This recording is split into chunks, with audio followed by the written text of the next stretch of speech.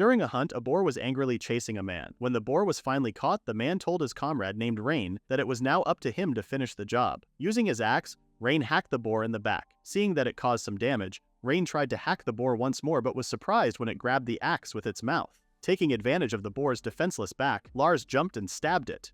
Enraged, the boar kicked Lars off. More people then started to appear, each launching their own attack. Finally, the boar was killed after Rain hammered his axe into the boar's head. After successfully defeating the boar, a woman smiled as she was sure that their victory would increase their rank to C. Having been able to defeat the boar with their teamwork, Lars teared up, reflecting on how far they had come over the past 3 years, and expressed his love for his teammates. However, Lars sensed some indifference from his party members. To his surprise, the woman told him that he was fired. She explained that they were aiming for the top and had to let Lars go in order to achieve it. Compared to the rest, Lars was considered a second-rate warrior even after 3 years, with the woman pointing out how Lars was only good at dodging and acting as a decoy. Lars was in shock as he received thanks from everyone for his service, all while they ignored the time they had spent together. Depressed, Lars went to the guild and told the receptionist that he wanted to change jobs, as he no longer saw himself as a warrior. After recounting his life as a warrior and how his party had abandoned him, Lars expected to receive sympathy but was instead confronted with the harsh truth about the world. When the woman asked Lars if he had already decided on his next job, Lars responded that he had not, as he was still searching for one. Before Lars could leave, the receptionist suggested that they check his job compatibility, as she was certain it might have changed over the past 3 years. Confused, Lars asked what job compatibility was. The receptionist reminded Lars of the aptitude test he should have taken when he joined the guild. However, the woman was shocked when Lars shook his head, indicating that he had never taken one. Realizing that Lars had never undergone his aptitude test, the receptionist hurriedly grabbed his hand and dragged him into a room. A man then entered and explained to Lars that they had somehow skipped giving him an aptitude test during his initial registration. Before instructing Lars to place his hands on the ball, the man reassured him that the result might reveal a different suitability besides being a warrior. As the ball slowly revealed the result, both the old man and the receptionist were shocked. They discovered that Lars was most suitable for magic, failing to assess this earlier. Lars looked very puzzled as he was told that he had the highest compatibility rank for magic. After taking the test, the guildmaster, along with the other staff, apologized to Lars for their incompetence and advised Lars to head to the Magic Guild immediately, and reassured Lars that he would inform the guild that he would be coming. Thanks to a clerical error 3 years ago, Lars had ended up registering as a warrior by mistake, never expecting that he had the capabilities of using magic from the beginning. Entering the Magic Guild, Lars was surprised at how huge the place was, comparing it to a church. A woman then greeted Lars, calling him the Platinum Boy. Blushing, Lars thought that the woman liked him. However, after introducing herself as the guild's priest and looking at Lars from head to toe, the woman expressed her disappointment, informing Lars that he was no platinum. Believing that there was some sort of mistake, the priest told Lars that they would just have to do a more thorough examination. Arriving at the training grounds, the priest instructed Lars to use his magic and shoot the dummies. Lars explained that he had never done magic before and might need a warm-up. The priest told Lars that he didn't have to warm up, since a beginner could also cast magic as long as they said the right words. Repeating how she doubted that Lars was a platinum, Lars felt a familiar pain after seeing the look the priest had given him. The priest then showed Lars how to cast a magic fireball by telling him to say the exact words she said. Following the priest's instructions, Lars said the incantation but was shocked to see that nothing was happening. Lars then sensed a sensation as though his blood was flowing out from his fingers. Wondering if he was losing power, all of a sudden Lars felt his hand burning.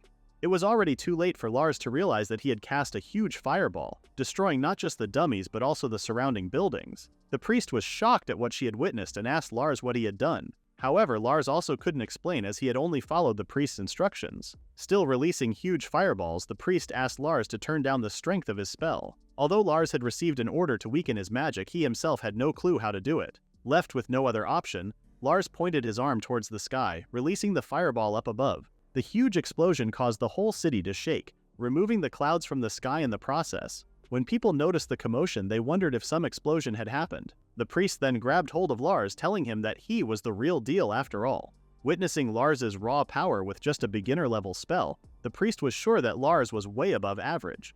With Lars's powers, the priest was confident that he would become a great sage. Apologetic for the behavior she had displayed earlier, the priest then handed Lars a pen and paper, hoping that he would sign and join the Magic Guild. All of Lars's doubts disappeared after his display. Still feeling the warmth in his right hand, Lars believed that with his one ability, a new opportunity had opened up for him. Registering his name, Lars told the priest that he had no idea what a great sage and a platinum even were. After completing his registration, the priest then told Lars how she looked forward to working with him. When Lars was told to return to the guild after 3 days, he asked if there was still some paperwork he needed to fill out. The priest told Lars that he no longer had to fill out anything and that she would just introduce him to his mentor. A woman then entered the room and introduced herself as Tesla, Lars's new mentor. After introducing himself to Tesla, Lars thought that mages always worked alone and would never meet a mentor. The priest tells Tesla to change her behavior, as she would just confuse Lars. The priest then asks Tesla to warmly greet Lars. Feeling embarrassed, Tesla then asks Lars if he wanted to join her party, expressing how she needed Lars. The priest could not contain herself anymore and ended up bursting with laughter. Since new recruits needed someone to show them the ropes, the priest hoped that Lars would get along with Tesla. After Lars received the white cape, it meant that his registration was complete. After equipping Lars with the new cape, the priest then informs him that the mage's rank is divided, which is marked by the color of the cape. For S-ranked mages, they wear a black cape. For A rank, they wear red. For B, it is purple. For C, it is green. The D rank wears the blue cape. The E rank wears yellow, and lastly, the new recruit wears white. Since Tesla is wearing a black cape, it proves to other mages that her rank is the highest. Lars could not believe that such a tiny girl would have an S rank, the highest rank. Tesla asks Lars not to judge her by her appearance and that she is also very curious about Lars. When Tesla mentioned the huge fireball in the sky, she knew that it wasn't just a normal fireball. Tesla then bids farewell to Holly the priest and asks Lars to follow her. Lars was surprised when Tesla informed him that they would now be looking for a job. Looking at the board, Tesla jumped very high and grabbed a paper. Lars was shocked when Tesla chose to defeat a forest dragon for their first mission. Since Lars had just started in the Magic Guild, he asks Tesla if they could slow down and take on a more suitable quest. However, Tesla still chose to do the quest and reassured Lars that he would be fine. For the first lesson before they meet the client, Tesla asks Lars if he knows the magic system. When Lars responds that he has never heard of it, Tesla explains that it is the most important thing that all mages should know. Tesla then asks Lars to sit down and close his eyes, instructing him to be aware of the magic power inside him. Confused as to how he could be aware of his magic power, Lars was then told by Tesla to imagine his blood flowing through his body and focus on each individual cell afterward. When Lars mentioned how he could feel himself getting warm, Tesla thought that it was a good sign and instructed Lars to feel the warmth flowing through his entire body. As Lars struggled to control his magic, Tesla then informs Lars that she will put her hand on his back. Sensing how Lars had already gathered so much power inside him, Tesla then instructs Lars to imagine that he is sweating all of his energy out of his body. Following Tesla's instruction, Lars's actions allowed him to release a strong gust of wind, including his magic, making him feel much better. Tesla was very much impressed with Lars's power, as she did not expect that Lars would surpass her in terms of magic strength. Thinking that Tesla might be joking or trying to raise his spirits, Lars then tells Tesla that he felt so great and that his body felt much lighter. Tesla explained that in common cases, gathering so much power is supposed to make the user strong. However, in Lars's case, since he had so much magic, it made him weaker instead.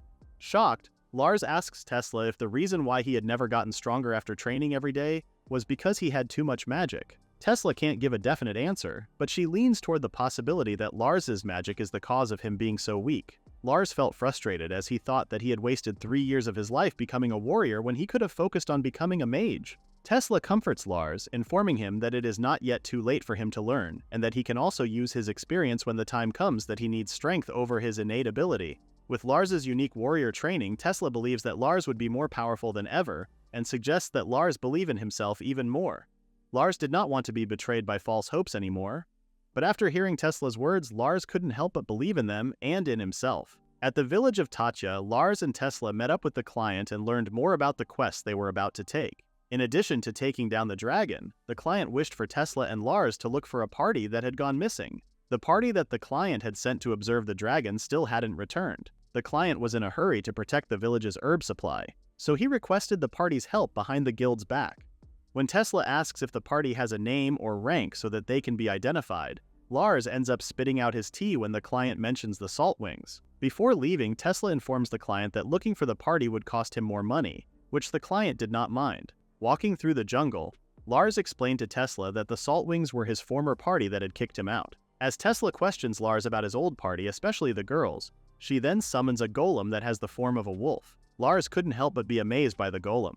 Tesla explains that her golem can sniff out any scent of makeup that Lars's former teammates usually wear. With the golem moving forward, Tesla believes that her golem has already located the salt wings. After following Tesla and the golem, Lars ended up exhausting himself. Tesla then apologizes as she forgot to teach Lars magic to strengthen his body. As Lars follows the instructions that Tesla is giving him, he slowly feels his body burning, but in a good way. When Tesla asks Lars to jump, he was surprised as he did not expect to jump so high and ended up landing on his back. Lars asks Tesla if she did anything, but Tesla responds that it was all Lars. Since it was Lars's first time, it was expected for his movements to be clumsy. Sensing a presence nearby, Lars warns Tesla. When the monster finally emerged from the trees, Lars was in shock at how huge the monster was. Based on the monster's size, Tesla estimates that the monster is around 1,000 years old. Now up against the monster that they are tasked to defeat, Lars becomes scared and suggests that they forget the dragon and just find the Saltwings instead. However, Tesla reminds Lars that it is their job to take on the dragon. Rendering the dragon unable to move further, Tesla chanted a spell called 7 Demon Summoning. With the dragon being held in place, Tesla then instructs Lars to summon a lightning bolt into her hand so that she can finish the dragon off. When Lars chanted the spell, he did not expect the spell to be so powerful that it ended up killing the dragon with one shot. Tesla praises Lars for doing a good job, expecting great things from her apprentice. While inspecting the corpse of the dragon, Tesla found out that the dragon was female. Curious, Lars asked what it meant if the dragon was female. Tesla points out that the dragon wouldn't have been alone, surviving for 1,000 years, meaning that it has a mate. Seeing another dragon fly up into the sky, Tesla then orders Lars to go after the dragon. However, Lars couldn't open his eyes since the strong wind caused by the dragon had lifted Tesla's skirt, showing her underwear. While following the male dragon, Tesla informs Lars that male dragons are weaker than female dragons. However, male dragons make up for it with their perceptiveness, making them tricky to defeat. Seeing Lars's face all red, Tesla asks him if he is okay. Lars responds that he is just not used to his new life yet. Though Lars helped defeat a female dragon, he still could not believe that he is capable of using magic. Seeing that the dragon is still not coming down, Tesla assumes that the dragon is preventing them from finding its den. Tesla tells Lars that if his former teammates caught sight of the treasure and entered the den, it would put them in a dangerous situation. Knowing his former teammates, Lars is confident that they've already gotten in. After getting licked by Tesla's golem, Lars is asked by Tesla why he is so worked up. The golem then hurriedly leaves, making Tesla believe that it has found the Saltwings. Finally locating the dragon's den, Tesla wonders if they will find treasure or the corpses of the Saltwings lined up in a row. Tesla uses a magic spell that emits light. Believing it to be a spell that imitates a torch, Lars tries to copy Tesla. However, Tesla stops Lars, reminding him that he still can't regulate the strength of his spells. Since the cave is very fragile, Lars's power may just cause the whole place to explode. While walking inside the cave, Tesla warns Lars to watch his step, and Lars almost falls into a pit. Seeing a rope, Tesla guesses that someone is already ahead of them. Using the rope, Tesla jumps and walks on it. The moment Lars tries following Tesla, he ends up slipping and is now grabbing onto the rope. Tesla then goes back, purposely stepping on Lars's face and leaving him to watch his step. Since Lars is unable to walk on the rope, Tesla is left with no choice but to carry Lars. Embarrassed, Lars finally asks to be put down. Seeing a mountain of treasure, Tesla senses a presence and uses her magic to reveal the person hiding behind the rocks. Lars is surprised when he sees his former teammates. The Saltwings are also confused as to why Lars is in the dragon's den. Riru assumes that Lars entered the den with the intention of looking for the treasure. However, she is corrected by Tesla, who informs her that they came to defeat the dragon and that looking for them is their second priority. Rain and the other members of the Saltwings laugh at Tesla and Lars for attempting to defeat a dragon. Tesla does not care what the Saltwings think of them and suggests that they just follow so that they can get out of the cave. Riru thinks the whole situation is a joke, as she does not believe that Lars is capable of defeating the dragon, mocking him and ordering Lars around like they used to. As Lars is about to do what Riru asks, Tesla stops him and asks Lars if he is trying to throw away his life. Tesla then lectures Riru, asking if she thinks that sacrificing Lars is some sort of joke. Riru explains that a man should go first, but when Tesla points at Rain, they then respond that Rain is very important to their party. The Saltwings then continue to insult Lars, calling him useless. The Saltwings laugh at Lars and Tesla when Tesla tells them that Lars is currently the strongest inside the cave. Tesla agrees that Lars may have been the weakest as a warrior, but as a mage, he is the strongest. The Saltwings continue to insult Lars, even calling Tesla a liar, as they would never believe that Lars could be a mage. Lars has had enough of his former teammates' insults and tells them that they have never paid attention to him because of his rank. While Lars is letting his frustrations out, everyone is shocked when they see the dragon behind Lars. Tesla then tells Lars that this is his chance to take down the dragon on his own. Tesla instructs Lars that all he needs to do is power up and blast the dragon with the strongest fireball and lightning he can. Tesla suddenly grabs Lars's coat, apologizing to him for speaking for him in front of the others. Not expecting an apology from Tesla, Lars tells her that it is fine. Tesla encourages Lars by telling him that his experience as a warrior was not for nothing, and suggests that he show his former teammates who he is now. Following Tesla's advice, Lars calls the Saltwings, telling them to watch how he will deal with the dragon. After channeling his magic and focusing it on his right hand, Lars waits for the dragon to make a mistake. When the dragon tries to attack, Lars immediately moves away and punches the dragon right in the face with his fist full of magic. The Saltwings cannot believe what they have seen as they witness Lars knock the dragon down. With his newfound confidence, Lars plans to show everyone the strength of his magic. While dodging the dragon's attack, Lars wondered if what he was following was caused by a wind spirit, since he felt like he could blow away all the treasure with his power. When Lars finally got closer to the dragon, he landed a kick right at its face. However, he did not expect that the dragon would counterattack right away, and ended up getting swatted away by the dragon's tail. Lars was very grateful that he had learned how to strengthen his body, as he was sure that the dragon's attack would have shattered his bones to pieces. The Saltwings were in shock and amazed by Lars, wondering where he had learned how to fight. As Lars continued to evade the dragon's attacks, he became worried for Tesla, as she had almost gotten hit by one of the dragon's fireballs. When Lars asked Tesla why she did not dodge the attack, Tesla responded that she would not be doing anything to defend herself, leaving the task of defeating the dragon all to Lars. Shocked by Tesla's words, Lars also knew that Tesla was doing it for his benefit. As Lars continued to fight the dragon, he wondered what type of attack he could use since he couldn't use big spells. Lars then thought of an idea and charged right at the dragon. Since Lars was not allowed to use magic to blow the dragon away from the outside, he thought that he might be able to blow the dragon away from the inside instead. After getting closer to the dragon and landing an uppercut, Lars then used magic inside the dragon, killing it in an instant. Witnessing Lars's fight, Tesla thought that Lars's idea was smart. Lars then mentioned how he had remembered Tesla's words that he was not allowed to use too much power, which led him to use his magic inside the dragon. Tesla praised Lars for a job well done and informed him that he would be known among mages as the one and only Dragon Slayer. Embarrassed to wear such a title, Lars told Tesla that he still had a long way to go for him to have a title. Tesla was pleased with Lars's answer and suggested to Lars that they go back to the guild and start his training properly. Out of nowhere, Ruri came running towards Lars and pushed Tesla away. Ruri grabbed Lars's hand, telling him that he was welcome to rejoin their party, as she was confident that they would become an S rank with Lars in the party. Lars refused the offer, but Ruri insisted on Lars joining, informing him that he could now have a share of the cut and would no longer have to do their chores. Lars expressed how he no longer wanted to return to the Saltwings after how he was treated before. Lars's decision became clouded after Ruri tried to persuade him, offering him more than just treasure.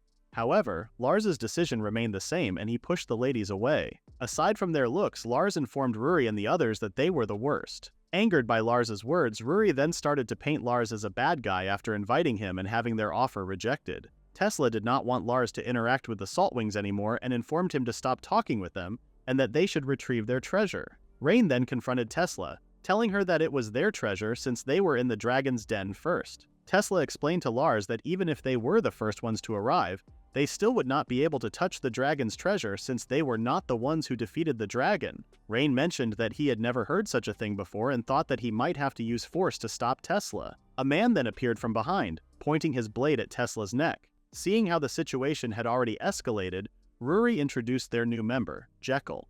Tesla told Rain that she too loved using force.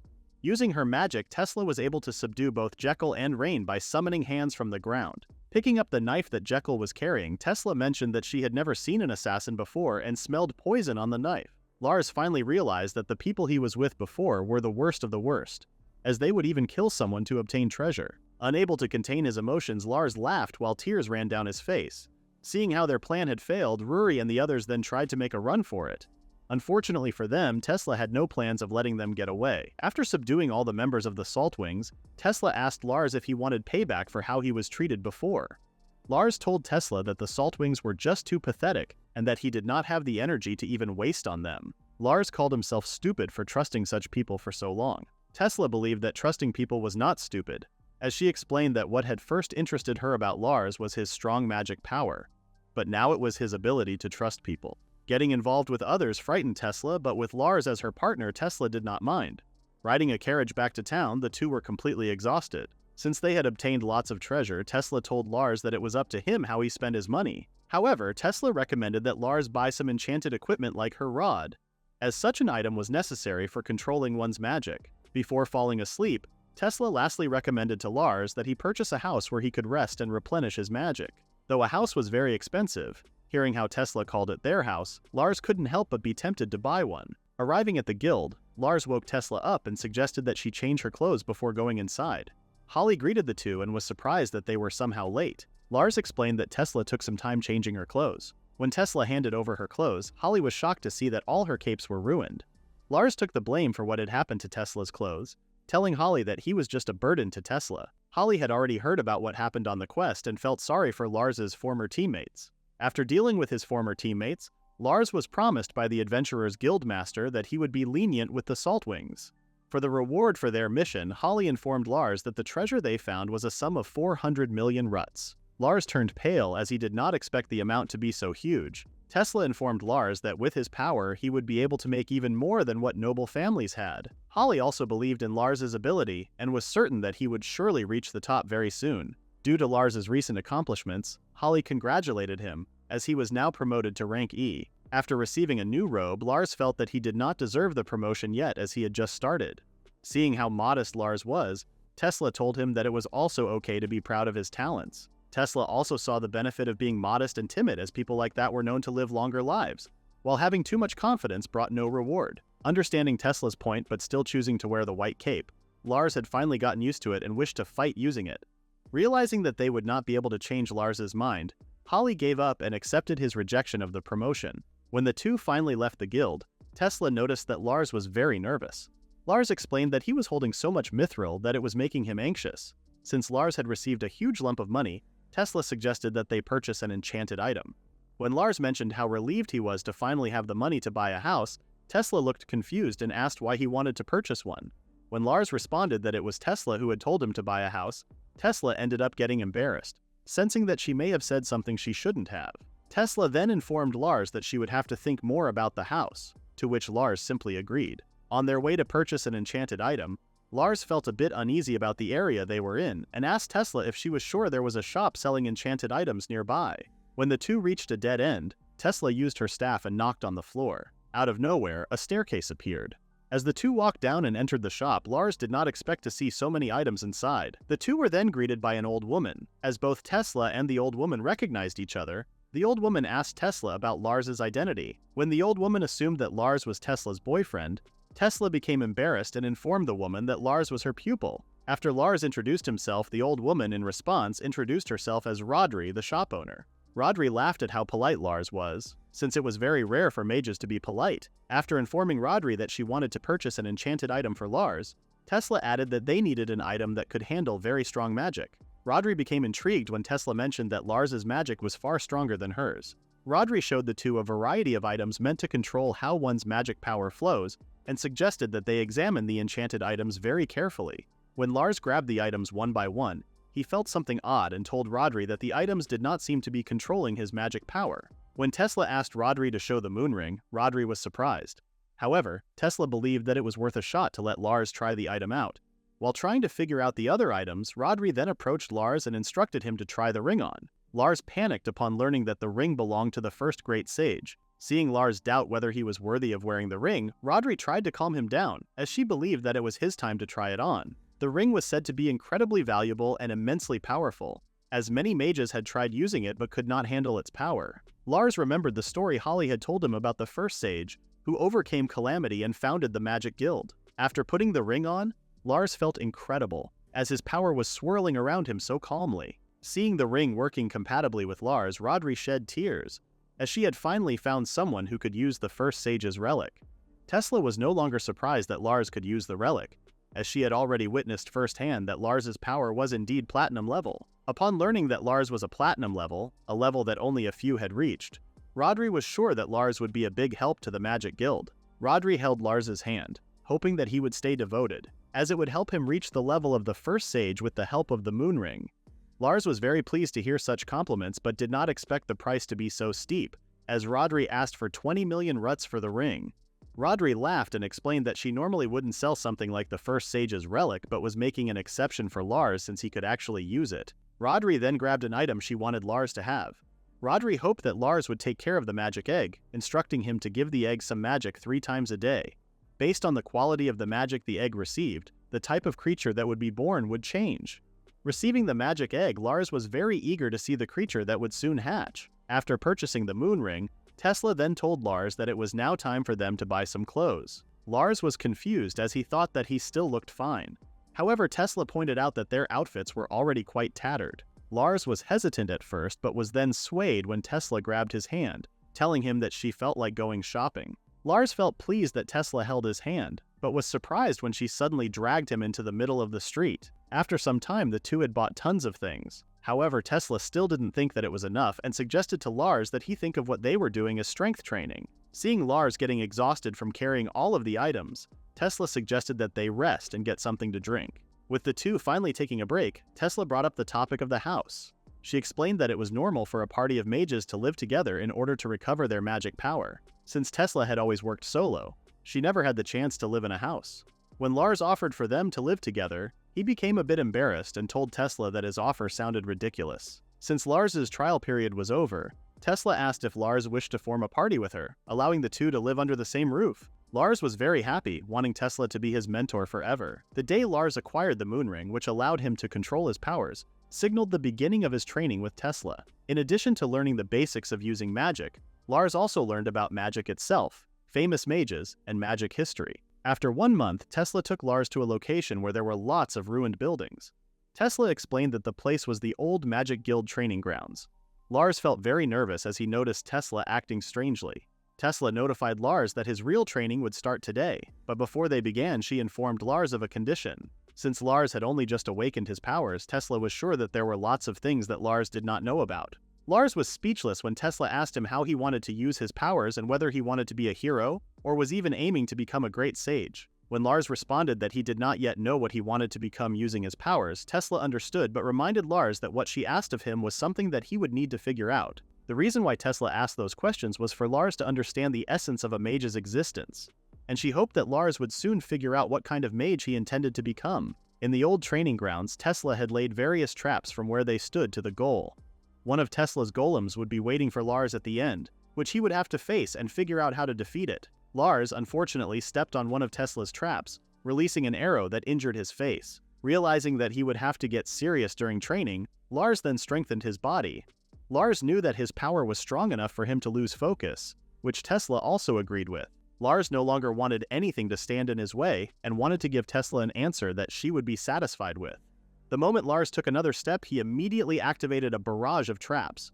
Trying to avoid the arrows, Lars rolled over and hit the back of his head against a wall. Opening his eyes, Lars was surprised when a pillar was about to pin him down.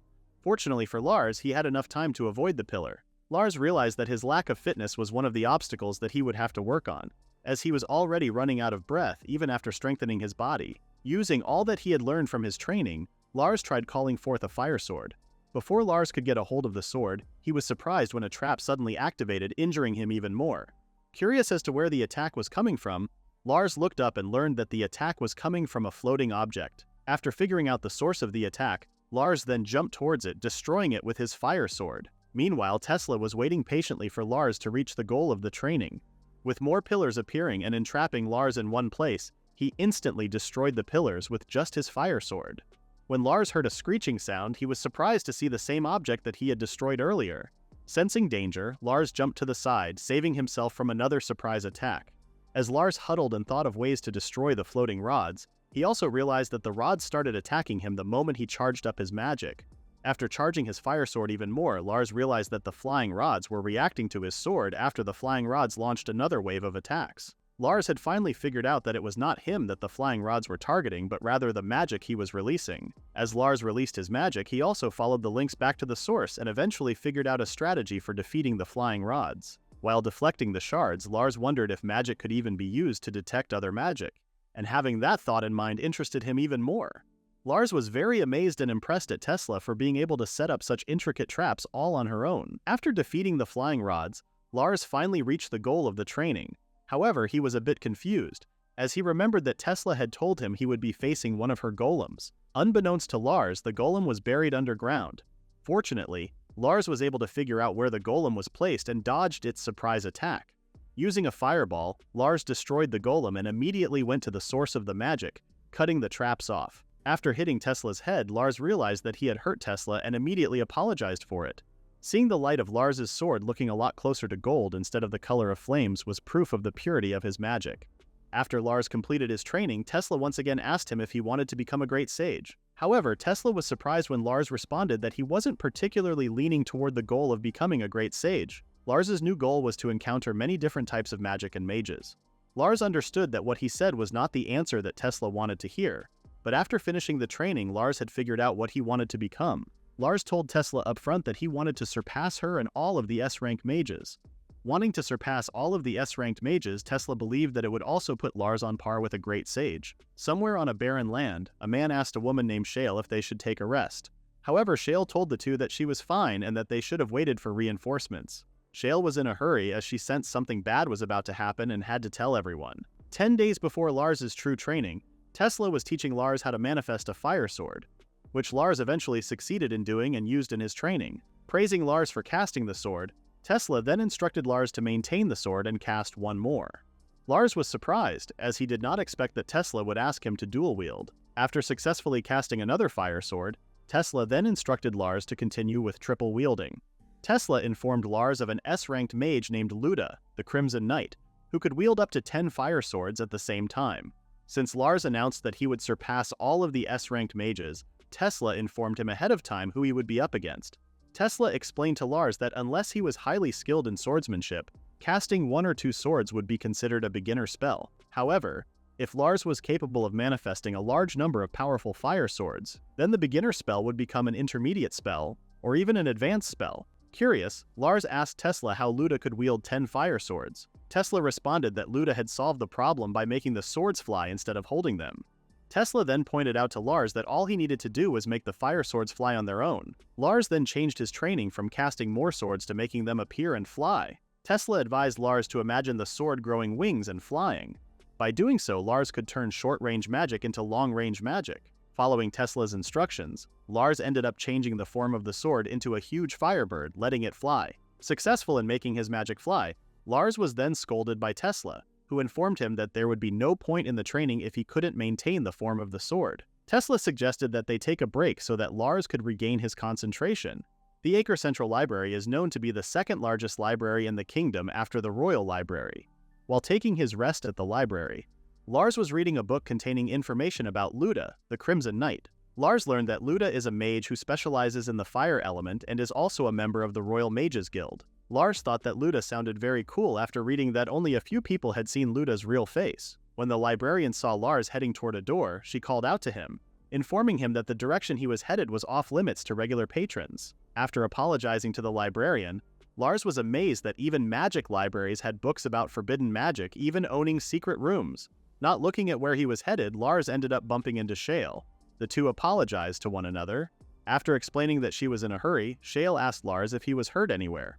Lars responded that he was fine, but was surprised when he noticed that Shale's arm was bleeding. Although Shale told Lars that the wound was fine, Lars could see that she was lying and immediately wrapped the wound with a cloth. After thanking Lars, Shale then said her farewell and went in the direction of the special room. Lars was about to inform Shale that she was not allowed there when she cut him off, signaling him to be quiet. After chanting a spell, a magic circle appeared beneath Shale's feet, causing her to vanish. Surprised at what he witnessed, Lars became frightened, hoping that what he saw was not a ghost. Going back to his training, Lars was still thinking about Shale and how weird their interaction was. Shifting his focus to training, Lars set his goal to run 1 lap around the city. Lars stopped momentarily to take a rest and estimated that he had already reached halfway.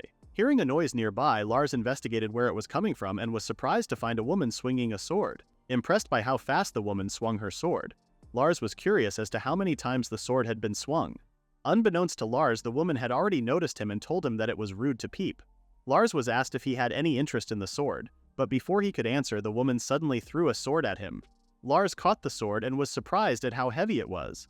The woman explained that the sword only looked like a normal wooden sword, but in reality, it was made of lead. The woman reassured Lars that by swinging the sword 10,000 times a day, he would become strong.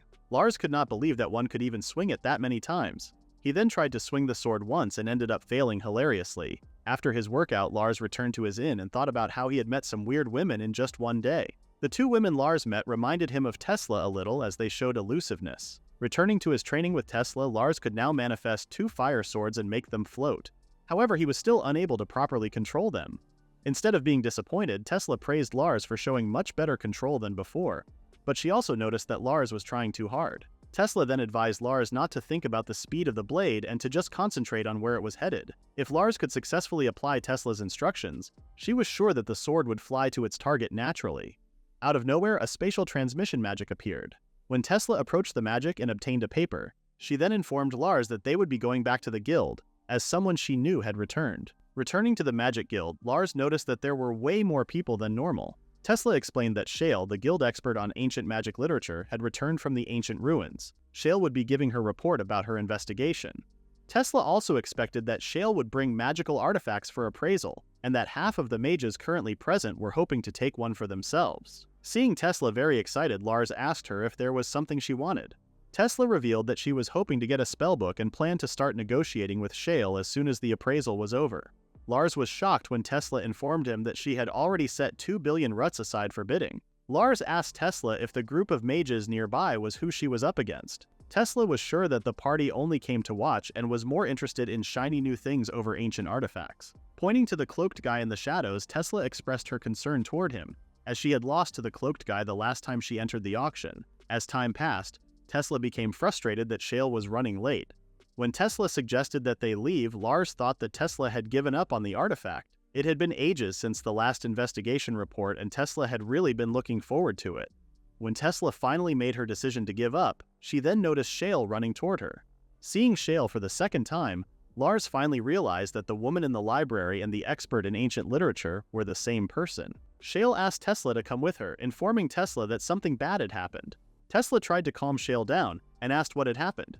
After investigating the Waiga ruins, Shale expressed her regret to Tesla for not properly forming a party for her investigation. All of a sudden, a huge explosion occurred inside the Magic Guild, surprising not just Lars but everyone else as well. Shale became frightened after seeing the Magic Guild burning. Tesla then comforted Shale after noticing her behavior. Inside the Magic Guild, many mages were injured and were rushed to the infirmary. Meanwhile, the mages who could still fight were defending the guild from monsters that had appeared out of nowhere. After saving the others, a mage then informed the injured mages to leave the monsters to them and help the others. Upon investigating, the special mages found summoning magic carved into the floor. After the incident, a meeting was held for all guild leaders, including all mages and staff.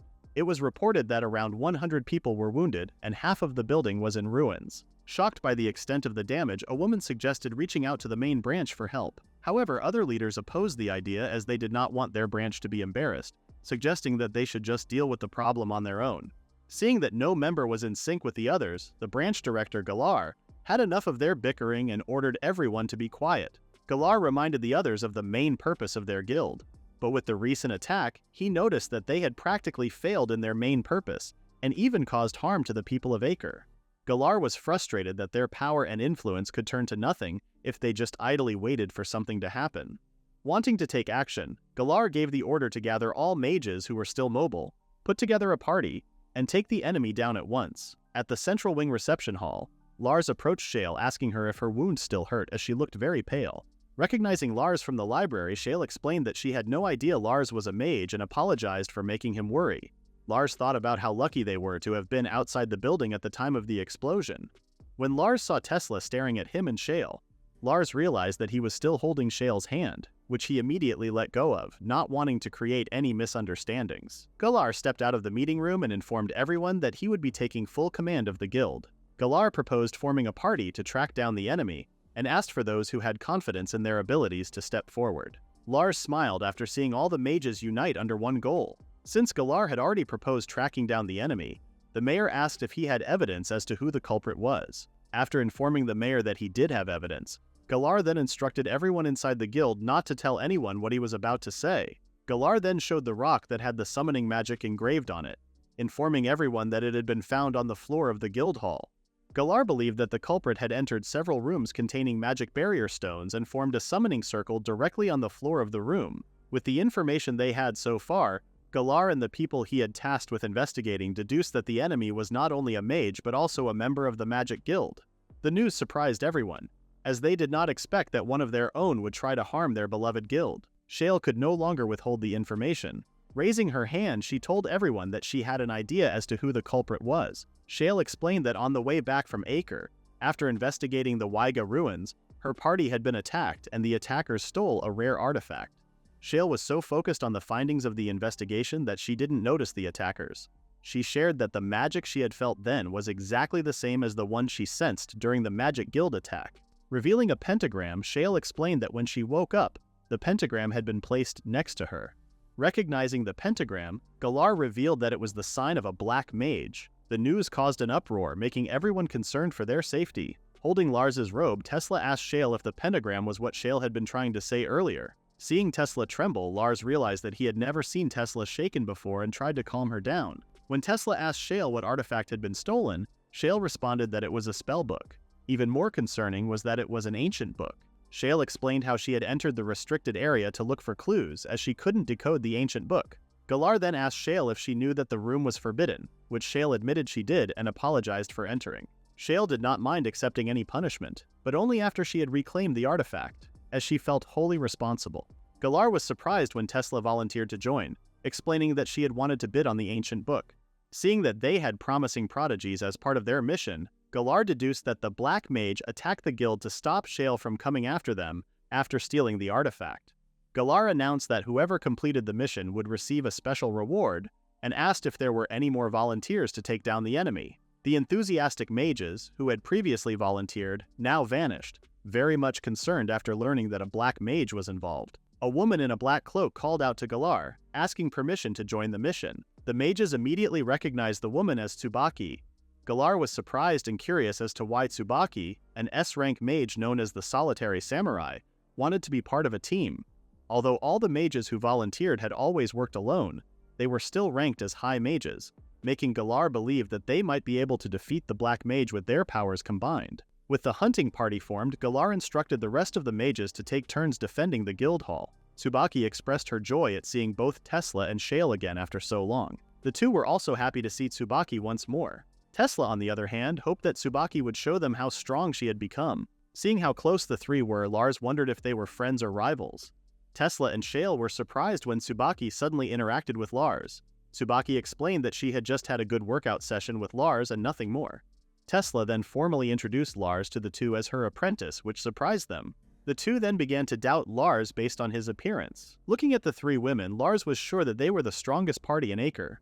Determined to do anything so that he wouldn't hold the party back, Lars vowed not to let the black mages continue to be free and do whatever they wanted. While taking a bath, both Tsubaki and Shale were very much eager to know as to why Tesla took Lars as an apprentice. Tesla was silent for a moment before telling the two that she was just curious about Lars. Shale's eyes glowed from the news, assuming that Tesla had finally fallen in love. Tesla immediately clarified that what she saw in Lars was merely his potential in becoming a powerful mage. Shale mentioned that she would have offered to help if Tesla really did fall for Lars. With the time she spent with Lars, Tsubaki could tell that Lars is very good with people. Tsubaki assumes that Tesla felt like her troubles would go away when she was with Lars, which Tesla confirmed. Upon hearing Tesla's answer, Shale immediately jumped to the conclusion that it was love. However, the other two were not in the same boat as her, making her feel embarrassed. On the day of their departure, Lars apologized for coming in late. Shale and the others didn't mind as they themselves had also just arrived after taking a nap. The moment Shale saw Lars, she was surprised that Lars was able to carry so much luggage. Lars does not know how long the search for the culprit would take, so he decided to bring all the necessities he needed to be comfortable when camping out. Shale was very impressed with Lars's forward thinking, expressing that Lars is the first one she had met to be so prepared. When Shale approached Lars, he suddenly moved away, which left the others confused.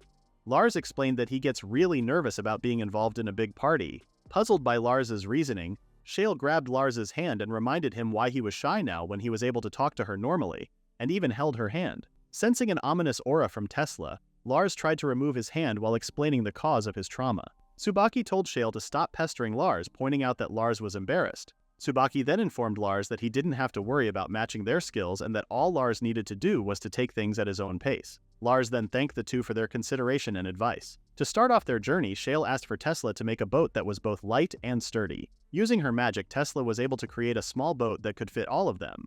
Lars was confused as to why they were taking a boat, pointing out that they did not know which direction the culprit was headed. Shale explained that according to her calculation, the culprit was headed north. Since the culprit did not use transportation magic to escape, Shale guessed that the culprit left on foot and took the shortest route of the country, which is the Udes River in the north.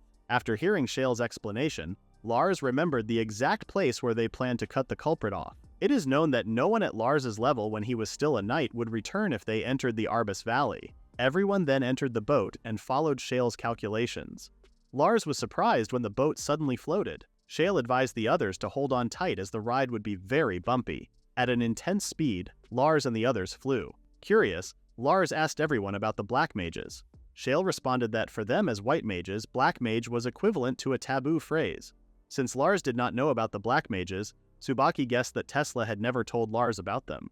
Seeing Tesla nod, Tsubaki assumed that Tesla did not want Lars to be involved with the black mages. Black mages are a group of heretics who wish to exterminate all humans, achieve their ugly ambitions, and perform human experiments. If one becomes a high-ranking mage, they are sure to encounter a black mage. Tsubaki also believed that sooner or later Lars would face a black mage since his mentor is an S-ranked mage.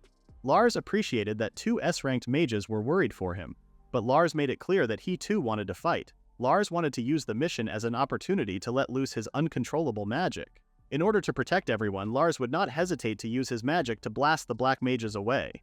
Both Shale and Tsubaki were impressed with Lars's speech and were rooting for him. As the party arrived at the Arbus Valley, their ride was suddenly shaken by a strong gust of wind.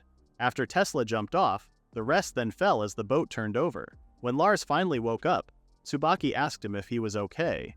Based on their surroundings, Tsubaki believed that they had landed at the bottom of the valley, but she was still curious as to what had saved them. A more pressing matter was that the place where they landed had sealed off their magic.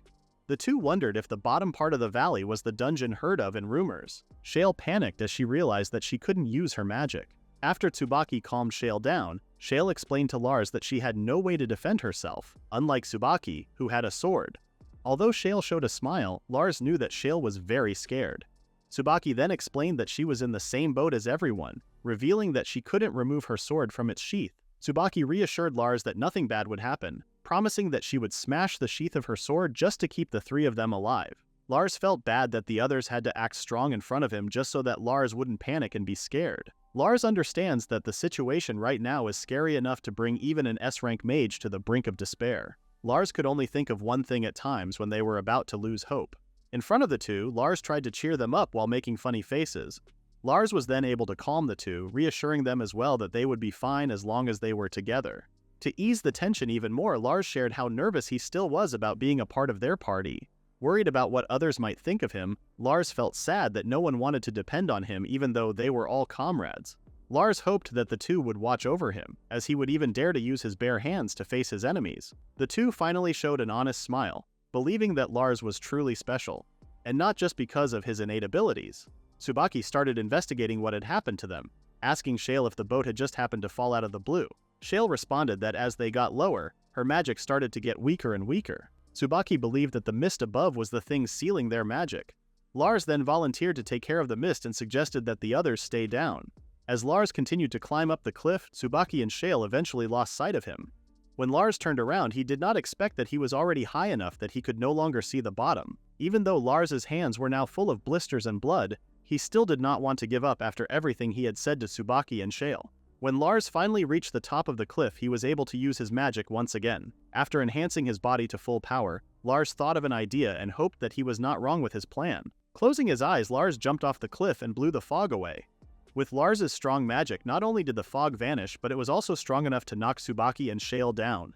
After clearing the fog, Lars then emitted small traces of magic, creating a barrier to keep the mist from coming back. When Lars returned, both Tsubaki and Shale were amazed at how strong the magic Lars displayed was, making them wonder if Lars was truly a beginner. Lars explained that his plan had a 50% chance of working. Seeing that she could unsheath her sword, Tsubaki could tell that her magic was back. When Shale finally felt her magic return, she realized how much she had depended on it. As the two thanked Lars for saving them, Lars responded that he wouldn't have survived without Tesla's intense training. Shale then realized that Tesla was with them and asked the others if they had seen Tesla. Worried, everyone immediately started looking for Tesla. On the search for Tesla, Lars remembered that Tesla had jumped off first before everyone else fell from the boat. Since the fall was pretty high, Lars wondered if Tesla was still able to use her magic despite the mist. Shale was not sure of Lars's theory but believes that Tesla may be safe after seeing the boat still in one piece. The three became worried for Tesla's safety, hoping that they could find Tesla first before the enemy did. Lars and the others heard a voice calling for his attention. When Lars followed the voice, the three were surprised when they saw Tesla lying on a flower bed. Lars tried to approach Tesla, but instead he was almost cut in half as vines started appearing from underground. The voice revealed how it wanted the three to walk around the valley aimlessly, but because of Lars's strong power, the plan had failed. Lars and the others were then greeted by their enemy, who revealed herself as Ludo, a black mage. Lars was shocked as he finally saw a black mage. Tsubaki asked Ludo to release Tesla. However, Ludo had no plans of following Tsubaki's request, tightening her grip and threatening Tesla's life. Ludo was very much intrigued by Tesla, just as she was with Lars. Tesla noticed the mist Ludo had created, impressing Ludo. However, Tesla's actions led to her fall as she tried to protect Lars and the others from the fall. Ludo mocked Tesla's choice, stating that no one in the ranks of the black mages would dare to do what Tesla did. Ludo eventually gave up on having Tesla join their group, and now had decided to make Tesla her personal plaything. Lars could not take the treatment Ludo was showing to Tesla and asked to take her place instead. Hearing Lars's offer, Ludo found Lars's sacrifice disgusting but still accepted the idea. With Lars now in her grasp, Ludo ordered Lars to show his true ability. Sensing Lars's pure magic, Ludo couldn't wait to dye Lars's magic with black. Out of nowhere, the plant that had been holding Tesla was thrown at Ludo's head. A weak Tesla then ordered Ludo to leave Lars alone. Lars was surprised as he had thought that Tesla's power had returned. However, it was revealed that Tesla was still powerless after throwing all of the plants at Ludo. Confused, Ludo asked Tesla how she had released herself from her trap, as she remembered that Tesla's magic had all dried up. Shale explained that while Ludo was so focused on Lars, she had sent her familiar to Tesla, giving her some magic. Tsubaki then fully removed all the traps around Tesla's body using her sword. Before the three could share a moment after being reunited, Ludo then used her powers, taking Lars with her. To Ludo's surprise, Lars suddenly grabbed her by the mouth, inserting his magic into Ludo. Ludo felt so much pleasure after receiving so much pure magic from Lars. However, her greed ended up backfiring, as Ludo exploded after taking in so much magic. Lars was surprised, as he did not expect Ludo to disintegrate. Shale explained that what Lars had destroyed was just a golem that looked like Ludo, revealing that Ludo preferred to hide in the shadows. Shale was very much impressed by Lars's tactic and believed that the black mages were now scared to their core. When Tesla mentioned that Lars was capable of such powers because he was a platinum, both Tsubaki and Shale were surprised, as they had just learned such vital information. Tesla apologized to everyone for making them worry. Tsubaki warned Tesla not to repeat such reckless moves again. After gaining a hefty amount of magic from Lars, Tesla expressed that she now felt refreshed, but still felt that something was off. Based on the makeup of the golem, Tesla believed that Ludo specialized in earth magic. Putting her hand on the ground and releasing multiple spikes, Tesla's attack proved to be successful as Ludo was blown away. Ludo was confused and asked Tesla how she had found her location. As a mage that specialized in earth magic as well, Tesla sensed Ludo's magic as it reeked of pure sinisterness. With Ludo's true form revealed, Lars was a bit disappointed, as he had assumed that the golem was Ludo's exact copy.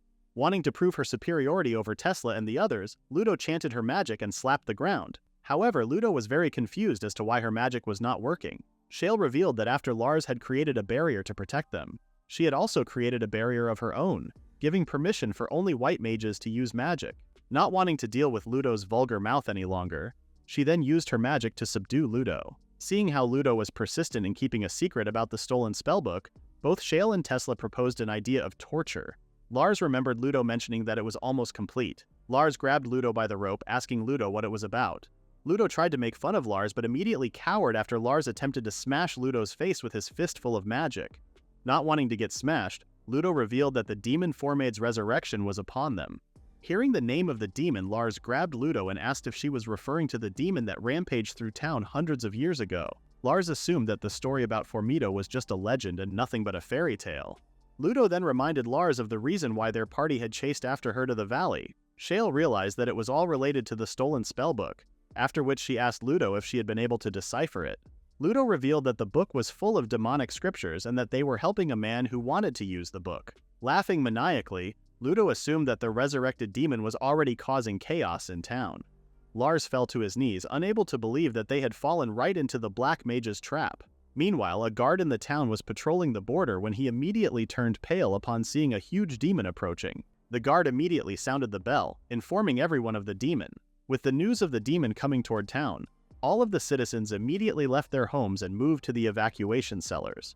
When an old man was asked by his grandchild if he intended to run away, the old man responded that running away was senseless, as he believed that the mages were strong enough to defeat the demon. All of the available men who could move and fight went to the front lines to face the demon. However, they immediately froze in fear as one roar from the demon almost blew the adventurers away. The adventurers, who were known to be very courageous, were now filled with fear, doubting their weapons against the demon. A face suddenly popped out of Formido's chest, laughing and mocking the adventurers' guild. The face introduced himself as Laswell, the person who had summoned Formido in order to achieve a demonic form and become immortal. The mayor recognized the name Laswell and told the guildmaster of the Adventurers Guild that Laswell was a mage who had been banished from the Magic Guild. Spreading out his wings, Laswell wanted to play with the others a little more before he went and destroyed the Magic Guild. As the people witnessed the demon channeling a huge energy ball, panic and despair spread to each and every one of them. Before Formido could release the energy ball, it suddenly received an attack from behind, causing one of its wings to fall off. Riding the boat, Lars was very happy that they had been able to make it back in time. Recognizing the capes worn by the white mages, Laswell asked if they had come to get in the way of his revenge. Lars was shocked when he saw Laswell's face on Formido's chest. Shale was able to recognize Laswell's face and realized that he was the one who had helped the black mages in the attack on the guild. Lars asked if it was okay to hurt a mage who used to be one of them. Since Laswell had his license revoked, they believed that Laswell had taken the form of a demon to retaliate. The fact that Laswell used to be their ally was enough reason for Tsubaki and the others to fight Laswell and send him onto the right path. Planning to seal Laswell's power, Tesla ordered Shale to lower the boat. Initiating the attack, Tsubaki jumped off the boat and used her Dragon God Blade to injure Laswell. Following Tsubaki's attack, Tesla activated her Endless Chain spell, subduing the demon. With their final attack, Shale used Graviton to fully stop Formido's movement. The three hoped that their attack would help Laswell regain his senses. However, their attack only convinced Laswell even more of how amazing his new form was. With his body fused with the demon Formido, Laswell claimed that he was now equal to the Great Sage. Upon hearing Laswell claim to be as strong as the Great Sage, Lars tried to talk some sense into Laswell. However, Lars's words were not getting through to Laswell as he made it clear that he did not care for their respect. Lars shed a tear, informing Laswell how Tesla and the others once called him their ally. After listening to Lars, Laswell started to speak honestly about how he was always criticized and overlooked for a promotion. Despite people talking behind his back, Laswell kept his head down and worked hard to become an S-ranked mage. Unfortunately, in his journey to seek power, Laswell had lost his way. Laswell asked Lars what he was supposed to do now after losing his way and causing pain and sorrow for everyone. Lars promised Laswell that they would save him and take down Formido in the process. Laswell suddenly changed his attitude, laughing at Lars for believing that he was capable of taking them down. Seeing how Formido regenerated its wings and increased its power, Tsubaki believed that they were no longer talking to Laswell, but to the demon Formido itself. Tesla informed Lars that the fate of the fight would depend on him. Based on the history books, the first Great Sage had stopped Formido with a flame sword of pure gold. Tesla ordered Lars to use the technique they had been practicing. Lars then asked Tesla if he could take the ring off. Lars did not know if the sword he created was the same flame sword the first mage had used, but in order for Lars to defeat such a strong foe, he would have to remove his restrictions. Tesla refused the idea of Lars taking off the ring, as there was a great chance that he would not be able to control his magic. Seeing Formido once again channeling a huge energy ball, Lars was contemplating what to do. Tesla patted Lars's back, reassuring him that they would always be on his side. Shale then thought of an idea and suggested that they flow their magic into the ring, offsetting its restrictions and giving Lars more power and control. With no other option left, the three flowed their magic into Lars, combining their energy with his. Now with increased power and better control, Lars cast multiple flame swords, launching them at Formido and destroying the energy ball in the process. The clash of powers was so strong that it caused a huge explosion outside the city. Lars's attack resulted in the death of Laswell. Before dying, Laswell finally realized the difference in their resolve. As Formido's body disintegrated, Laswell felt the warm and compassionate flame from Lars's attack. The party was relieved as they had successfully defeated the demon Formido. Lars hoped that Laswell could now find peace. Shale was embarrassed and admitted that Lars had done all the heavy lifting, Everyone came out claiming Lars as the second coming of the great sage. After their exhausting fight, Tesla and the others celebrated their win by drinking liquor. Lars informed the three that he would be turning in, wanting to avoid the drunkards. Lying on his bed, Lars still could not believe that he had been able to control his magic. Lars instantly sobered up upon seeing Tesla on his bed, half naked. Lars then realized that the three drunk ladies he had been running away from were now in his room, sleeping on his bed. Lars ended up just sitting on his bed, unable to get a good rest. When Tesla and the others arrived at Lars's home, Shale was surprised and asked Tesla if it was really Lars's home. Tesla advised Lars to find a home with much better security. Tsubaki correctly guessed that Lars refused Tesla's suggestion, believing that he did not deserve such amenities. Lars then welcomed the three into his home, which surprised Shale since there was only one room. Lars explained that the place was mainly for him to get some rest. Both Tsubaki and Shale believed that a mage's home should be a place where they could relax and take care of their body. Shale wondered how one could rest in a run-down place. Lars's landlord then appeared, introducing herself to everyone. After being offered some tea, both Tsubaki and Shale felt embarrassed and immediately approached the landlord, showing respect. Tesla then reminded Lars of the purpose of their visit after being told that he wanted to show them something. Lars then brought out a bird, which the three found very cute. Tesla assumed that the bird was the creature that had hatched from the egg that Rodri gave Lars. Shale was surprised that Rodri would give him such a creature. Knowing Rodri as an eccentric person, both Shale and Tsubaki could not believe that Rodri would give something away for free. Tesla shared a rumor that Rodri used to be quite the formidable mage back in the day. Everyone was very curious about what type of magical beast the creature was. Since it was incubated with magic power, Shale was sure that it wasn't just a normal bird. Lars, who was also clueless, only hoped that he could raise the bird to be a cool magical beast. When Tesla mentioned that the bird might be a phoenix, Shale laughed, as she was sure that such a creature would not be a phoenix.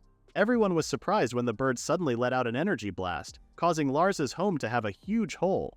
Looking into the bird's eyes, Tesla felt like she could understand it, telling everyone that the bird was trying to prove itself. Tsubaki was shocked to see the bird's powerful magic, wondering if it was really a phoenix. Meanwhile, the landlord turned pale after seeing what happened to her home. Lars apologized to the landlady, promising her that he would rebuild the whole place. The landlady was not mad at Lars, explaining to him that she was just surprised and that she had some old memories of the place. Tesla could see the similarities between Lars and the bird, with both having so much power but being unable to control it. Shale guessed that the bird's magic stone hadn't formed yet. Shale then explained that a magical beast that feeds on magic forms a magic stone in its body to prevent such outbursts. Though finding a magic stone was the fastest option to control the bird's power, Tesla wondered if they could even find a powerful enough magic stone to contain the bird's abilities, knowing that it was Lars who had incubated it. Tsubaki suggested that they convince a noble family with a collection of stones to part with one. Tesla was not sure if Duke Bellotto had a collection of magic stones, but she remembered seeing a request posted with the Duke's name as the client. Duke Bellotto was known as a powerful aristocrat who was the head of the military. Knowing how important the client was, Lars thought that it would have been nice to accept such a request. Tsubaki suggested to Lars that he accept Duke Bellotto's request for the sake of his magical beast, naming it Pisuke. Upon hearing the name, Shale thought it was lame and suggested naming it Arthur. While the two argued over the name, Tesla approached the bird and suggested the name Varus Loved Gillis, which surprised both Shale and Tsubaki, who told Tesla that such a name should not even be considered. Everyone then agreed that before the bird got stuck with a weird name, they would let the bird choose its own name. Since Lars's home was destroyed, he planned to look for another home for the time being. Tesla then returned to Lars, wanting to offer her home. To Tesla's surprise, both Shale and Tsubaki were already with Lars, also offering their homes to him. Lars was congratulated for reaching C rank so fast, and Shale was congratulated for finally receiving the long-awaited S rank. Shale was very happy to now be an S rank, and she tells Tsubaki that they can no longer act superior towards her. Getting emotional, Shale hugs Tsubaki tightly. Seeing an opportunity to get close to Lars, Tsubaki offers her chest to Lars so that he could also have someone to lean on when he cries. However, the offer was immediately rejected by Lars without hesitation. Holly then informs the three that the incident surrounding the demon Formido will be treated as a special request from the town of Acre. As for the rewards of the special request, Lars and the others will each be paid 300 million luts. Since the group had originally formed temporarily to help with the demon incident, Holly asks for the group to continue as a 4-member party, as she is sure that the main branch of the guild would deeply appreciate that the party would stay intact. The request works in Tsubaki's favor, as she states how she wanted to return to her training, but after facing the Black Mages, Tsubaki now fully intends to stop them at all costs. Shale as well accepts the request, stating how she regretted working alone in the past. When Lars was asked for his opinion about the request, Lars was surprised as he did not expect that he would be asked for his input, which made him hesitate for a moment before he then agreed to remain in the party. Lars had assumed that everyone would go their separate ways after dealing with the Black Mage and the Demon. Lars also assumed that since he got promoted to C rank, he wouldn't be Tesla's apprentice anymore. Tesla had always hated the fact that the guild requests high-ranking mages to form a group together. But now, seeing Lars as more of a partner than just a student, Tesla no longer minds if 2 more partners wanted to join their group. Showing a request to everyone, Tesla then informs them that it will be their first job as an official party, a request coming from Duke Balado. As everyone grouped up, Tesla suddenly grabs Lars's clothes, congratulating him quietly for the promotion. Lars and the others took a carriage and headed out to Duke Balado's castle. Upon arriving at the castle, Lars, who was really eager, asked the others for the reason why they had to meet the Duke in order to know more about the quest, and he also wondered about the fact that the payment was so high. Tesla assumes that the task may be quite difficult, and that only an S rank could truly take care of it. Meanwhile, Shale thought that the problem may be inconveniencing the Duke very much, and she also noted that it is very common for nobles to generally prefer hiding things that have to do with their family honor. Tsubaki then introduces the group as the mages that accepted the request, and she asks for permission to enter the castle. After being granted permission, the gates suddenly opened, and the group was then greeted by the Duke's butler, Bonnard. Before guiding the group to their quarters, Bonnard clasped his hands together and prayed that they do not make any careless mistakes. Entering the castle, the group was very much impressed with the Duke's collection of weapons. When Bonnard opened the door, Lars and the others were shown a woman lying in bed, her body covered in unknown markings. Shale guessed that the girl was cursed, which was making her sick. The group then met with their client, the Duke Delos Albaum Balado. While the other mages acted normally, Lars, on the other hand, kept on bowing in respect towards such a highly decorated person. Duke Balado proceeded to discuss the request he had posted. The Duke believed that he was running out of time and asked Lars's party to cure his daughter's magic deficiency illness right away. Upon hearing about the illness, Lars wondered if it was something that a doctor could not cure. Shale further explained that a magic deficiency illness is an extremely rare condition that only mages can get, and that it cannot be cured by any doctors. The usual cause of the illness is when a mage exceeds the limit of their magic power, which commonly results in the mage never waking up again. The Duke believed that being a mage was something his daughter had inherited from her mother, as everyone had such high expectations for her future. The only way for the illness to be cured was for the patient to receive an excessive amount of magic. Before Lars could share a possible solution, the Duke cut him off, ordering the group to head out to Dragon's Peak and retrieve a magic stone called the Dragon's Jewel. Based on the rumors that Tsubaki had heard, Dragon's Peak was a place where dragons used to nest. The Duke understood how dangerous the place could be, even for S-ranked mages, but he was also determined to do whatever he could for his daughter. Lars felt embarrassed when the Duke suddenly bowed his head in front of their party. Seeing the sincerity in the Duke's actions, Lars knelt and promised him that they would save his daughter. To cure the Duke's daughter, Lars confirmed with the Duke whether all they needed to do was pour magic onto her body. The Duke responded, but clarified that his daughter would require an incredible amount of magic.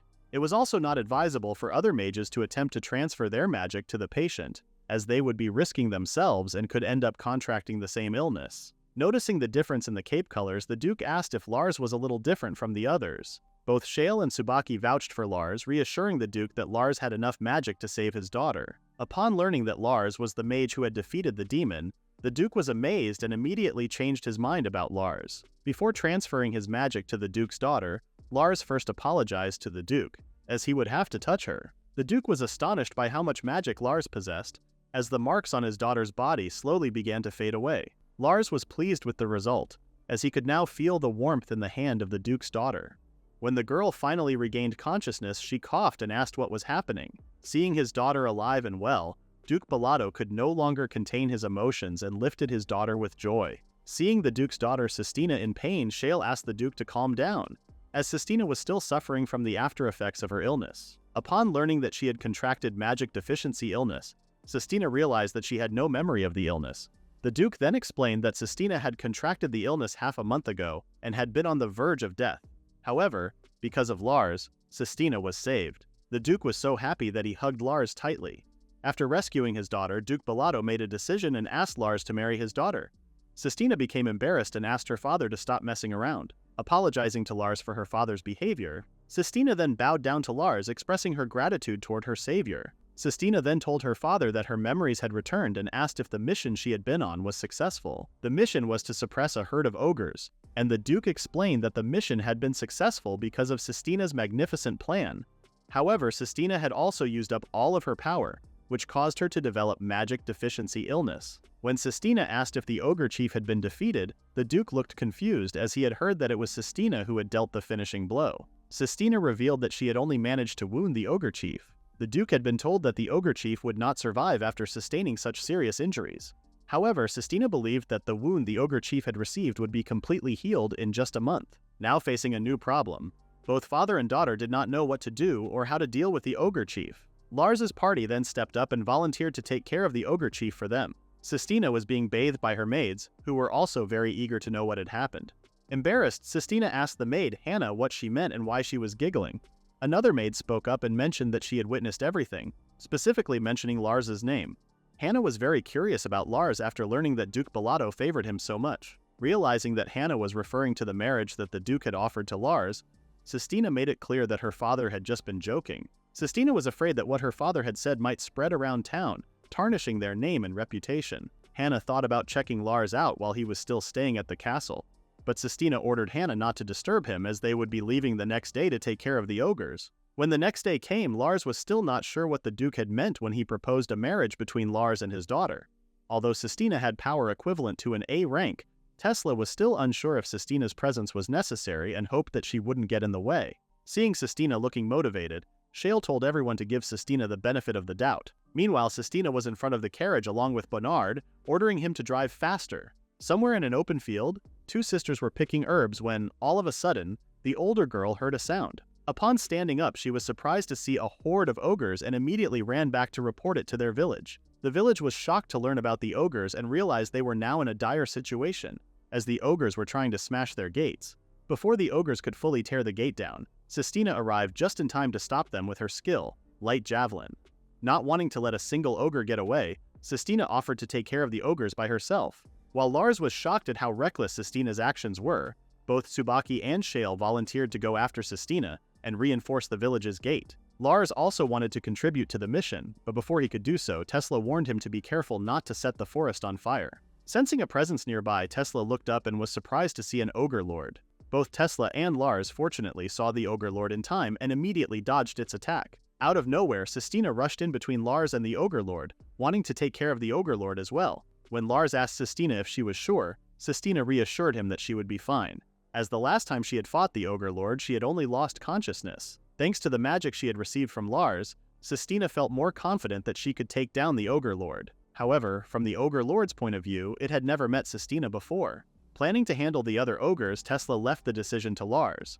Since no one objected to Sistina's request to take care of the ogre lord alone, she went ahead and charged right at it. After dodging the ogre lord's attack, Sistina countered with her magic spell. However, she immediately noticed that her spell timing was off. Sistina understood that it had been a while since she last used magic, but she believed that 2 weeks was not enough for her skills to have already deteriorated. All of a sudden, Sistina felt like her magic was overflowing, as if she were going to explode. Seeing Sistina distracted, the ogre lord landed a sneak attack, throwing Sistina away. Lars wanted to show his powers and take the chance to defeat the ogre lord, but Sistina asked Lars not to intervene, wishing to defeat the ogre lord by herself. The Bellotto house had been known for producing warriors for hundreds of years, and Sistina wished to follow in her family's footsteps. Believing herself to be a loser, Sistina wanted to prove herself and dispel the shame she had brought to her ancestors. Unable to forgive herself, Sistina's heart was filled with rage, determined to burn the ogre lord into charcoal. Strengthening her body to its maximum output, Sistina was able to block the ogre lord's attack and counter with her spell, Saint Wall. Lars was very impressed with Sistina for defeating the ogre lord by herself. Meanwhile, Tsubaki had also finished taking care of the other ogres. Everyone then grouped up after defeating all of the ogres. Sistina thanked Lars and the others for their help in defeating the ogres.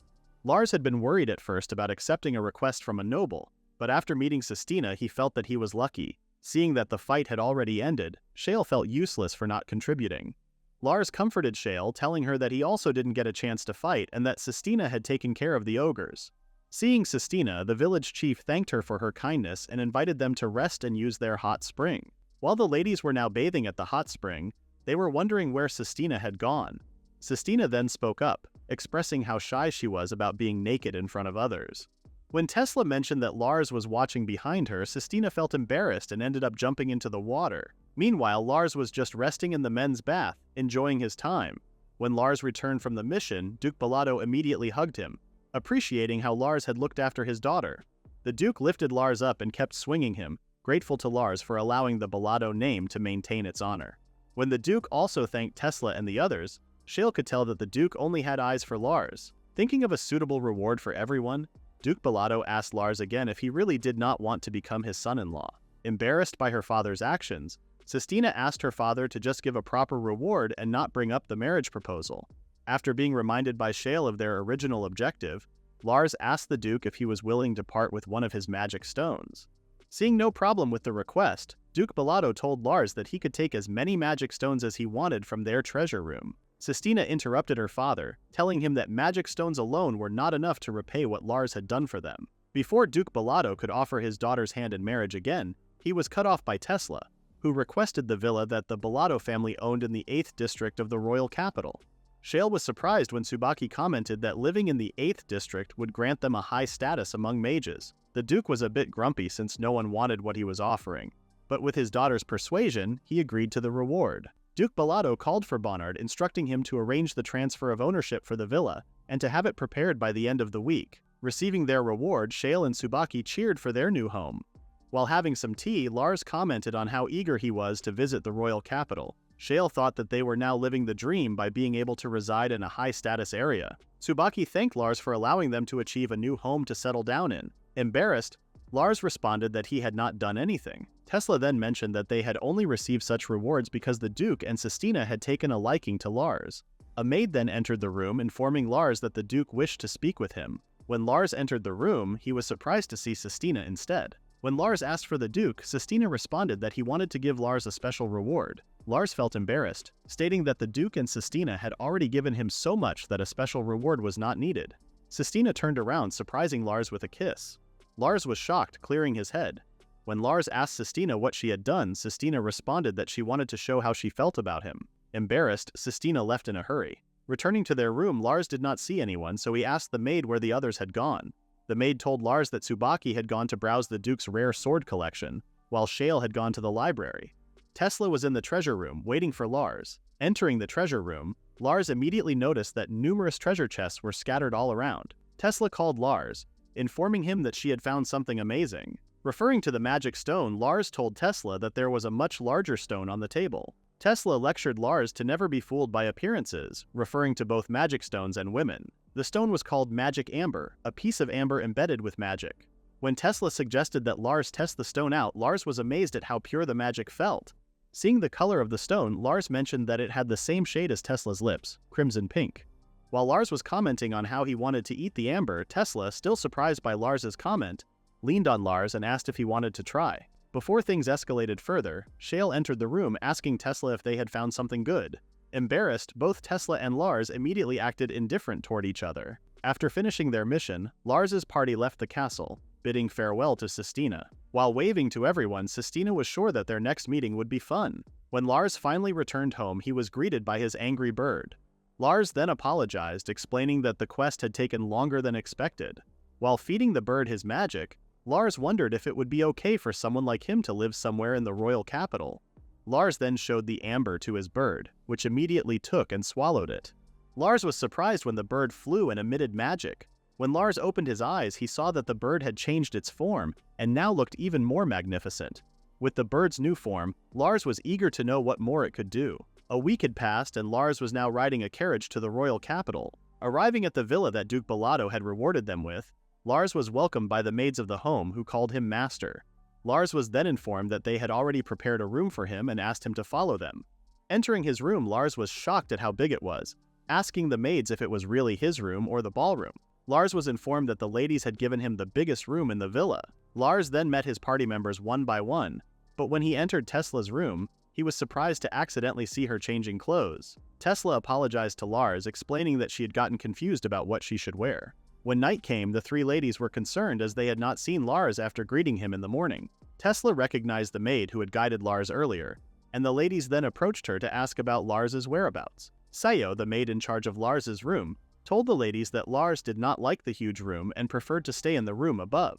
When the three entered Lars's room, they were surprised at how small it was. Seeing Lars asleep, Shale also noticed Pisuke, now bigger. Lars could not believe that the Magic Guild's main branch was floating in the sky.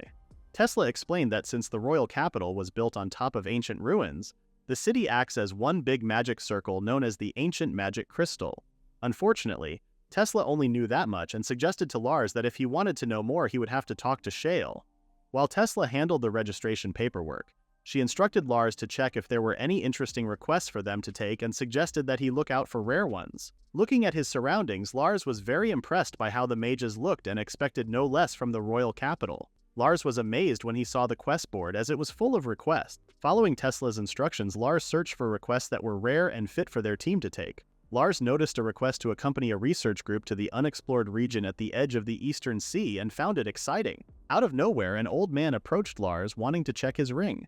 Lars was nervous as he had not even noticed the old man behind him. When the old man guessed that it was the moon ring, Lars responded that he was correct, explaining that he had bought the ring at a shop run by Rodri. After confirming that Lars was acquainted with Rodri, the old man then showed spite toward Rodri for not showing him the ring. Curious about Lars, the old man looked at him from head to toe. However, when he couldn't find anything special, he laughed, as he was very curious about Lars's power. Lars explained that he was still just a beginner, which the old man found quite humbling. He told Lars that a mage's training never ends, claiming that he himself was still a fledgling who trained every day. The old man had visited the main branch to post a request, but after meeting Lars, he decided to let Lars accept it. Handing him the request, the old man told Lars that if he was interested, he should stop by his place. Although the cape was a bit tattered, Lars could tell that it was a black cape, worn by S-ranked mages. Lars then noticed a group of mages nearby trying to invite Tesla to have a meal with them. When Tesla refused, the bald mage asked if she was really going to turn down a potential future sage candidate like him, to which Tesla outright responded, yes. Lars then intervened, asking Tesla if she was in the middle of something. Tesla told Lars that she was done, and that they would now be leaving. When the bald man asked Tesla about Lars, who was following her around, Tesla grabbed Lars before he could even introduce himself. The bald mage continued to mock Tesla for hanging out with Lars, who was only C rank. Claiming to be the only suitable person for Tesla, the bald mage kept reminding her about it. However, Tesla also reminded him that she had refused him every time. Seeing that Tesla would never change, the bald mage told her that she wouldn't be top dog for long, and that he would soon surpass her. When the bald mage and his group left, Lars looked worried and asked Tesla if it was fine for her to act coldly toward them. Tesla didn't care, as the bald mage had always acted like a jerk. Tesla then informed Lars that she had already submitted their application to go to the inner area of the city. She revealed that for their registration to be successful, it was required to have a party name and leader. The name they chose was the Wands of the Morning Sun, with Lars as their leader. Lars felt speechless from the news as he also felt like the responsibility had been forced on him. Tesla was sure that if one of the other ladies were the leader, they would never stop arguing. Almost forgetting about the request, Lars informed Tesla about the one he received from the old man, asking if he was a friend of Rodri. Taking the request, Tesla was unsure if Rodri even had a friend. Upon reading the request, Tesla immediately stood up asking Lars where the client was. Surprised by Tesla's behavior, Lars told her that the old man had already left and asked if she knew him. Tesla revealed that the old man was Master Trismegistus, a sage. Everyone was shocked when they saw Tesla's outfit, asking her why she was wearing it. Tesla explained that it was a request from the sage. Tesla then presented the request to both Tsubaki and Shale, which only made the two feel embarrassed and enraged upon realizing that the sage only wanted them to dress erotically. Shale still doubts whether the sage could really be trusted, after following its request to wear a more lucrative dress. Tesla informs the two that, according to Lars, the sage is supposed to be a friend of Rodri's. Making things more suspicious about the sage, Tesla then informs the two that Lars had already asked Rodri about the sage for them. Pointing to a rundown house, Tesla believes that they have finally arrived. Meanwhile, Lars met up with Rodri, who was shocked when Lars wanted to know about Trismegistus. Since Lars thought that Rodri and Trismegistus were friends, Rodri immediately straightened the information out for Lars, stating that she was not a friend of Trismegistus. Rodri shares a story with Lars, of a time when both Rodri and Trismegistus trained together in order to become sages. When Rodri asks Lars why he suddenly asked about Trismegistus, Lars explains that he accepted a request from Trismegistus and wanted to know what kind of person he is. Rodri then informs Lars that a conversation with Trismegistus would go smoothly if he were to bring the girls and have them wear something revealing. Changing the topic, Rodri advises Lars to be ready, stating that Trismegistus is not the kind of person to post a half-hearted request to the guild. Observing Pasuke, Rodri asks Lars about the bird's condition, if it is in good health.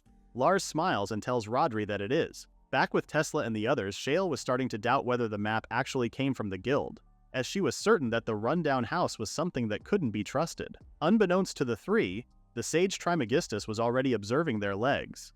The three had their souls jump out when Trismegistus shouted at them, telling them that they passed. Inviting the three into his rabbit hole of a home, Trismegistus asked them to enter. When Trismegistus introduces himself, Shale laughs as she did not believe Trismegistus, mocking the sage for wearing a tattered robe. After calling Shale a rude person, Trismegistus did not want to continue arguing and asked for the three to enter. To their surprise, the inside of the house was different from what was outside. Trismegistus explains that he used spatial magic for the room and used some farsight magic to project a different view from outside. Knowing that such magic is complex and difficult to perform, Shale asks Trismegistus how he is able to do it so easily. The old man reminds Shale once again that he is the sage and that such magic for him is simple. Lars had an unexpected visit from Bonnard. Lars was surprised, as he had never seen Bonnard so worked up before. Bonnard explains that they received word that someone spotted a giant beast around the mountains near the village of Narshib. Though Bonnard still does not have the facts, he is certain that the Land Titan has been revived. When Lars asks more about the Titan, Bonnard tells Lars that the Land Titan is considered as one of the Calamity God beasts that the first sage sealed away. Due to the danger it posed, the Calamity God was separated into three beasts: the Land Titan, Sky Titan, and Sea Titan. The Titan's job was to protect the seal of the Calamity God. Assuming that the beast has woken up, Bonnard believes that the seal has broken. Lars was shocked when Bonnard informed him that Sistina had already heard of the news and immediately went ahead to investigate the area. After instructing the maid to put Pasuke in his room, Lars then went inside the carriage. Meanwhile, Sistina was busy fighting off multiple monsters on her own. Sistina thought that the situation had gotten worse, as small monsters were not supposed to be ferocious. Sistina assumes that something terrifying is making the small monsters act out and be aggressive. Seeing a small monster below her, Sistina thought about how cute it was. However, when she tried to touch it, Sistina realized her mistake and ended up losing consciousness. With the small monster morphing into something scary and about to devour Sistina, its feast was interrupted by another monster's loud stomping. Stopping near a cliff, Lars was informed by Bonnard that he couldn't move much further. Before leaving, Lars asked Bonnard to inform Tesla about the Titans.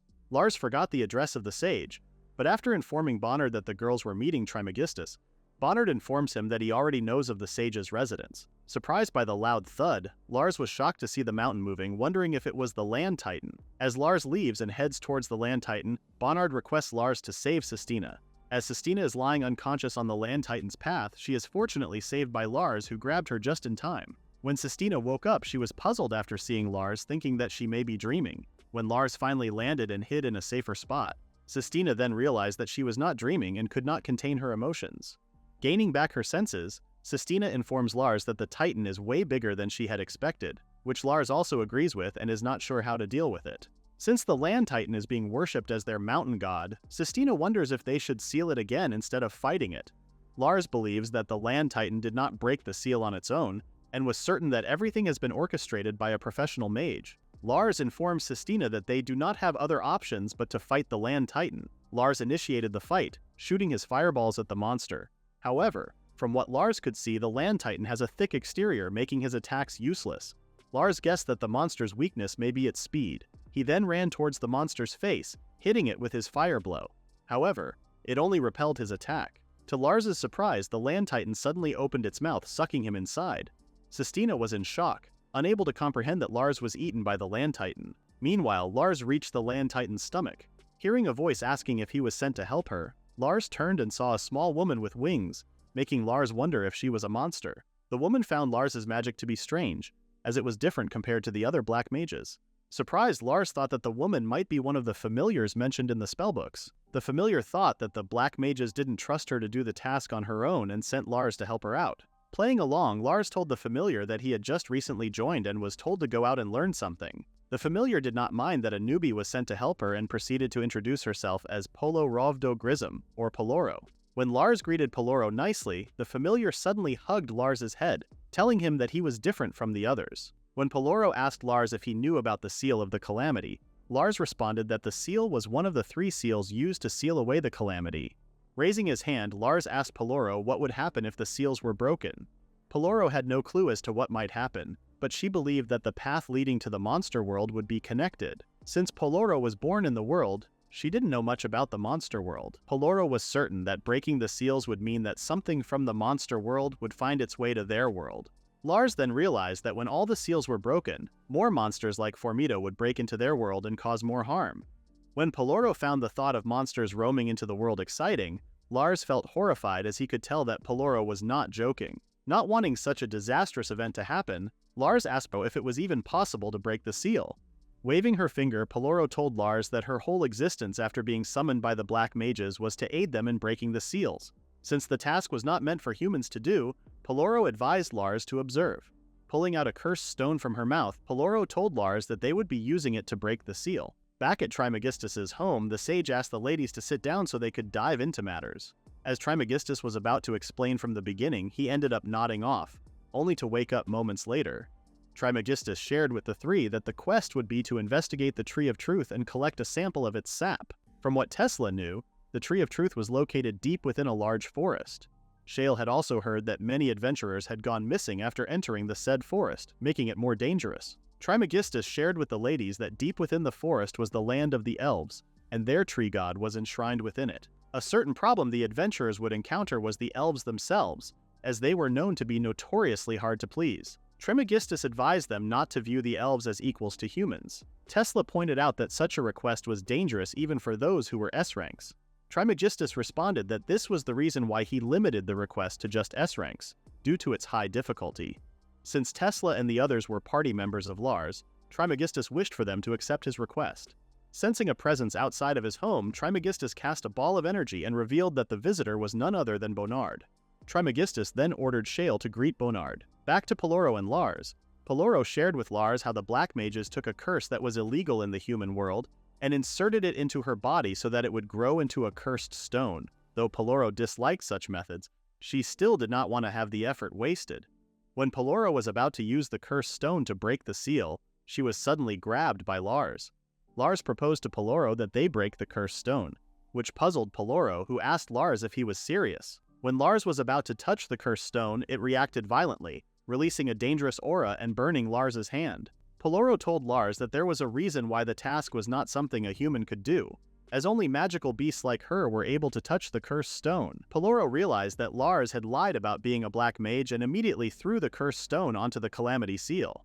With the Calamity Seal being corrupted leading to its door opening, a monster's arm appeared from the seal, which eventually let out a huge monster. Lars immediately took action, casting his magic sword and attacking the monster. Peloro complimented Lars's attack. However, Peloro told Lars that his attack wouldn't be enough, as nothing could stop the monster now. Sistina was in shock after seeing an ominous aura coming out of the Land Titan, which made her think that Lars was fighting the Land Titan within its body. Lars was doing his best as more monsters were coming out of the Calamity Seal. While trying to land an attack on Peloro, he forgot that he was inside the Land Titan's body, which made it more difficult for him to fight. With another monster coming out of the seal, Lars simultaneously released magic attacks from opposite sides, hitting both the monster and Peloro. Using a steam bomb, Lars created more time for himself to deal with the Calamity Seal. With his magic sword, Lars cut the cursed stone in half, fixing the Calamity Seal and stopping the monsters from coming out. Exhausted from the fight, Lars heard the Land Titan's voice, thanking him.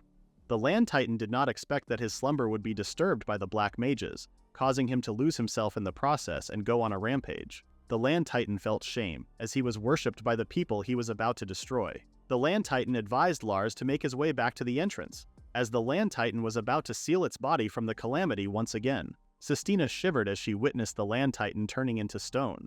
Lars was shocked when he saw Shale and the others on her boat. Seeing Tesla's outfit, Lars turned away and asked why she was wearing such provocative clothing. After finding out that Lars was in trouble, the girls had immediately gone to his aid. Noticing the awful smell, Lars explained that it was from inside the Land Titan's stomach.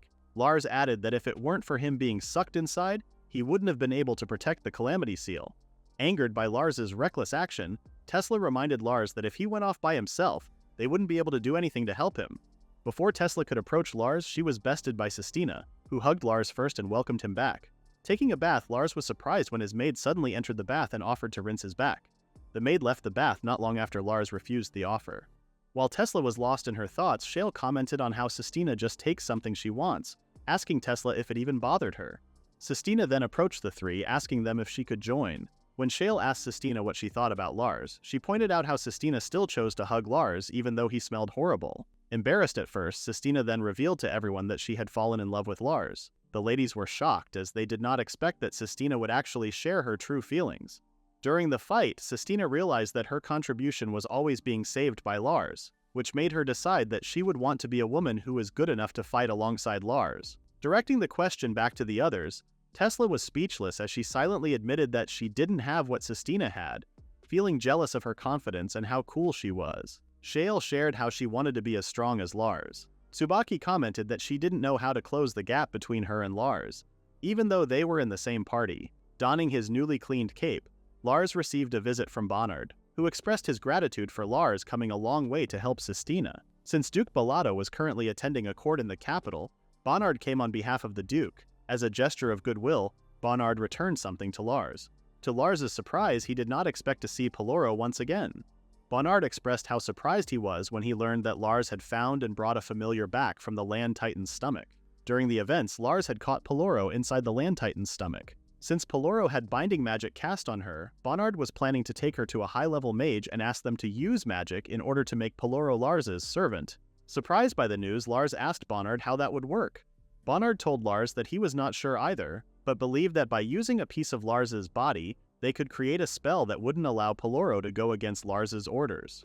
Lars thought about the offer and realized that it would make him no different from the black mages who summoned Peloro in the first place. As for Peloro, she did not care who she would serve, as long as she could eat delicious food. Returning to the Magic Guild, Lars and the others were then greeted by Holly, who told them how she had heard of all their achievements. When Tsubaki mentioned that Lars did all the hard work, Holly informed them that Lars's work ethic had been a common topic among the higher-ups. Including the praise he received from Duke Bellotto, Holly shared that the higher-ups were thinking of making Lars an A-rank adventurer. Shale was shocked and told Lars that if he were to become an A-rank now, he would be the fastest mage to ever achieve it in the guild's history. Since the news would soon be announced, Holly was looking forward to Lars's new adventure. An old man appeared, calling Lars's attention and telling him that the fight against the Land Titan was very impressive. When Lars asked the man's identity, the man laughed at not being recognized and told everyone that he was Trismegistus. Shocked, Lars immediately apologized for not recognizing the sage. When Shale asked the sage what happened to his hood, Trismegistus responded that he came to speak to the guildmaster and changed to a more suitable appearance. After confirming that the guildmaster was in his office, Trismegistus told Holly that there was no need for her to call him, as he would call the guildmaster himself. Trismegistus then shared with Lars that the princess wanted to meet him and suggested that he visit the castle if he was interested. Before leaving, Trismegistus reminded them of his request. Puzzled as to how Lars could speak so casually to the sage, Holly almost forgot to tell Lars something important. Holly informed the group of a recent incident that involved an assault on a mage. When Tsubaki asked for more details, Holly was unable to provide more since there were no eyewitnesses, and that even the Magic Guild hadn't been able to find any conclusive evidence. The incident caused 2 A-rank mages to lose their lives from unnatural causes, and several mages who had gone missing were believed to be related to the incident. Holly advised the group to take extra care and watch out for themselves. Walking down the streets, Lars realized that it had been a while since he went out to buy dinner. While eating a fruit, Lars asked Peloro to put the pepper down. However, Peloro had already fallen in love with the pepper, refusing to let it go and continuing to chomp it down. Through his conversation with Peloro, Lars realized that humans and magical beasts had different senses of taste. Sensing a presence nearby, Lars immediately ran towards a narrow path and saw a person donning a black robe killing a mage. Since Lars accidentally spoke of what Holly had told him earlier, the man realized that Lars was also a mage and attempted to attack him. The man was so fast that it caught Lars off guard. Upon closer look, Lars realized that he was facing a woman. Casting his magic sword, Lars blocked the attack. Not realizing that Lars was gone, Peloro finally let go of the pepper and saw the bag Lars was holding. Meanwhile, the assassin praised Lars for putting up a good fight, surprising her for blocking all of her attacks with just a magic sword. When Lars thanked the assassin for the compliment, the assassin told Lars not to misunderstand her, and explained that she praised only his magic, but his sword skills were a different matter. With Lars's attack missing, the assassin took the opportunity and landed a hit on Lars's face. As the assassin was about to land another attack, Lars immediately came up with a counter, casting a fire twister beneath the assassin's feet. Lars's spell was powerful enough to burn the black cloak, revealing the assassin to be an elf. Lars was not expecting the assassin to be a dark elf. Looking at Lars's expression, the assassin commented on how Lars looked like he had seen a ghost, sporting the same expression as everyone else who had seen her true face. Raising her blade, the assassin boldly told Lars that no one has ever seen her face twice after facing her the first time. Their fight was interrupted when the guards finally came and asked what was going on. When the assassin left, the guard immediately asked Lars what had happened, as they had also seen a dead mage's body. Back in the villa, Peloro was exhausted from carrying Lars's bag. When the three ladies saw Peloro, they immediately found her cute and assumed that the maid had just gotten smaller. Inspecting parts of Peloro's body, they were amazed to learn that all of it was real. Peloro explains that she is not a maid and introduces herself as a powerful demon.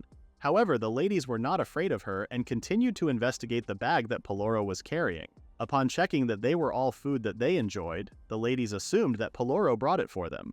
However, Peloro only became angry as she thought that the ladies were stealing food from Lars. Peloro then remembered that the ladies were members of Lars's party, asking them if it was fine for them to be partying while Lars may have already been attacked by the assassin who is hunting mages. The ladies were not worried, as they were certain that Lars would be fine and could take care of himself. Peloro agrees with the ladies. However, she pointed out that Lars may have difficulty in fighting an assailant who is skilled with a knife. The three ladies immediately stopped what they were doing when Peloro told them that Lars and she had run into the assailant after killing an A-rank mage. Tesla came to her senses and left the room. Tsubaki followed after, telling Shale to come with her. Back at the crime scene, the guards were now covering up the dead body of the mage while Lars was still waiting to be questioned. During his fight with the assassin, Lars realized that he needed to learn some healing spells, and that he also needed to get better at wielding swords. Out of nowhere, a mysterious person approached Lars and healed his injured face. Lars was surprised when the mysterious person commented on how lucky Lars was that the knife used was not poisoned, making the mysterious person believe that there was still good left in the assassin. The mysterious person revealed that she had seen Lars's fight with the assassin and realized that Lars could be trusted. It was revealed that the assassin was Luca, and the mysterious person pleaded for Lars to stop her. After thanking his healer, Lars then asked what her relationship with the mage killer was, also asking for her identity. Before Lars could get an answer, they were interrupted by the arrival of Tesla and the others. Tesla immediately hugged Lars, asking him if he was okay. Lars then reassured everyone that he was fine and that they didn't have to worry. Tesla pointed out that what caused them to worry was Lars's enemy, as they had learned that the assassin was really good. Lars mentioned that fighting the assassin made him really terrified, especially when Luca cut his face. The injury made Lars regret that he had not asked Tsubaki to teach him more sword skills. Tesla was puzzled as Lars's new injury seemed to have already healed. Lars explained that it was all thanks to his healer. After introducing himself and his party members, Lars asked for the mysterious person's name. To Lars's surprise, his healer removed her cover and revealed herself to be a dark elf as well. She then introduced herself as Claria, an informant. Upon realizing that they were also talking to a dark elf, Tsubaki immediately raised her weapon, asking for an explanation. Distressed, Shale thought that all dark elves had died out in a civil war. Tesla stepped in front of Lars, telling him that dark elves are a race of assassins. When Tesla asked Claria what she wanted from Lars, Claria pleaded for the group to listen to her request. Claria confirmed that their race was once known as creatures of darkness, but it had been long since they had left their former profession of being assassins and were now acting as informants for nobles. 20 years had passed when Claria learned that some elves were not satisfied with their current situation and disappeared from their ranks. When Claria learned that the recent attacks were orchestrated by a dark elf, she immediately thought that it was her old friend Luca. Claria knew Luca as a nice girl, but she knew that the Luca she once knew was gone after learning that Luca had joined a group of mage killers and gained a deep hatred for mages. Claria was certain that the group was behind all of the assassinations. Claria admitted that what she was about to ask was something ridiculous, not just for her but also for Luca. With tears in her eyes, Claria asked for Lars and his group to stop her friend Luca. Wanting to get her old friend back, it did not matter to Claria if Lars brought Luca back as a corpse. She just wanted Luca back. Meanwhile, a woman drinking wine inside a castle was enjoying the view of the moon. Contemplating what to do, Lars was certain that he could not defeat Luca even if he gave everything he had. Lars then became distracted when Tesla called his name and showed him her formal dress. After complimenting Tesla's look, Lars was then asked to help with Tesla's lace. The day after everyone returned to the mansion, a messenger from the palace came to inform them that the princess wanted to meet them. Some of the other girls had mixed feelings about the dresses they were wearing, like Tsubaki, who doubted that the dress she was wearing was formal enough. Lars still could not believe that they had received an invitation from the princess herself. Shale was certain that it was all thanks to Trismegistus. Sistina then informed the group that their carriage was now ready. Seeing their outfits, Sistina realized she had forgotten to mention a small piece of information. She informed the group that their meeting with the princess was top secret and they must wear their normal attire. The The news shocked and angered Shale. Arriving at the home of the princess, the group was then greeted by a woman who proceeded to check them individually with a magic tool. When Shale realized what the woman was doing, she became irritated, as it led her to believe that they did not trust them. The woman apologized and explained that everything was standard procedure. The group was then guided inside the home and asked to step inside a circle, informing them that it would lead them to the princess's room. Observing the interior of the home, Tsubaki thought that the princess was a strange person for living in such a strange place. Shale immediately recognized the circle as a floating tile, and believed that it used the same principle as the guild. To everyone's shock, they traveled below the home instead of going up. The woman panicked, as she no longer knew where they were or why they had gone down. As the other girls started to see a different version of the woman, Lars tried to calm everyone down. Out of nowhere, a woman who had already been present before the group told them that she did not like people who got worked up over nothing. With the others shocked to see the woman behind them, only the woman recognized the other, revealing her to be the princess. When the princess asked where they were, she revealed that they were inside a limestone cave that used to be a treasure room. The princess then greeted Lars and the others, welcoming them to the palace and introducing herself as Melise Artonica, the princess. Melise explained that she had heard of an intruder and went to check it out. However, she later realized that there might have been a malfunction with the floor, as she knew there was a lock on the tile that allowed only a select few to enter.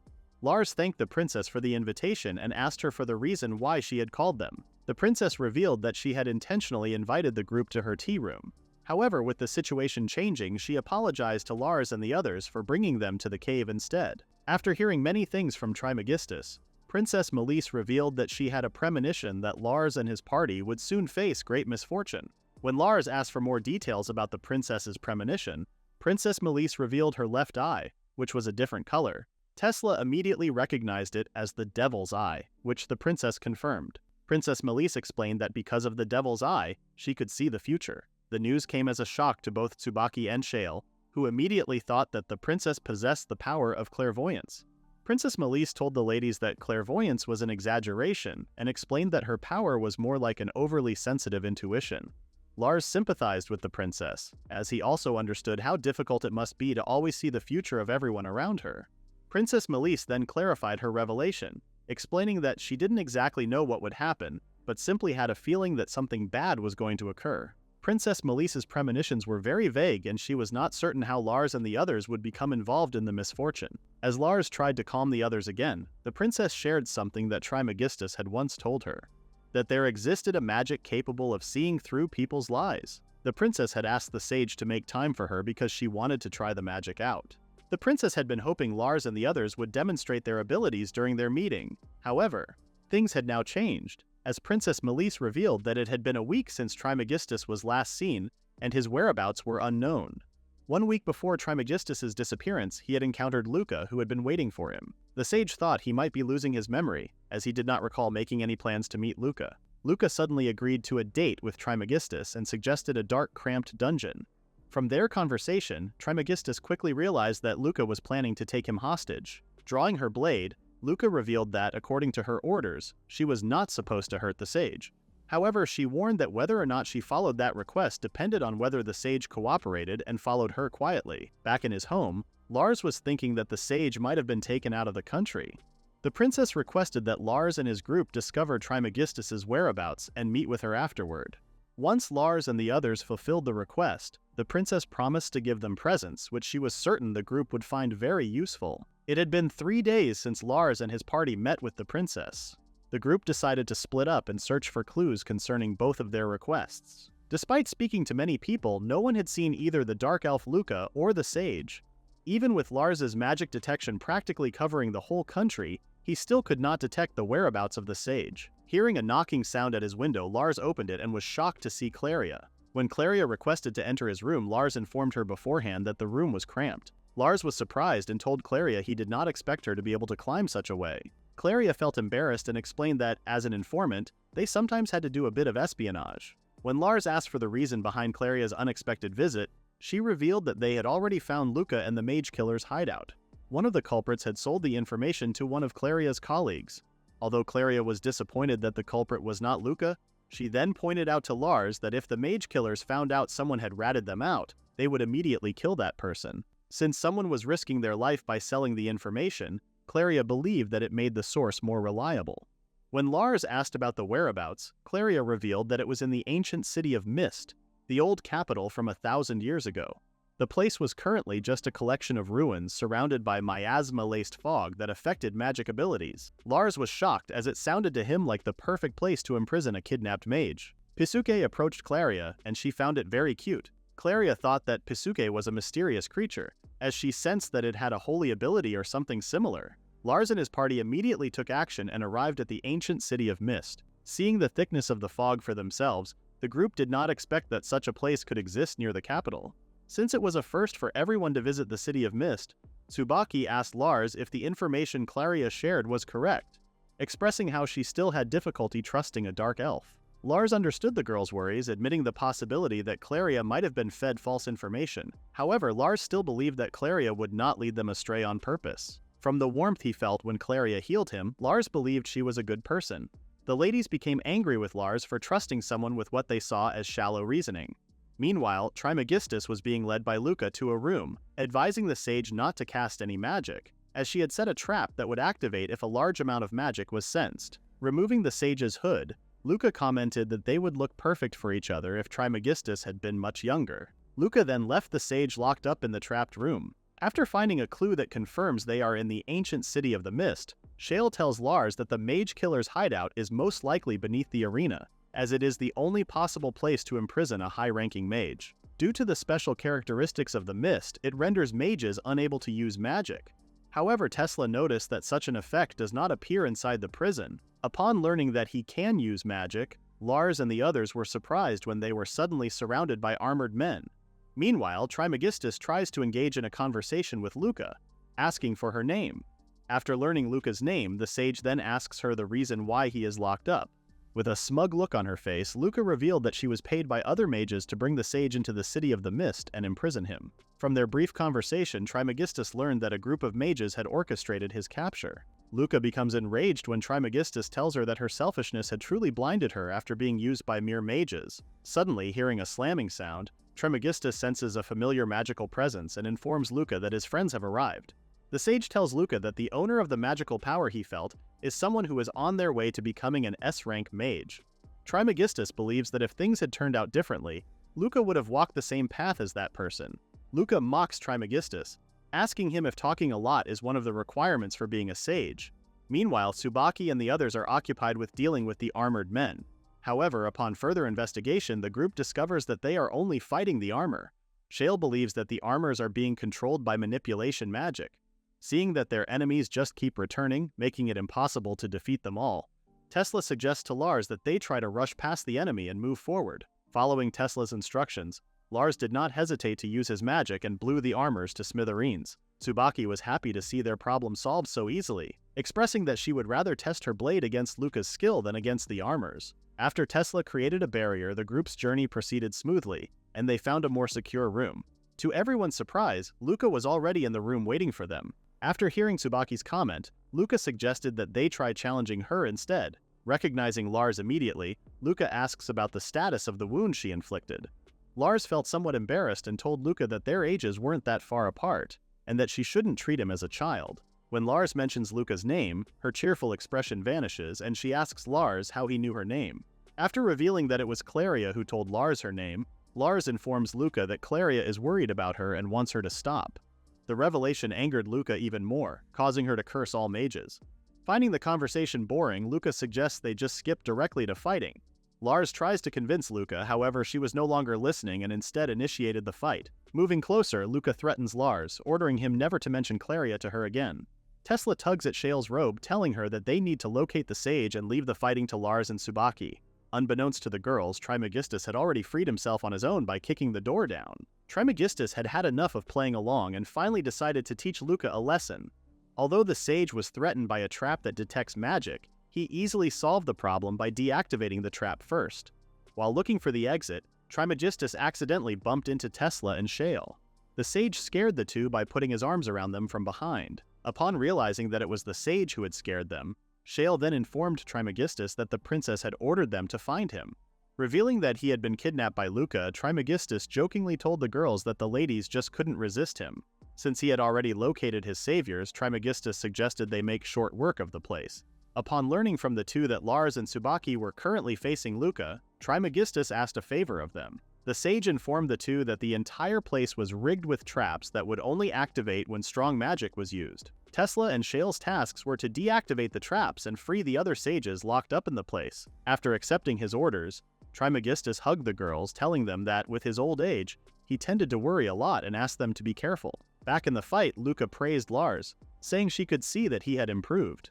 Lars felt confident that he would not lose as he had his friends with him. Knowing that a skilled swordsman like Tsubaki was backing him up, Lars felt like he could even take on the world. Luca called Lars out for talking big, pointing out that he was only using his magic to enhance his abilities. Luca did not blame Lars for resorting to such a tactic, as she believed that it was simply what mages do. Luca then revealed a potion and informed the two that the potion would help make things more fun. Trismegistus arrived just in time as Luca drank the potion. After drinking the potion, Lars and Tsubaki were shocked to see Luca on the ground, gasping for air. However, after a few moments, Luca stood up, now radiating a terrifying aura that even Tsubaki had to step in to handle. Tsubaki and Luca duked it out with their weapons, but Tsubaki immediately noticed that she was at a disadvantage, with Luca already displaying her strength using just one hand. Increasing her pace, Luca successfully landed an attack on Tsubaki, cutting Tsubaki's hair in the process. Seeing Tsubaki breathing heavily, Lars decided to help out. However, he only got injured. Tsubaki suggested to Lars that he should not engage, as Lars was no match for Luca in his current state. Lars was still determined to fight Luca, planning on fighting the assassin in a different way. No longer using his magic sword, Lars started casting magic onto Luca. However, it only proved useless against her. Believing that Lars was looking down on her by using weak magic, Luca charged in and tried to land a critical blow. Both Tsubaki and Lars tried to counter Luca's attack. To their surprise, Luca was able to block both of their attacks. Lars once again tried to convince Luca to stop the fight, as he promised to bring her back to Claria. Luca became even more enraged after hearing Claria's name again. Trismegistus joined the fight, stopping Luca's attack with his magic. Seeing Luca unable to bear the pain, both Tsubaki and Lars were puzzled when they saw that it was the great sage who was causing it. Trismegistus explains to Lars how he is using magic to emit a high-pitched noise that humans can't hear. However, the noise would be harmful to species like the Dark Elves, who have sensitive hearing. Lars was surprised, as he had never thought of using sound magic as an offensive attack. After informing Lars that his magic attack would cause permanent damage to the likes of Luca, Trismegistus asks the young mage if he still wanted to fight Luca without hurting her. Lars thought that the great sage's attack was a bit too much. However, he still appreciated the help. Lars then asks Trismegistus to stop, believing that the damage was already enough. Accepting Lars's request, Trismegistus stopped his magic and left the rest to Lars's decision. Lars asks the great sage why he let himself get captured when it was clear that he could defeat Luca easily. Trismegistus believes that Lars could have defeated Luca as well, if his goal was only to stop her. However, the great sage, who had lived a long and lonely life, was attracted to Luca's burning emotion after facing her. After deactivating the trap, Shale then gave Tesla the signal to use her magic. Tesla immediately used her magic to summon demons and fought the mage killers. The assassins were in shock at how Tesla was able to use summoning magic and why their traps did not activate. Shale told the assassins that she had sealed up all of the traps on their floor, allowing the mages in the area to freely use magic. With the result being clear, Shale ordered the mage killers to tie themselves up with a rope. Upon checking the prison, Tesla did not expect that she would see Asfort locked up. Asfort explained that he was only conducting an undercover investigation to learn more about the mage killers. Asfort was shocked when Tesla turned away, asking her where she was going. Tesla informs the captured mages that the traps have been deactivated, which means that they could use their magic to free themselves. Back with Lars and the others, Lars told the great sage that he understands what he is trying to point out. Lars wonders why Luca has to suffer such a fate, as he believes that Luca would have truly excelled if she had gone to a top-class adventurer's guild. Unbeknownst to Lars, Luca heard all of his comments. Luca asks Lars what made him think that he knows anything about the Dark Elves to make such a comment. Trying to get back up, Luca stated how humans have always tried to eliminate those who are different from them. Luca tried imitating Claria, who was always good at everything, even blending with the humans. However, no human would accept an outsider like Luca, who lacked affection and relied on strength as her only skill. Lars could not deny Luca's words, not wanting to cause more pain to the Dark Elf. Lars then noticed Asfort trying to sneak an attack from behind and immediately stopped him by catching his hand. Shocked, Asfort asked Lars what he was doing, calling Lars a C rank and ordering him to step out of the way. When Lars asked the same question, Asphalt, still holding a grudge, told Lars that Luca had tried to kill him. Announcing that the fight was over, Lars merely used a portion of his magic to push Asphalt back, blowing his magic away. Before Asphalt could get back up, he was stopped by Trismegistus, who reminded the bald mage how an S-rank mage should behave. While everyone was focused on Asphalt, they did not notice that Luca had already taken Lars as her hostage. Lars informed Luca that he wanted her to keep on living and to choose a different path. Grabbing onto Luca's blade, Lars ignored the pain and told Luca that Claria was waiting for her return. Luca broke down, finally admitting defeat, and told Lars that he was exactly like Claria, which annoyed her. Trismegistus then began his interrogation using magic. However, he was not able to extract the name of the person who had orchestrated the killings and the kidnapping of mages. Observing Trismegistus's interrogation skills, Tsubaki remembered how the princess had told them about magic that could see through people's lies. The great sage shared with the two how he had figured the magic out and thought that it was a good time to test the skill. While Luca was under the influence of magic, Lars asked Trismegistus if he could also ask Luca a question. Lars asked Luca for her honest opinion about Claria. Luca told Lars that she was not lying, revealing that she had never gotten along with Claria. Luca felt frustrated since Claria was always against everything she ever did, acting all high and mighty just because she was older. While Luca was venting her frustrations, she did not expect that Claria was listening. Claria apologized to Luca for hurting her feelings. After slapping Luca, the two dark elves made up. When everyone regrouped, Shale was surprised to see Tsubaki in rough shape. However, Tsubaki pointed out to Shale that she had not been injured at all.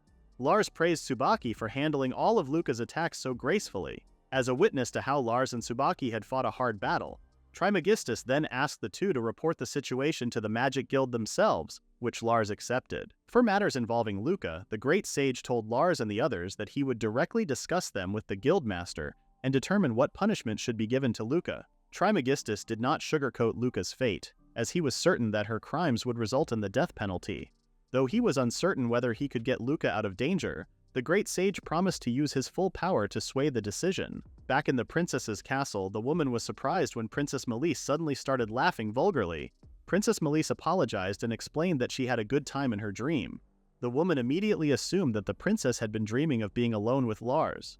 Princess Melise then informed her servant, Welchi, that Lars amused her. For someone born with devil eyes like her, Princess Melise thought that Lars might be the only person who could bring excitement into her life.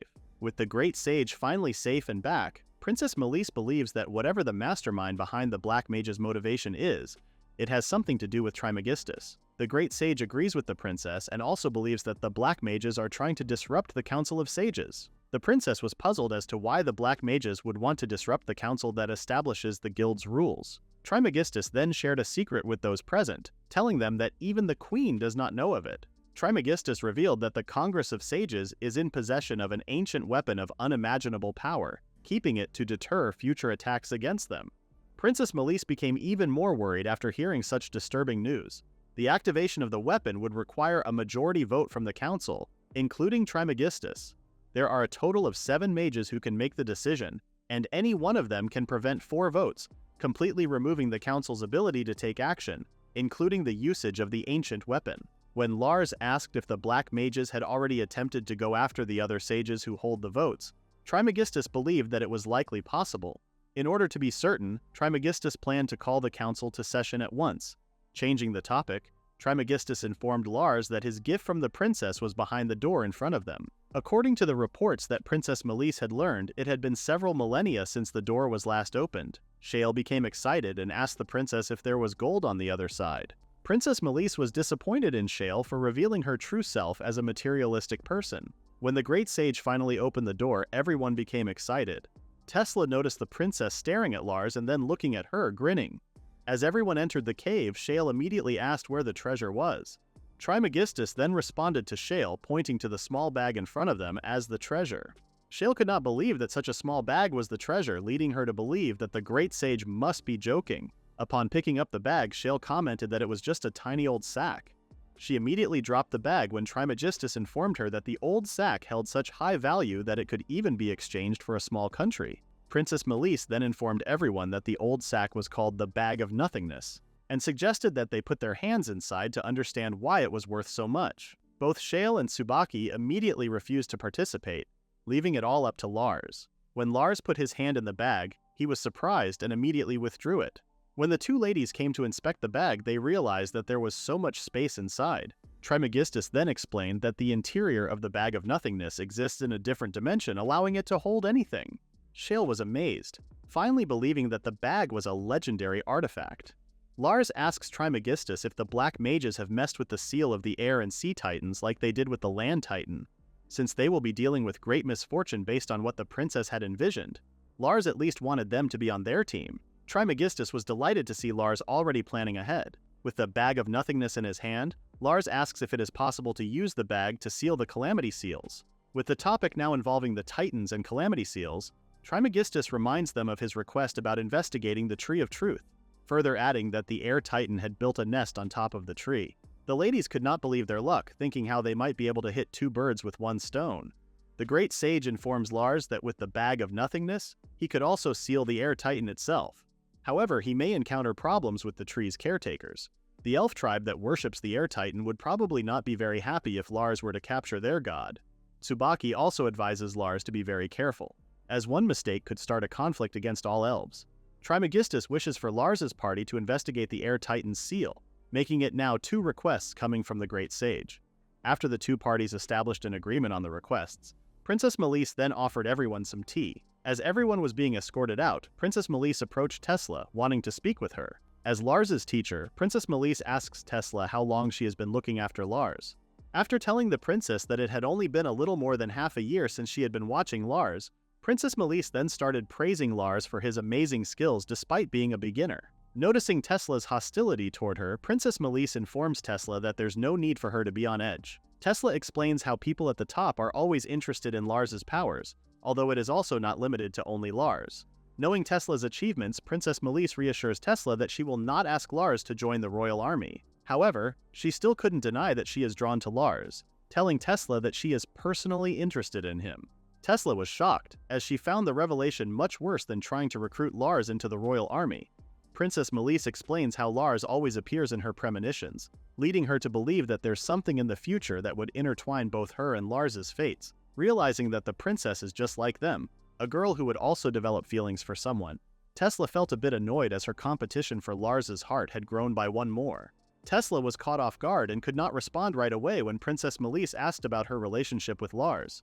When Tesla responded that Lars was her apprentice, Princess Melise took it as confirmation of Tesla's purely professional relationship with Lars. Based on Tesla's reaction, Princess Melise assumed that there was nothing going on between Tesla and Lars. As the group left the princess's castle, Shale asked Tesla what she and the princess had talked about. Tesla did not want to reveal the conversation, but Shale was adamant about knowing, teasing Tesla persistently. Lars apologized to the great sage for the girl's inappropriate behavior, to which Trismegistus responded that he did not mind at all. Back at the villa, Lars was spending some quality time with Pasuke, telling his pet bird how he wanted him to meet the king of birds. His time with Pasuke was disrupted when Tesla approached them. Tesla then asked Lars if she could join them, to which Lars agreed. Lars then informed Tesla that moving forward, Pasuke would be called QQ. Using what the bird says as its name, Lars admitted that it was not original but still hoped that everyone would call his pet bird QQ from now on. Tesla accepted the new name and believed that QQ was much better than Pasuke. No longer able to think of another topic, Lars realized that it had been a while since he and Tesla had been alone. Glancing at Tesla, Lars could tell that there was something different about her. Tesla informed Lars that he had grown so much, able to stand on his own feet, and had even become a fine leader. Lars felt embarrassed after hearing Tesla's praise, telling his master that he still had a long way to go. Tesla had always thought of Lars's modesty as one of his best traits. Thanks to Lars, Tesla had been able to meet Duke Bellado, the princess, and the sage. After meeting so many people in the short time she had been Lars's teacher, Tesla could not believe what kind of person she used to be, completely avoiding people and trying to do everything alone. Tesla expressed how grateful she was, saying that simply staying by Lars's side was enough to make her happy. Lars felt the same way, telling Tesla that he could never abandon his teacher. Knowing Lars's true potential, Tesla told her apprentice that he would eventually reach places where she would never be able to follow. Confused, Lars asked Tesla what she meant. As Tesla tried to leave, Lars grabbed her hand and accidentally pulled her toward him. The two embraced, but before anything more could happen, QQ stepped in, blocking the view of Tsubaki and Shale. With the group only bringing 2 double tents, Lars asked if any of the girls would like to share a tent with him. Both Shale and Tsubaki refused the offer, leaving an opportunity for Tesla to spend time with Lars. However, Tesla also refused, which left Lars all alone inside a big tent. Shale expressed that she would have shared a tent with Lars, but she felt insecure about her smell after not bathing for 2 days. Tsubaki felt the same way, not feeling comfortable spending a night in a cramped space. The night ended with the 3 girls teasing Tesla while Lars slept all alone. When morning came, the group immediately departed toward the kingdom of the elves, searching for the Tree of Truth. After 5 days of travel, they finally made it to the Great Forest. From there, the group headed deeper into the forest with the help of Tesla's golem. However, the group soon encountered a problem. Lars found it very strange as he believed they had already passed what was supposed to be the halfway point. Even though they had already ventured deep into the forest, they had yet to see the Tree of Truth, relying only on the description that it was a huge tree. Tesla used her earth magic to raise herself and see where they were currently located. Though Tesla found the view from above very nice, she couldn't see anything aside from an endless stretch of forest for miles. Shale then began to wonder if someone had put up an invisible barrier, preventing them from seeing the Tree of Truth. Tsubaki asked Shale if she was referring to the barrier of the Elf Kingdom, to which Shale responded yes. The Great Sage had told the group that the Elf Kingdom was located inside a barrier with the tree at its center, making them think that they might be standing at the edge of the barrier. Shale then pointed to a strange hole in a tree and mentioned how she had initially thought her mind was playing tricks on her.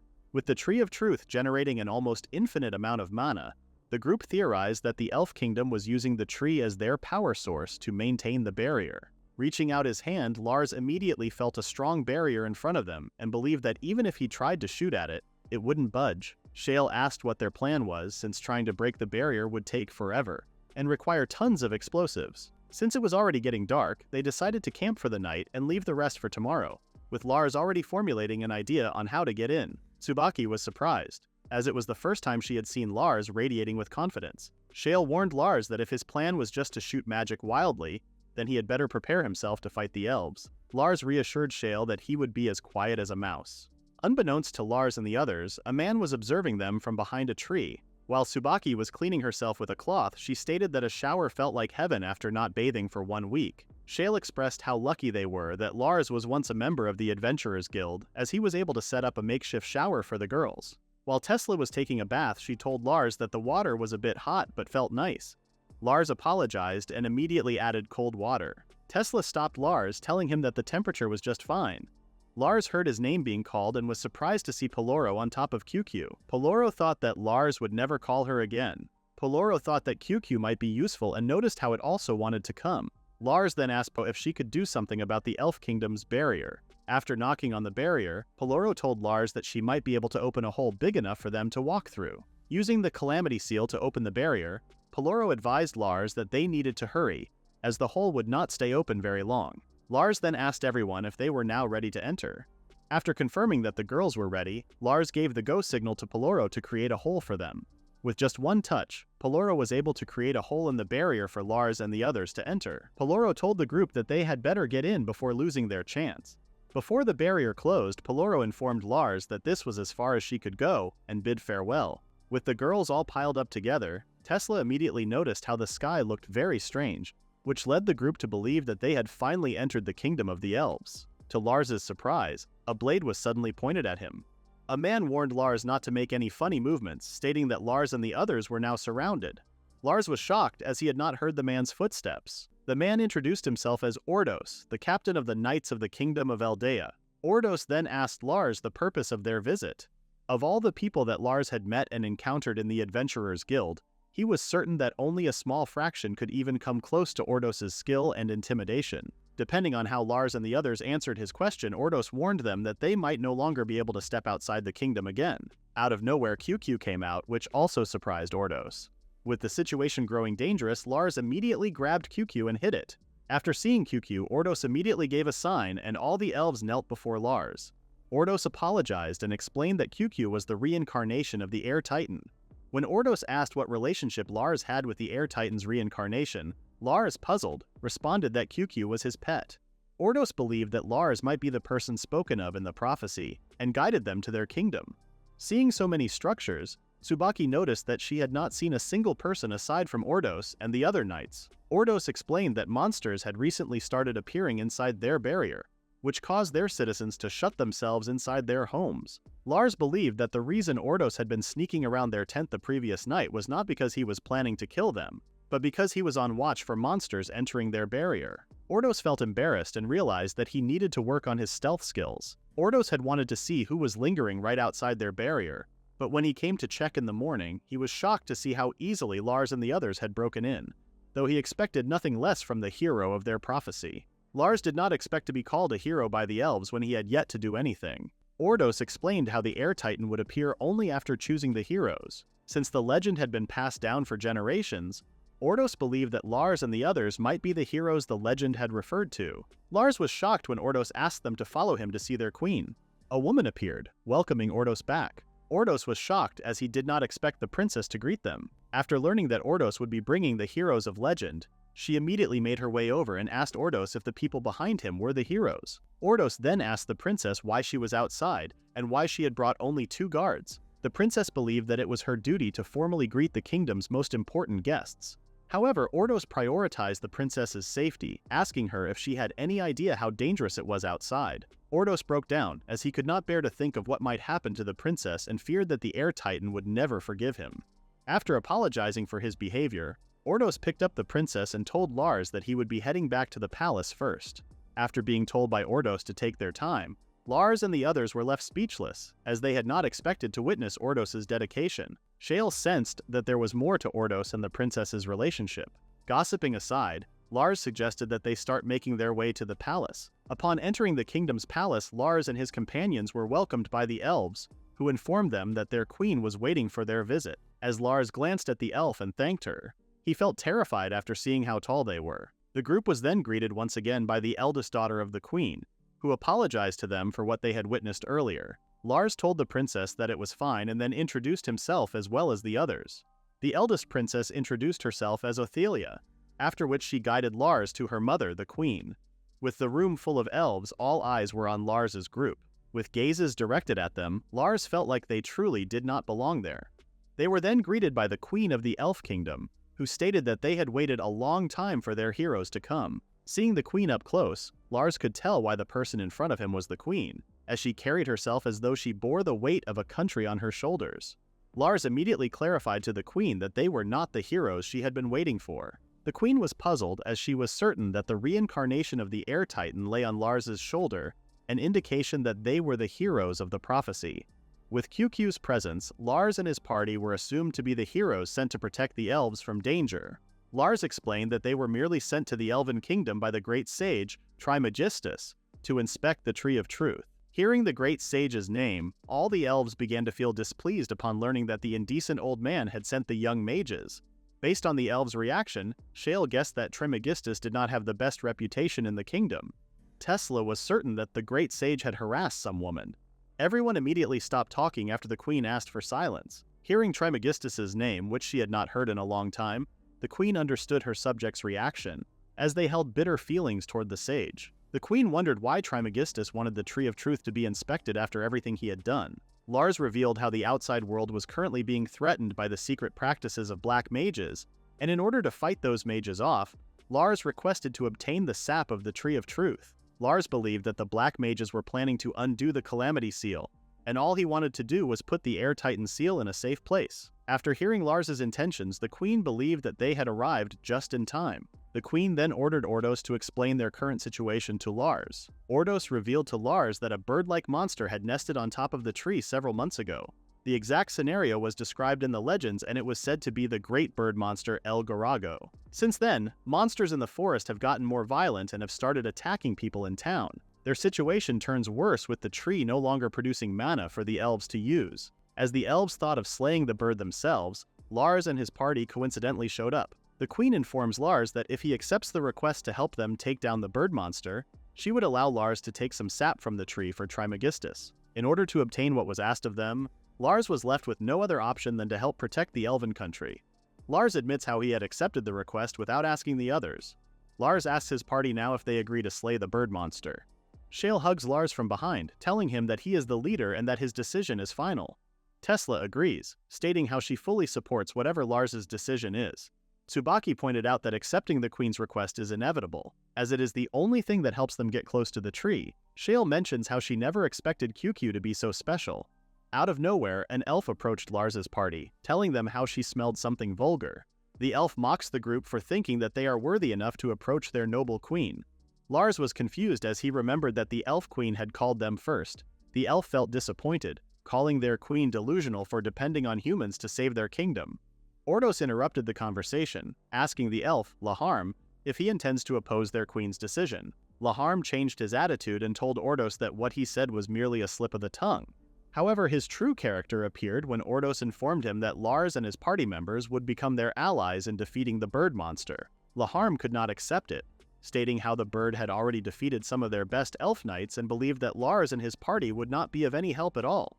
Shale tells Laharm that, being an S-ranked mage, things would be different. However, Laharm was still not moved and believed that their elven magic was far superior to even S-ranked mages. The girls then started mocking Laharm for calling themselves superior. Unable to tolerate such nonsense, Ordos orders everyone to shut up and suggests that they test out each other's abilities in a match to show everyone what the humans are capable of. Everyone agreed to participate in order to settle the matter and establish a form of connection with the elves. Ordos also thought it was a good idea to see what Lars's party was capable of. Laharm suggests that they meet tomorrow at noon, and that the fight take place in the inner courtyard. Ordos apologizes for Laharm's behavior, stating how Laharm's behavior is unacceptable toward those acknowledged by their queen. Sensing that Ordos is hiding something from them, Lars and Tsubaki ask Ordos if he could share the secret with them. Ordos was left with no other choice but to share the truth with the humans. Ordos reveals that the current royal family is part human, which means that higher-ranking elf nobles look down on them. It is the job of the queen's allies to keep the nobles in check, and this has somehow made Ordos feel relieved that a civil war has not broken out yet. Tsubaki thought that such knowledge came at an interesting time. However, Ordos points out that the matter is far from interesting, as it has been happening for more than a century. Ordos advises the group to sleep and rest, as he will be waiting for them tomorrow before leaving. Shale found it weird, as she was certain that Ordos was human after seeing that he does not have the same ears as everyone else. Lars, on the other hand, believes that the elves would not allow a human to be their knight captain, stating another fact, that Ordos has been alive for more than 100 years, something no human can do. Tsubaki becomes more intrigued about Ordos' background, wanting to know more of his story. On the day of the fight, Lars was surprised to see so many people. The elves who were not present in the Queen's halls before were surprised to see the famous heroes of their prophecy, not expecting them to be so young. With Laharm entering the stage, he praises the humans for not running away. After giving the signal for their fight, Laharm explains how they have used their elf magic to raise a barrier around the courtyard, telling the humans that they can try any spells they want. With the fight being a 4 versus 4 battle, Laharm tells everyone that Ordos will watch over the match as their referee. Initiating the fight, the elves use their magic and launch a spell called Elemental Lance. The crowds cheer as they immediately recognize the spell as a major magic spell. Tesla steps in and uses her earth magic to block the attack. The elves are in shock after witnessing a top-ranked ability like Elemental Lance being easily blocked. Though Tesla admits that she had to take a step back, she also points out that the elves could not even cause a scratch.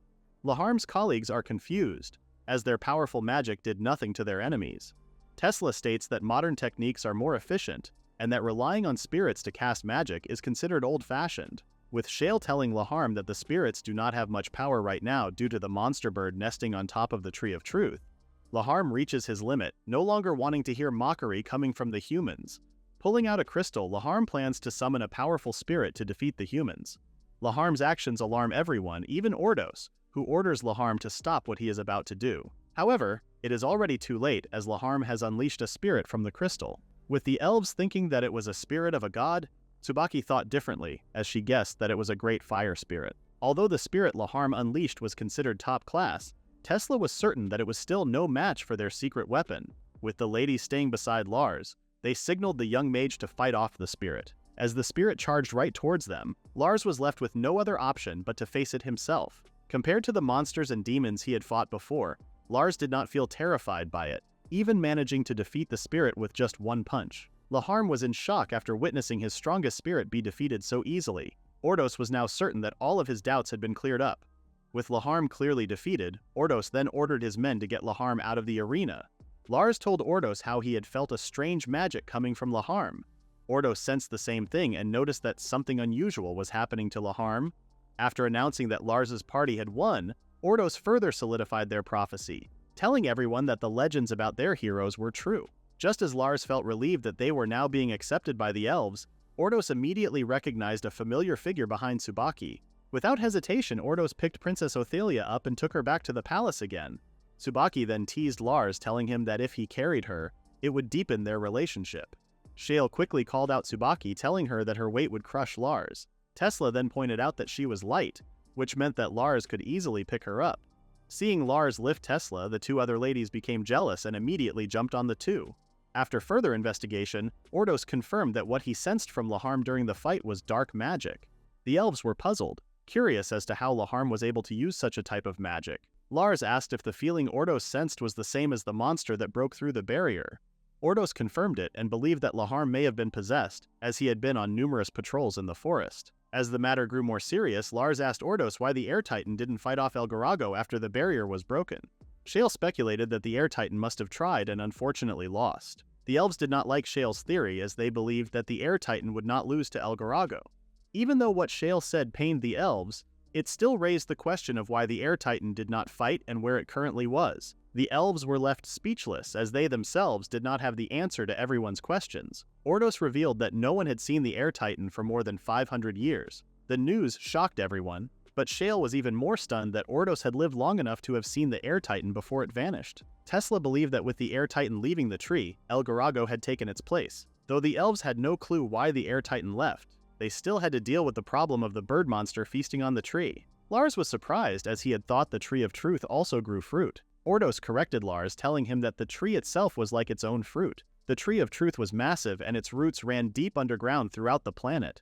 The tree absorbed nutrients from the planet and provided the elves with magical power and nourishment, making it the primary reason for the tree's existence. If things continued as they were, the elves believed that the power would soon dry up, making it impossible for them to even attempt to fight the bird monster. Ordos announced that they would be leaving tomorrow to battle the bird monster, El Garago. Ordos was certain that with everyone's help, they would surely take the monster's last breath. After hearing Ordos's encouraging words, everyone's morale increased, making them eager to face off against the bird monster. Leaving the meeting, Lars noticed something in the window at first and was shocked to see a hand popping out. When Lars approached the hand, he was even more surprised to see that it belonged to Princess Othelia. Not expecting Lars to appear in front of her, the princess accidentally let go of her grip, causing her to fall from the window. Fortunately for the princess, Lars reacted in time, catching her immediately. Curious, Lars asked the princess why she was hanging outside the window. Princess Othelia reveals that she was curious about the meeting and was certain that Ordos would simply carry her off if she went through the front door, which is why she decided to go through the window. Unable to maintain her balance, Lars had to use his upper strength to save the princess. Though Lars's action saved the princess, it also made him feel extremely hot as his face landed on her chest. Lars did not expect the princess to hold on, expressing that Lars's mana was wrapping around her differently from Ordos's. Without realizing it, Lars believed he might have inadvertently engulfed the princess with his mana. He didn't expect that the magic the sage had told him about would be used in such an indecent way. After apologizing to Lars, Princess Othelia thanked him for saving her life. Lars told the princess that it was fine, commenting that she was more casual than he had imagined. Princess Othelia explained that she usually had to be formal because there were many scary people always keeping watch over her. Lars laughed as he could see that Ordos was very strict with the princess. Princess Othelia felt displeased with the treatment she still received from Ordos, even though she was already 130 years old. She hated Ordos, as the knight always stopped her from doing what she wanted. Lars explained that the reason Ordos was so strict with the princess was that he cared for her deeply and probably saw her as a daughter. Princess Othelia agreed with Lars and wished that her true father would be someone like Ordos. However, in the time she had known Ordos, the princess had noticed that he seemed lonely recently. Since Lars was called the hero of the prophecy, Princess Othelia begged him to protect Ordos, as she wouldn't know what to do if Ordos got into trouble. Lars could tell that the relationship between Ordos and the princess was not that of a father and daughter, but more like that of siblings. Lars reassured the princess that he would protect Ordos. Taking Lars's promise, the princess hugged him once again. She then threatened Lars, warning him what would happen if he ever broke his promise. That evening, a banquet was held to welcome the arrival of Lars's party, and the group decided to let loose. With Tesla no longer having enough strength to walk, Lars carried her to a different room so they could enjoy more of the celebration. When the two finally made it into the room, Lars no longer had the strength to carry Tesla and placed her on a bed. With their heads clouded by alcohol, the two were about to spend the night together. Lars then came to his senses, immediately letting go of her hand and leaving the room. Tsubaki coincidentally opened the door and saw Lars leaving Tesla's room. This sparked Tsubaki's curiosity, leading her to believe that something had happened between Lars and Tesla. As the time had finally come for everyone to face the bird monster, El Garago, they immediately went to the foot of the Tree of Truth. Tsubaki could not believe how big the tree was, as she could tell that it was even taller than a mountain. Now up close to the tree, Tesla could feel the tree's immense age, believing it to have lived for almost an eternity. Looking up at the top of the tree, Shale comments on how climbing up the tree would not be easy for them. After asking everyone if they were all ready, Ordos announces that their goal for the day was to reach the top of the Tree of Truth. Entering the tree, both Tsubaki and Tesla immediately felt the presence of black magic inside, completely different from what they had felt outside. Lars also sensed the black magic. Recalling the feeling he had once felt when he fought Formido, the demon, Lars was certain that the black mages were doing something to the tree. Since there were 2 routes to the top of the tree, Ordos suggests that they split up and each take a different path. Ordos had no doubts that they would face monsters along the way and reminded everyone to do their best to avoid being sighted by the bird monster while going up. Splitting up into 2 parties of 5, Ordos thought of an idea and suggested that they draw sticks. While everyone was focused on drawing the sticks, Lars, on the other hand, was too preoccupied with thinking about what had happened the night before. With guilt hovering over his head, Lars thought that he should apologize to Tesla. Lars couldn't imagine what Tesla would do if she ever found out what Lars had done. With Tesla drawing an X, Lars felt sad as he was not grouped together with Tesla. Shale felt annoyed as she wanted to be grouped with Lars, but instead she got grouped with Tesla. Wanting to be a part of Tesla's group, Lars tries to persuade Shale to exchange sticks. However, Lars was already too late as Shale had accepted that she would be grouped together with Tesla, leaving it up to Tsubaki to protect Lars. After telling Shale to be careful, Tsubaki notices the sad look on Lars's face. With the 2 groups about to split up, Ordos assigned Fam as the leader of the group. Seeing how bothered Lars was, Tsubaki offered to switch places with Tesla so that the 2 could be together. Lars immediately realized that he had made others worry and told Tsubaki that it was fine. Lars explains that there was just something he wanted to talk to Tesla about and did not get the chance to do so. As Tsubaki went ahead of Lars, she turned and asked Lars if he was serious about Tesla. Lars was caught off guard and told Tsubaki that he really liked Tesla. Lars then continued to talk, telling Tsubaki that he also liked her and pretty much liked everyone equally. Before Tsubaki could tell Lars what was on her mind, Lars stopped her, telling her that he already knew that interparty relationships were not allowed. Tsubaki no longer bothered to say what was on her mind and told Lars that she supported him if Lars was truly serious about Tesla. Removing her kimono, Tsubaki asked Lars if he would still consider her his love interest, since Lars had openly mentioned that he liked everyone equally. Lars was overwhelmed and could not react to what Tsubaki was doing. He was then distracted by 2 elven knights fighting each other. Puzzled, Lars noticed a sweet scent and realized that it was coming from a plant. Upon realizing that it was something he needed to dispose of, Lars immediately shot a fireball at the plant. He then proceeded to shake Tsubaki, breaking the compulsion. When Tsubaki realized that she had undressed herself, she felt embarrassed and asked Lars what she was doing. Lars explained how everyone had fallen under the monster's spell. The scent coming from the monster stirred everyone's desires and made them act irrationally. Tsubaki, still embarrassed, asked Lars if she had done anything strange. Lars reassured Tsubaki that she had not done anything inappropriate. With the scent vanishing, the elves started to regain their senses, confused as to why they were hurting each other. After Lars explained to the elves what had happened, Tsubaki turned to Ordos and asked how he was doing. To her surprise, Ordos was sleeping soundly. Lars believed that Ordos might have simply desired rest and ended up falling asleep. With everyone finally waking up, Ordos felt ashamed as he did not know what had come over him. Ordos explained how he had suddenly felt as though he could no longer keep his eyes open. Lars reassured Ordos that no one had been hurt and suggested that they continue their journey. Agreeing with Lars, Ordos told himself that he needed to pull himself together. After exiting a narrow path, Lars was shocked to see that the next path they were taking was now outside, making the kingdom below look tiny. With the path becoming narrower, Tsubaki grew worried that they might be vulnerable to a monster attack.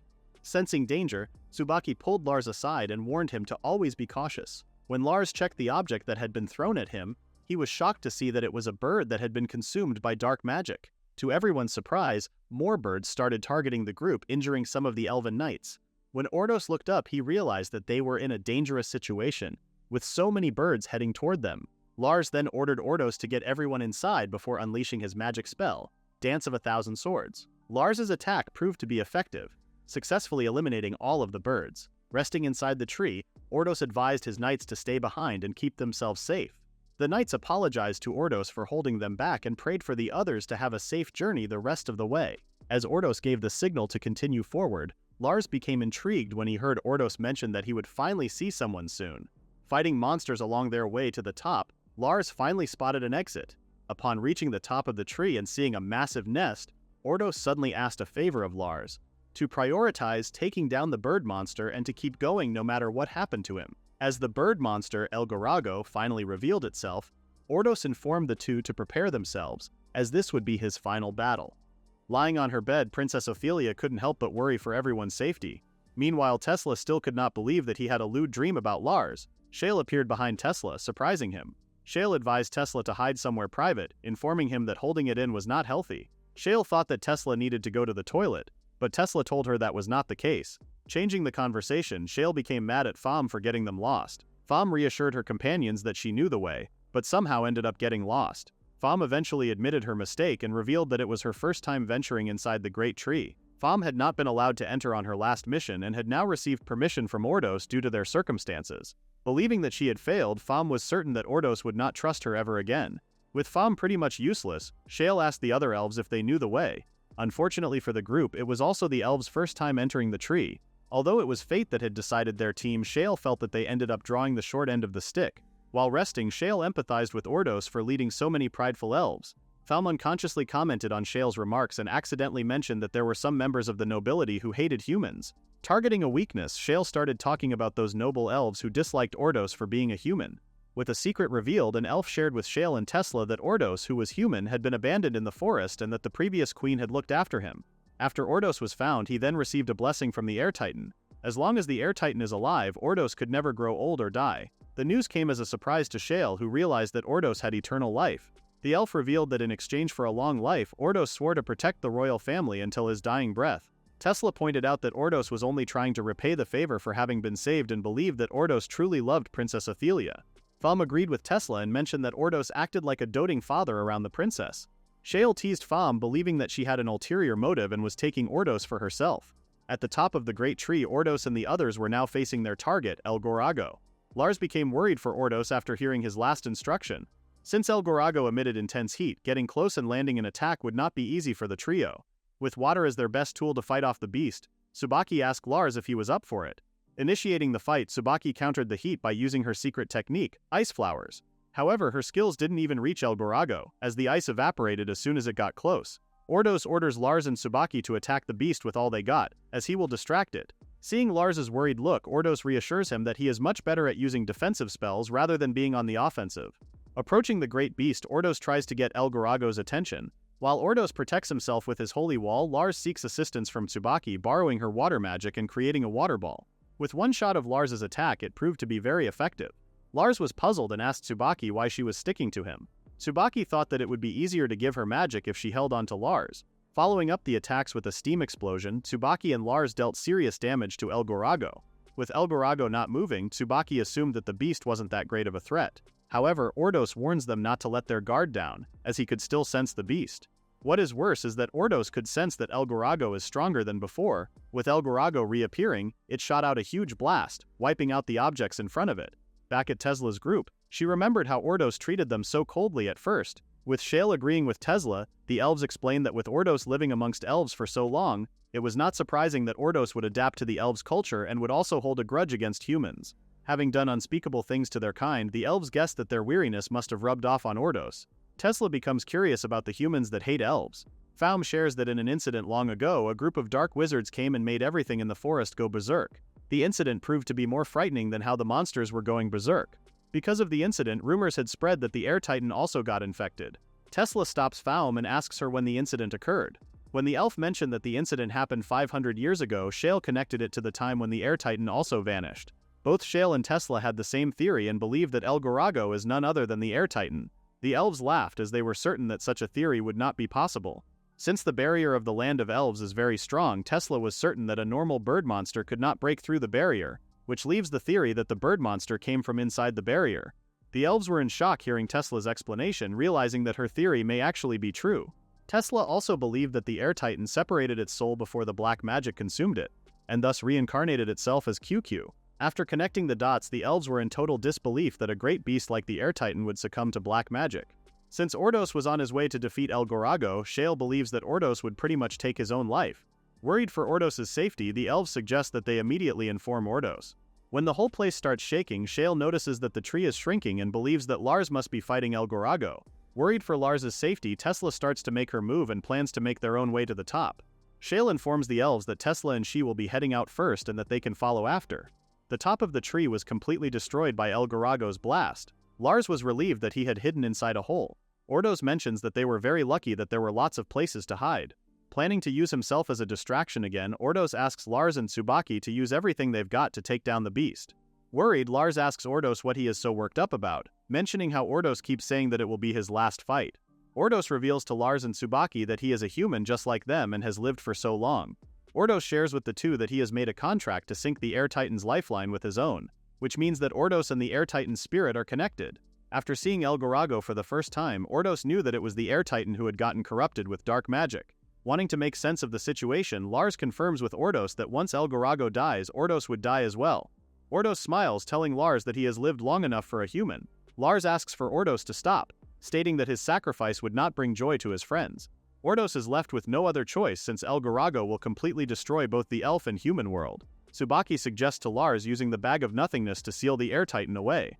Seeing Tsubaki's point, Lars decides not to use the bag as it proves to be more dangerous and doesn't want to face the possibility of Ordos disappearing once the Air Titan gets sealed in the bag. Lars had also thought about the elves and how they worship the Air Titan as their deity, and that sealing the Titan away may result in more problems. Lars is able to come up with a new idea and suggests to Tsubaki that they shoot holy magic onto the Air Titan and try purifying the beast. Not wanting anyone to die, Lars wishes to purify El Gorago and turn it back into the Air Titan. Ordos found the idea ridiculous and pointed out to Lars that the dark magic they are dealing with is so strong that it was able to corrupt the Air Titan. Lars still wishes to try purifying the Air Titan. Knowing what Lars is capable of, Tsubaki gives her support and suggests to Ordos that they give Lars's idea a shot. Jumping out of the hole, Lars gathers all of his magic and casts a holy magic spell to purify El Gorago. With El Gorago getting hit by a powerful holy magic, it appears that Lars's plan is working. However, the dark magic that has corrupted the Air Titan travels through the holy magic and tries to engulf Lars. Meanwhile, Tesla and Shale are now using their powers to create a path to the top. With all the rubble and dust blocking their way, Shale advises Tesla to slow down as she is being too reckless. Tesla couldn't wait to see Lars, as she felt that something bad was happening to him. Lars is still releasing his holy magic onto El Gorago. Though it was a first for Lars to use so much magic at once, he didn't have the courtesy to stop as it may also hinder his chance of stopping El Gorago completely. Seeing Lars in a difficult situation, Ordos orders him to pull back as he may end up destroying himself before purifying the Air Titan. Wanting to keep his promise to the princess, Lars didn't want to let go of his chance. Ordos tells Lars that he didn't have to go so far for him and asks what promise he made to the princess. Ordos was shocked to learn that Lars gave his word to Athelia, and thus told Lars that it is not enough of a reason for Lars to risk his life. With Lars's power getting weaker, he has started to feel that something is crawling around his body. Seeing El Gorago charging up and releasing another deadly blast, Ordos channeled his energy and summoned his holy wall to protect Lars. With El Gorago's blast so powerful, Ordos informs Lars that he will not be able to hold the blast for long. Lars wanted to help Ordos with the barrier, but he also couldn't leave his position. Tsubaki wanted to offer some help, but Lars refused, worried that Tsubaki may also get consumed. Seeing no other solution, Lars wanted to apologize to the princess as he slowly lost consciousness. With El Gorago stopping its attack, Tsubaki tries to approach Lars. However, Lars blows Tsubaki away instead, ripping her clothes off. Shocked, Tsubaki looked at Lars and saw how Lars had changed his expression. Tsubaki wonders if she was really facing the real Lars. When Tesla and Shale finally reached the top of the great tree, they immediately saw Tsubaki and asked what had happened to her. Tsubaki explains to the two what Lars did and believes that Lars may have gotten corrupted from trying to purify the Air Titan. With Lars getting corrupted by the dark magic, Tesla orders Shale and Tsubaki to help Ordos. Approaching Lars, Tesla tries to make a connection and is shocked to see Lars's pained expression. Out of nowhere, Lars releases a blast that Tsubaki recognizes as dark magic. After being blown away, Tesla immediately charges toward Lars, trying to wake him up. With tears in her eyes, Tesla wished for Lars to return. To Tesla's surprise, Lars grabs her hair and suddenly kisses her. Both Tsubaki and Shale are shocked as they witness how the corrupted Lars rips Tesla's clothes off. While Lars's body is acting beyond his control, his mind is trapped somewhere else, feeling like he is sinking into a small dark swamp.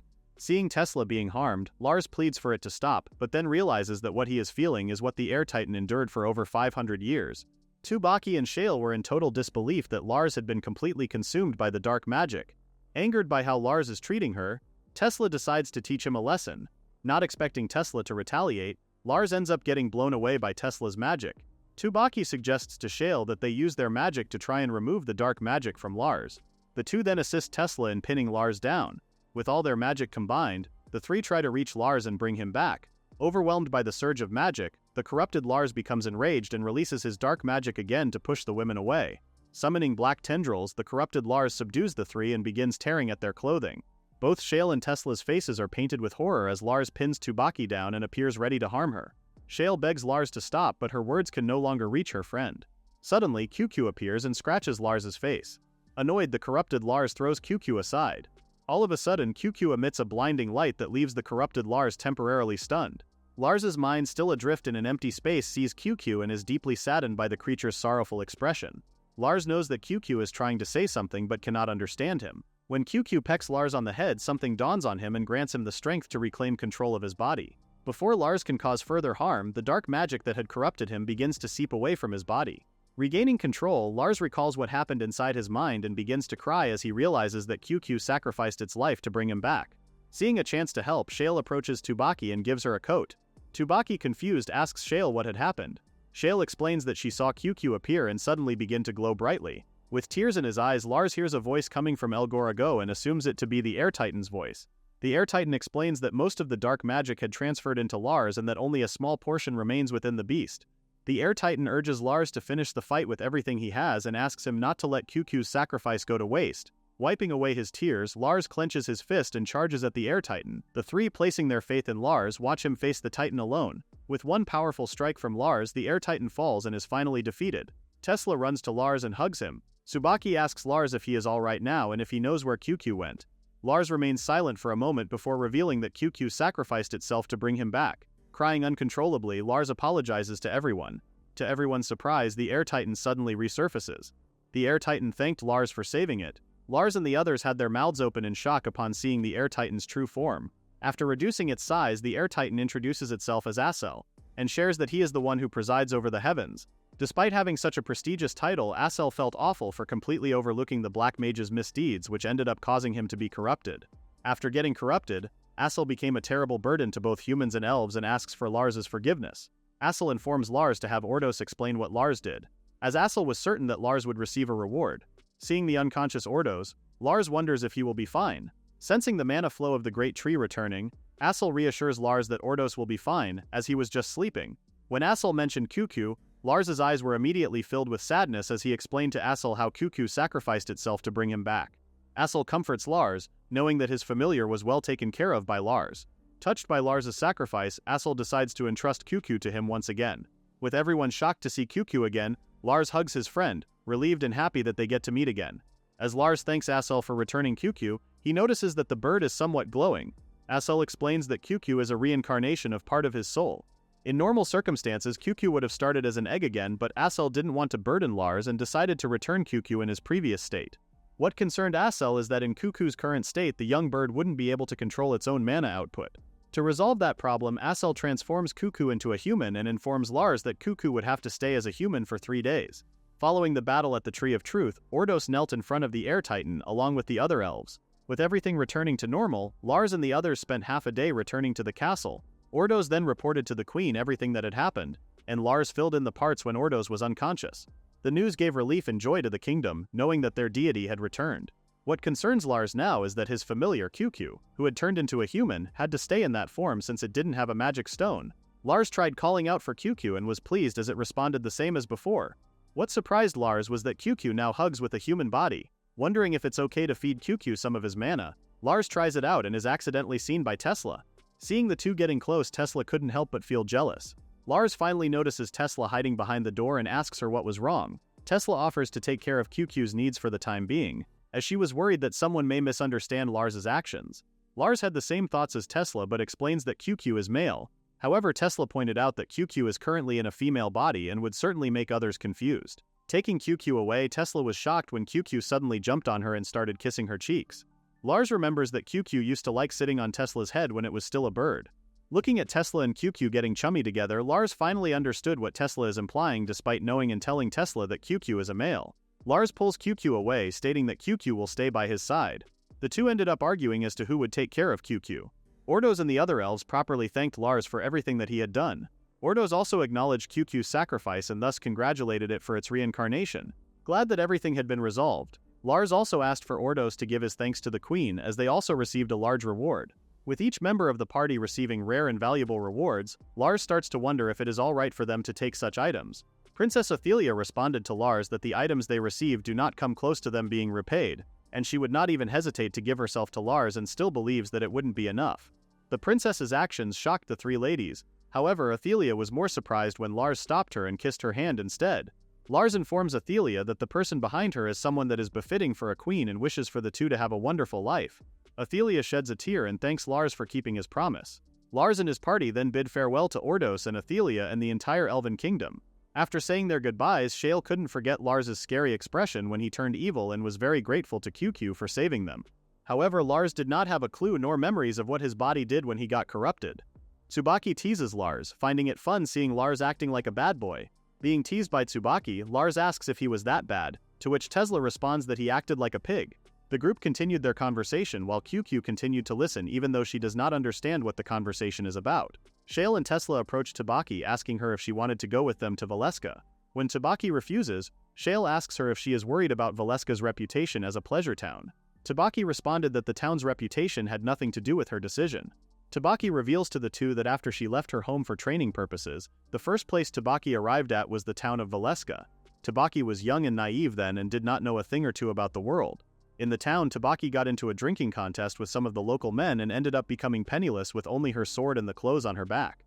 To make the long story short, Tsubaki didn't have very good memories of Valeska. With no place to go, Tsubaki fortunately met a kind woman from a brothel who helped her out. Though the woman tried to recruit Tsubaki into joining the shop, she flatly refused.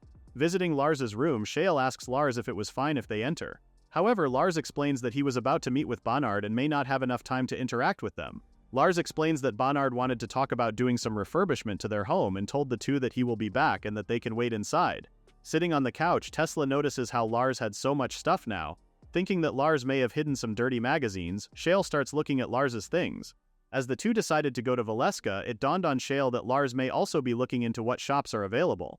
Following Shale's actions, Tesla started touching Lars's things and gasped when she found something. Shale immediately asks Tesla if she had found something interesting. Finding a rope, Shale immediately thought of something lewd. When Lars finally returned, he did not expect for Shale to use the rope to tie Tesla's whole body. Visiting the Mage Guild's main branch, Tesla was informed by the secretary that the guildmaster was away on a business trip. Not being able to meet the guildmaster, Tesla left a message for the guildmaster, informing them that she would head out and investigate the Sea Titan. Taking Tesla's message, the woman asked her if she had seen Lars, as she planned to inform Lars that he had been promoted to A rank. The woman excitedly shared that Lars was the fastest mage to become an A rank in the history of the guild. A member of the guild interrupted the conversation and told the woman that an intruder had appeared. Upon hearing that there was an intruder, Tesla asked for the location and immediately went out. An elf wearing black clothing apologized for barging in and reassured everyone that she was not a suspicious person. The guards, who were still cautious of the woman, asked her how she entered the guild. Admitting her mistake for not updating her member's card, the woman drew a card from her chest and told the guards that the card had expired and that she had never renewed it. As the woman explained how she got through the wards, she unconsciously broke the sword, which surprised the guards. Thinking that the woman was some kind of legendary mage, the woman suddenly hugged the guard as she found them adorable. When Tesla finally arrived, the woman was pleased to see Tesla, interacting with her like they'd known each other for so long. The guard then approached Tesla, asking her if the woman was a friend of hers, and also shared that the woman had an extremely old guild member card. Tesla responded that she had never seen the woman before. Sitting on a sofa, the woman asked the guards to call for Trismegistus or the guildmaster. The woman reminded Tesla to always wear a dress with the intention to impress. Hearing those words, Tesla was reminded of the old shopkeeper, Rodri. When Tesla asked the woman if she was really the old Rodri, Rodri laughed and asked if she surprised her. Rodri explained that she had been disguising herself as an old woman. Rodri was certain that if Trismegistus saw her now, he would be head over heels. Unfortunately for Rodri, her visit proved to be fruitless since Trismegistus was out meeting with the sages and the guildmaster was also away on a business trip. Though disappointed, Rodri accepted that she wouldn't be meeting the sage nor the guildmaster. Rodri mentioned in the news that Tesla and her party would be looking for the Sea Titan. Tesla confirmed the news, explaining to Rodri that they were trying to prevent the Black Mages from doing more harm to the Titans. Since Lars managed to protect the seals of both the air and land Titans, the only Titan left for them to investigate and possibly help was the Sea Titan. Rodri reveals to Tesla the purpose of her visit, which is to stop them from going, especially Tesla. Rodri informs Tesla that although she has no clue if the Titans have anything resembling the concept of gender, she is certain that the Sea Titan is an eel. Shocked, Tesla asks Rodri if she had actually seen the Sea Titan before. Rodri confirms that she did, a long time ago. And what worries Rodri is that the Sea Titan despises young women the most. Though worried about Tesla, Rodri also points out that sending Lars by himself is impossible. Tesla agrees, as Lars is too important to the party to be placed in so much danger. Rodri was amused seeing Tesla all worried. Rodri informs Tesla that though the Sea Titan despises women, it doesn't necessarily mean that it would be any nicer to Lars. Rodri suddenly hugs Tesla, telling her that she won't be able to bear it if she ever loses Tesla. What worries Rodri more is that there's no one left to pass on the ancient spirit magic. After gaining all her abilities and knowledge from her teacher 1,000 years ago, Rodri has decided to pass it on to Tesla.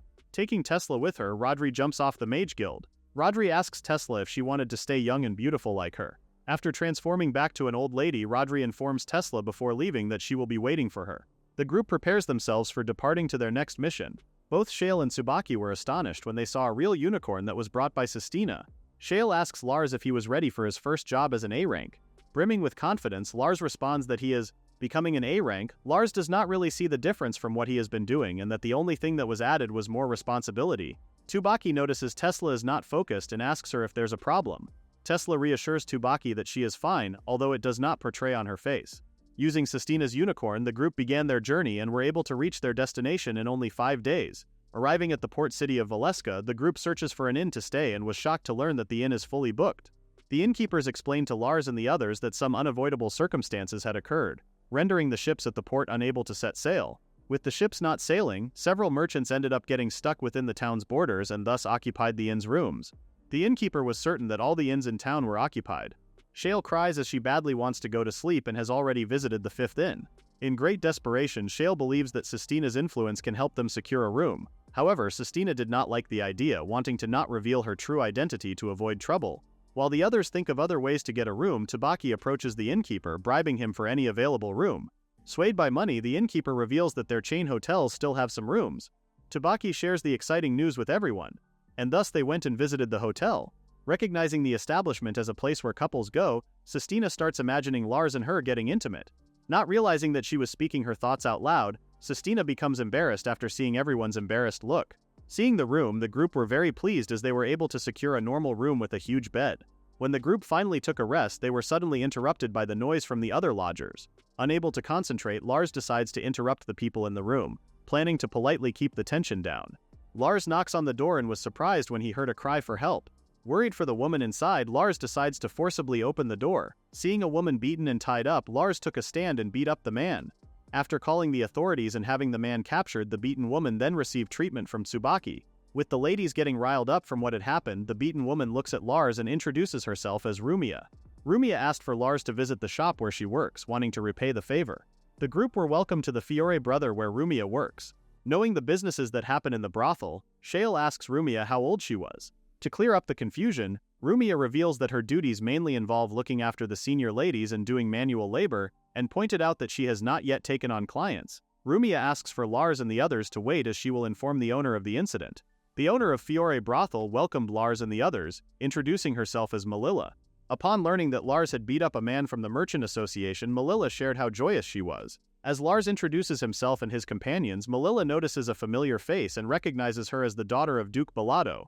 Melilla offered a room for the group to stay in and informed Lars that he is welcome to spend a night with anyone that would interest him. Having no experience in entering a brothel house, Lars informs Melilla that he will keep her offer in mind. Surprised that her offer had been turned down, Melilla reveals that their room would normally cost 10 million ruts, but Lars's group will not be charged. Although Lars did not spend a single penny on the room, he still felt like he had already used so much money after hearing the room's original price. The girls try to dissuade Lars, not wanting for him to become a regular in the brothel. Realizing the group's true dynamic, Melilla laughs as she assumes that Lars's party was Lars's harem. Melilla then gave the girls advice for them to be able to get intimate with Lars. Lars was shocked when Melilla suggested that the girls work at her shop and to have Lars ask for their services. With Melilla stating that both Tsubaki and Tesla have the capabilities of becoming the brothel's ace, Shale was surprised and asked why she wasn't chosen. Melilla explains to Shale she will need more time to grow experience and become more adult-like. When Sistina asks why she also wasn't chosen, Melilla responded that the thought of Sistina working in the brothel was enough for her head to be cut off. Not expecting for her true identity to have already been known, Sistina had her suspicions and asked if her father was a customer. Sistina confirms her theory as Melilla revealed that the Duke is one of their VIPs. Sestina felt lightheaded after learning that her father would visit a brothel. Continuing their conversation, Lars and the others share with Melilla that they were also stuck the same as the other merchants who could not set sail. Melilla reveals that a monster had been wreaking havoc in the nearby waters, calling itself the Lord of the Sea. Before Lars and his group arrived at Valeska, the monster ordered the townspeople to offer a young girl as a sacrifice. The town's current situation was not very pleasing to Melilla, giving her a new type of headache. Lars then proposed an idea and offered that they take care of the Lord of the Sea. Reassured, Melilla informs Lars that if they succeed, she will grant him any wish he wants. With Lars getting excited, the girl then reminds Lars that a night in Melilla's establishment is not on the table. Lars reassures the girls that he will not request to spend the night, but instead asks for a sturdy boat to defeat the Lord of the Sea. Melilla agrees and promises to find a boat for Lars. The conversation was interrupted when one of Melilla's girls informed her that a representative of the Roto Association had visited them. Melilla made it clear that she is currently entertaining VIP guests, but the young lady informs Melilla that the representative wishes to discuss an urgent matter. A member of the Roto merchant named Fado entered the room, disrupting Melilla and Lars's group. Fado felt offended when Melilla told him that he is not allowed to barge in so rudely. Fado made it clear that he has enough money to enter the brothel and would gladly even pay up front. However, Melilla refuses, as she does not want the value of her girls to decrease because of their presence. Fado asks Melilla if she had already made up her mind on which girl she would like to offer. Threatening to pick a girl himself, Melilla could no longer stand idly and suggests to Fado that he can get their sacrifice in his place. Fado would gladly sacrifice any of his men. However, he didn't have a beautiful girl to sacrifice. With Melilla having all the beautiful girls on her side, Fado reminds Melilla that as a person who holds a high position in the town, they are obligated to provide one when necessary. Melilla knew that Fado was lying, as she already had reliable information that Fado had been running shady brothels and that some of those girls had enough of Fado's ruling. A drunk Tesla decides to interrupt and asks for Lars to hold her coat. Tesla surprises everyone by offering herself as a sacrifice. Since Tesla is not from Valeska, she believes that there was no need for the two to quarrel further. Melilla tries to voice out her concern, but Fado was quick enough to check Tesla out and believes that Tesla was enough to become a sacrifice. Fado suggests to Tesla that she prepare herself as he plans to pick her up later. Sitting on the couch, Tesla wonders what she will do if she comes face to face with the Lord of the Sea. Going into the middle of the sea to deal with the Beast Lord, Lars and the others sneak their way out. Planning to look for Tesla first, Lars gave the orders and decided to split up to speed up the search. Meanwhile, an unconscious Tesla was about to be taken advantage of by Fado. Thinking himself to be very lucky for being able to bed Tesla, Fado starts to get excited and takes his clothes off in an instant. Touching Tesla's body, Fado felt apologetic to his master as he could no longer control his lust. Hearing Fado speak, Tesla woke up and asked Fado who his master is. Surprised to see Tesla awake, Fado didn't have the time to react as he was getting choked by Tesla's legs. Assuming that Fado has some connection with the Lord of the Sea, Tesla lifts her whole body up and slams Fado. Seeing a drool left by Fado on her, Tesla felt disgusted. When Lars finally found Tesla, he asked her why she suddenly decided to sacrifice herself without consulting everything. Tesla feels threatened and believes that it will be dangerous for Lars if they stay in the town any longer. Expressing her frustrations, Tesla suggests to Lars that they can have fun together and don't need to involve other women. The waves started to get dangerous, rocking the boat heavily. A huge monster appeared in front of Lars and Tesla, curious as to who had stepped foot in his domain. Tesla asks for the Lord of the Sea to calm down, informing the beast that she is the sacrifice that it had asked for. Sensing a lot of magic from Tesla, the beast accurately guessed that Tesla's a mage. The Lord of the Sea loves mages and asks where Fado is at, as it couldn't wait to give Fado some words of praise. Tesla angers the Lord of the Sea as she revealed that she had no plans of being sacrificed. As the beast was about to swallow Tesla, she was fortunately saved by Lars. With his arm wrapped by the beast's tongue, Lars jumps towards the Lord of the Sea and lands a punch. Feeling Lars's punch, the Lord of the Sea calms itself down, as it believes that it has the advantage. With the help of Shale's water-repellent magic, Lars was amazed to see himself walking on water. Throwing a huge wave, Lars proved to the Lord of the Sea that its attacks are pointless. Getting himself close, Lars slaps an item on the Lord of the Sea, subduing it completely. With the beast floating on the sea, it apologized to Lars for being selfish and declared its surrender. The rest of the group captured the remaining underlings of Fado and has also tied the Lord of the Sea to the back of the ship. Shale approaches Tesla, voicing out her dislike of Tesla's one-sided decision. With Tesla apologizing for her mistake, Shale mentions that even if Tesla didn't offer herself as a sacrifice, they would still have taken the monster-slaying request. Upon returning to the port, Melilla asks Lars what happened to the Lord of the Sea, and if they brought it all the way to the port. Lars reveals that they did bring the Lord of the Sea with them. However, upon reaching the port, the beast was already dehydrated and thus moved on to a better place. Lars also informed Melilla that they've captured Fado and his men and revealed Fado's connection with the Lord of the Sea. Finally able to clean themselves with warm water, the ladies start to enjoy and relax. Tesla splashes water on Tsubaki, and was surprised when she did not react. Taking a closer look, they were shocked to see Tsubaki looked like her spirit had left her body. Meanwhile, Lars further explained to Melilla the method that Tesla used in order to make Fado spill the secret. Lars informs Melilla that Fado's main goal was to ultimately overthrow Melilla by making the people lose trust in her. Upon realizing that she was just dancing in the palm of Fado's hand, Melilla apologizes to Lars for causing him trouble. After telling Melilla that the problem was not a big deal, Lars then asks if they now can have the ship that Melilla promised. Melilla informs Lars that she will be handing over her luxury ship, which was once owned by a noble. Approaching Lars, Melilla asks him if the ship would truly be enough, not hesitating to offer herself to Lars for the things he has done. Lars felt honored but politely declined and explained to Melilla that he already had a woman in mind to be his first. While wandering around town, the ladies become more curious as to what is weighing Tsubaki down. Tesla had enough and revealed that Tsubaki just didn't want to return to her hometown. Before Tsubaki could explain, a young woman called her name and approached her. Recognizing the woman, Tsubaki states that the woman is as loud as ever. Upon learning that Tsubaki has traveled to the town of Valeska, the woman assumes that Tsubaki has finally decided to return home. The woman, whose name is Kaede, immediately looked around as she believes that Tsubaki has finally found herself a groom. When the others asked for an explanation, Tsubaki revealed that she made a promise with her father that she will be with a groom the next time she returns home. Half a month ago, Tsubaki accidentally met Kaede in the port of Valeska, thus revealing her secret to everyone. Tesla wonders if they can just not stop at Tsubaki's hometown. However, Tsubaki stated that they must pass by her hometown since their lord has knowledge of where the Sea Titan can be found. In order for the group to have a chance to talk to the ruler of Tsubaki's hometown, Tsubaki would first have to speak to her father and ask for permission. When Lars finally returned and asked what the girls were doing, Tsubaki immediately covered Kaede's mouth to stop her from revealing her secret to Lars. However, Tsubaki's action proved to be pointless as Kaede escaped easily and approached Lars. After introducing herself as Tsubaki's attendant, Kaede bids farewell right away, as she believes that she already has enough to report to Tsubaki's father. Tsubaki tried to stop Kaede but was not fast enough, as Kaede had already vanished after bidding farewell. The group informs Lars that Tsubaki's attendant, Kaede, had assumed Lars to be Tsubaki's groom. Shale suggests that they search for Kaede and stop her. Tsubaki advises Shale and the others that searching for Kaede is pointless, as she is a shinobi who is trained to hide oneself to the fullest. Lars thought of explaining the misunderstanding to Tsubaki's father, but Tsubaki believes that explaining may no longer be possible as she is certain that her father already knows of Lars and would possibly unleash his anger towards Lars. Knowing the kind of person her father is, Tsubaki was also certain that both Lars and she will be slain. With Tsubaki also gaining experience and becoming stronger, Lars believes that Tsubaki is strong enough to deal with her father. However, Tsubaki reveals that she is still levels away from her father in terms of swordsmanship. Lars becomes nervous, wondering if his time was about to end. While Tsubaki felt apologetic for involving Lars in her mess, Tesla had a different thought, believing that everything was orchestrated by Tsubaki to have Lars. Exchanging goodbyes, Sistina requests for Lars to bring her along. However, Lars did not want to make the Duke worry and thus decided to leave Sistina at Valeska. Shale teases Sistina, hoping that she could relay a message to the Duke to give up on making Lars his son-in-law.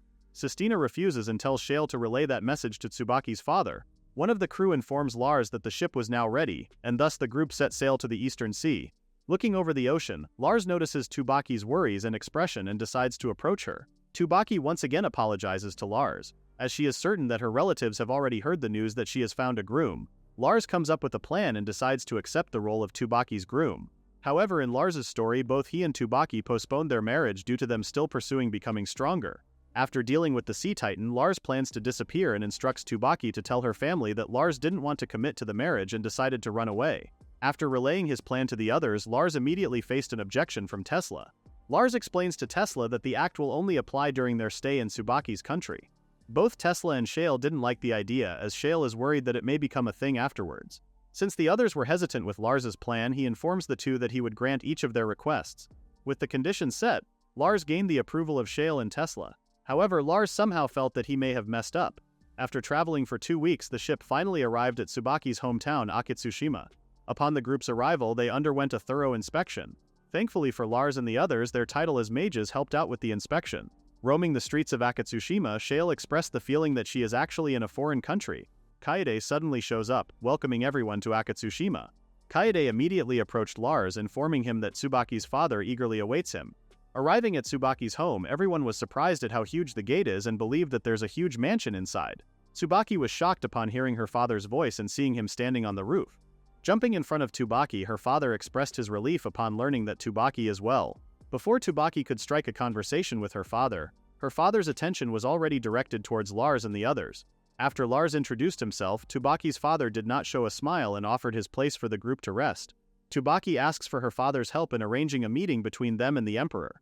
However, Tsubaki's father insists that they first take a rest and everything else will happen after. With the group being guided by Kaede to their rooms, Tesla becomes irritated after being told that the room was prepared for Lars's attendance. Upon learning that they will be using a separate room from the others, both Lars and Tsubaki couldn't help but feel embarrassed after being told by Kaede to enjoy themselves. After wearing their yukata, Tsubaki expresses her worry towards her father for not acting as she had expected. With the two pretending to be intimate, Tsubaki's father hears the noise and decides not to interrupt the supposed couple. In reality, the noises that Tsubaki's father heard were from Tsubaki receiving a foot massage from Lars. Having a hard time going to sleep, Tesla gets up, wondering if Tsubaki and Lars are sleeping in the same futon. When morning came, Tsubaki was greeted by Shale and a half-awake Tesla. Tsubaki also didn't get a good sleep as her father kept passing by, which meant she and Lars had to continue their act. Though Tsubaki reassures the two that both Lars and she were just acting, Tesla was still very anxious and having a hard time believing Tsubaki. However, Tesla immediately changed her mind and apologized to Tsubaki after Tsubaki reminded Tesla of her situation and that she would never betray anyone. With everyone awake, Tsubaki informs her father of their real purpose, which was to go to the Sea Titan as soon as possible. Tsubaki, who was certain that the Emperor knows the Titan's location, asks her father to set up a meeting. However, Tsubaki's father refused her request. Tsubaki's father shared with the group that the Emperor has since changed into someone unrecognizable and believes that the Emperor would most likely reject any request for an audience. The Emperor, who had always agonized over not being able to produce an heir, received news that his wife suddenly conceived a child. Rumors spread that it was all due to the magic of a person named Tenku. What surprised Tsubaki and the others is that Tenku also refers to himself as a black mage. Tenku has expanded his influence to the point that nobody in the Imperial Castle can oppose Tenku's faction. As the representative of the few remaining elders, Tsubaki's father has raised the concern to the Emperor. However, upon sharing the concern, he ended up being placed under house arrest. Tsubaki could not believe that the Black Mage's influence had reached even her hometown. Wanting to meet the Sea Titan as well, Tsubaki's father hinted that there are other ways to learn of its residents. Tsubaki was asked if she is willing to challenge the trial of the hidden technique, the water mirror domain. Taking a bath, Tsubaki couldn't help but think of what her father said regarding the technique being mastered, and thus be rewarded with wealth and a sea chart that describes the Sea Titan's residences. Amongst the people of Tsubaki's residence, the water mirror domain has only been acquired by a few users of the house's dragon god style. Wondering if she can pass the trial, Kaede appears and interrupts Tsubaki's piece. Scrubbing Tsubaki's back, Kaede mentions that it has been a while since she last helped her master clear her body. Tsubaki was shocked when Kaede revealed that she may have rushed to make a conclusion back then. Kaede shares how she met the household head earlier in the morning and believes that both Tsubaki and Lars are not in an intimate relationship. Upon hearing that her father saw through their act, Tsubaki felt overjoyed and hugged Kaede. Meanwhile, a man also heard that mages have entered the country of Akatsushima and finds the turn of events amusing. Tsubaki's father felt disrespected after what Tsubaki and Lars did. Picking up a sword, Tsubaki's father asked Lars and Tsubaki to sit still, as he would slay them both right away. Surprised, Tsubaki asked her father to show mercy to Lars, stating that Lars only followed her instructions. Sighing, Tsubaki's father explained that he was angry because his daughter was attempting to fool him. Still remembering what his daughter looked like before leaving the country, Tsubaki's father pointed out that some parts of her body had developed very well. Tsubaki was then asked if it had crossed her mind to use all of her assets to secure Lars as truly her husband. Out of nowhere, Tsubaki's father drew his sword, about to land a slash on Lars' face. Fortunately for Lars, Tsubaki's father stopped his attack as he was merely trying to make a point. Lars was asked why he refused to bed his beautiful daughter. Seeing Lars' reaction, Tsubaki's father was content to know that his daughter still had a chance. Tsubaki then received advice from her father to ask Kaede for bedroom techniques. As for the punishment for deceiving her father, Tsubaki and Lars would run around the mansion for several hours during their stay. After their confession, Tsubaki's father, Itosai, started training Lars and everyone else from zero. On the morning of the 5th day, Lars encountered a man who seemed scared. Lars was surprised when his head was hit by an acorn, making him curious about the man. When Lars reported the incident to Itosai, Tsubaki's father looked very nervous upon hearing of a white mask. After Lars explained the incident in great detail, both Tsubaki and Itosai were certain that the person Lars encountered was none other than Tenku.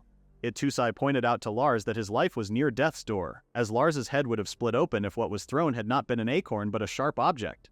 Tenku is said to use weird techniques and is called a mystic arts user. When Lars was asked if he had faced someone like Tenku before, Lars responded that he had fought giant monsters but not someone like Tenku. It was a first for Lars to encounter someone so unnatural. Lars stated that he felt like he was about to fight a ghost.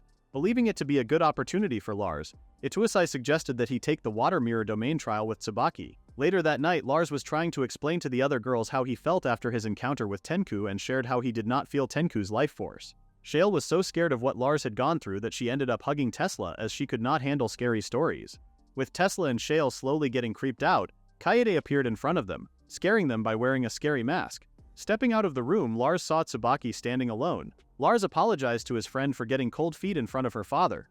Giggling at the sight of Shale and Tesla getting scared, Tsubaki reassured Lars that it was fine. Putting on a facade, Tsubaki told Lars that even though Tenku is a being they depict with a ghost-like presence, she will turn Tenku into rust on her blade. In reality, Tsubaki was beyond scared. Tsubaki turned serious and cheered Lars up, hoping that they could clear the water mirror domain trial. Meanwhile, a man was receiving reports about the arrival of Lars and the others and how they are affiliated with the swordsmanship instructor Itusai. After being told that crushing their new visitors would provide some kind of entertainment, the two then spent the night in great intimacy. The next day, Itusai guided both Lars and Tsubaki to the training ground for their style's renowned technique, the water mirror domain. Itusai instructed the two to spend 3 whole days inside the tower, and that every passing day a door to the upper level would be unlocked. If both Lars and Tsubaki could endure the 3rd day, they would obtain proof of acquiring the hidden technique. Before Lars and Tsubaki entered the tower, Itusai warned the two to stop relying on their eyes and ears, as it would be the first step in unlocking their newfound strength. After Itusai closed the doors, Lars became nervous as the place was so dark that he could not see anything. When Lars tried speaking, he was surprised when he could not even hear his own voice. As Lars tried to call on Tsubaki, he felt restless and wondered if that was what Itusai meant by abandoning their senses. Spending 3 days unable to hear and see, Lars felt like his mind was already about to give up. While Itusai went back to the mansion, both Tesla and Shale decided to wait for their friends to get out. Acknowledging their decision, Itusai told the two to stop by for some food. Touching the floor, Lars wondered if there were traps and told himself that he couldn't act randomly when he couldn't see anything. Lying on the floor, Lars thought of trying to look for the stairway to the next door. Hoping that Tsubaki would be okay, Lars thought something passed by his face and was terribly shocked by it. Frantic, Lars tried to swat it away but was no longer seeing the demon leak spirit, which made him wonder if he was hallucinating. 6 hours had passed since Lars and Tsubaki entered the tower, and Shale was starting to get bored. Tesla advises Shale to stay focused. Shale understands that Tesla is just worried for her friends, but also pointed out that they need to eat. Kaede then appeared in front of them, delivering the two girls some snacks. Seeing the steaming rice, Tesla wonders if it was okay for them to eat the delicious food while their friends are trapped inside. Tesla's concern immediately vanished upon seeing Shale already shoving the food on her mouth. Curious, Shale asks Kaede how old she was since Itusai had mentioned before to Tsubaki on learning bedroom techniques from her. However, Kaede only winked at the two, which left them confused. Meanwhile, Tsubaki was also seeing the illusion that Lars saw and questions herself if she was truly afraid of such illusions. As Kaede wonders if the illusions were made by the tower, she also realizes that fear is making her body unable to move. Kaede was shocked when one of the illusions bit on her arm, causing it to bleed. Tsubaki starts to panic when she starts hearing the illusions speak, stating how they will defile every inch of her. Tsubaki was starting to break down when she remembered what her father had said before. Crippled by fear, Tsubaki believes that what her father was trying to tell her was to not rely on useless senses. Sensing her surroundings with her whole body, Tsubaki removes her clothing and unleashes her sixth sense. With her sword drawn, Tsubaki focuses and conjures the presence of Tenku behind her. Tsubaki turns and swiftly slashes the image of Tenku. Meanwhile, Lars was sitting still, following Itusai's instructions on mastering the sixth sense. Even after being scratched in the face, Lars stood still and sharpened his senses even more. When Tenku's image appeared in front of Lars, it tried to attack him but was bested by Lars. Tenku's image vanished after Lars pushed it away. About to reach the 3rd day, Shale suggests to Tesla that she rest for a while until Lars and Tsubaki come out. What concerns Shale is that Tesla has barely slept for the past 3 days. Tesla was not concerned by her well-being. As she felt regret for not facing the same trial with Lars and Tsubaki, Shale was surprised when she saw Tenku in front of the entrance of the tower. Both Shale and Tesla were shocked when they saw Tenku, who then vanished in an instant. When Itusai finally arrived, he noticed the two girls were frantic and asked what it was about. Frightened, Shale informs Itusai of what they had witnessed. The news came as a shock to Itusai, which made him wonder if Tenku had already figured out his plan. With Tenku's presence at the tower, Itusai knew that he had to take immediate action. Itusai reminds the two girls that the tower gate will not open until the water mirror domain trial ends, and that all they can do is wait. Since the 3-day period was about to end soon, Itusai instructed Shale to wait for Lars and Tsubaki. Tesla asks Itusai what she will be doing, stating that she is prepared to do anything for Lars' sake. Listening to Tesla and seeing her eyes filled with resolve, Itusai wonders if Tesla has feelings for Lars. Itusai instructs Tesla to follow him, as they are about to go to a place where only a girl can enter. Inside the tower, Lars felt like he had already spent a ridiculous amount of time. After fumbling around, Lars eventually climbed a total of 2 stairs. On his 3rd day at the tower, the illusions have finally stopped showing. Opening his eyes, Lars was surprised when he finally saw his surroundings. Hearing Tabaki's voice, Lars turned and was shocked to see her naked. Beyond terrified, Tabaki has forgotten that she had removed all of her clothes and jumped onto Lars, hugging him tightly. A light appeared beside them, showing them an altar. The two were surprised when they suddenly heard a voice congratulating them on enduring such unbearable ordeals. With Lars and Tabaki being acknowledged as inheritors of the Dragon God-style hidden technique, a mark appeared on their foreheads, serving as proof that they were successful. For their reward, Lars and Tabaki received the treasure map and sea chart. A silhouette appeared in front of the two, telling them not to forget his name, Sekishusai, the founder of the Dragon God style. Hearing the 2 openings, Shale becomes frightened, but seeing that it was Tabaki who came out, Shale felt relieved. When Lars finally stepped out, he expected to see Tesla but was surprised not to see her along with Shale. Awaiting Tabaki and Lars' return, Kaede then asked for the 3 to return to the mansion immediately. Seeing Kaide's stern face, Tabaki asked her what was wrong. Kaede then gave a Tuasai's message to the 3, informing them that they will now strike Tenku down. Returning to the mansion, Tsubaki was taking a bath while thinking of her father's message. Tsubaki assumes that they will investigate Tenku first, but since her father made the decision to attack Tenku, Tsubaki believes that it is her role to follow her father's instructions. Kaede told Tsubaki that she has brought her a change of clothes, and also asked her to take the special medicine that shinobi take to heal their exhaustion. Before leaving, Kaede informs Tsubaki that Lars and the others are waiting for her return to the guest room. Inside the guest room, Lars learned that both Ituasai and Tesla had already gone ahead to the castle. Shale was not entirely certain but believed that the only place Tesla and Ituasai would go to is none other than the castle. Tsubaki enters the room and shares that during the trial, they sensed Tenku trying to catch them off guard.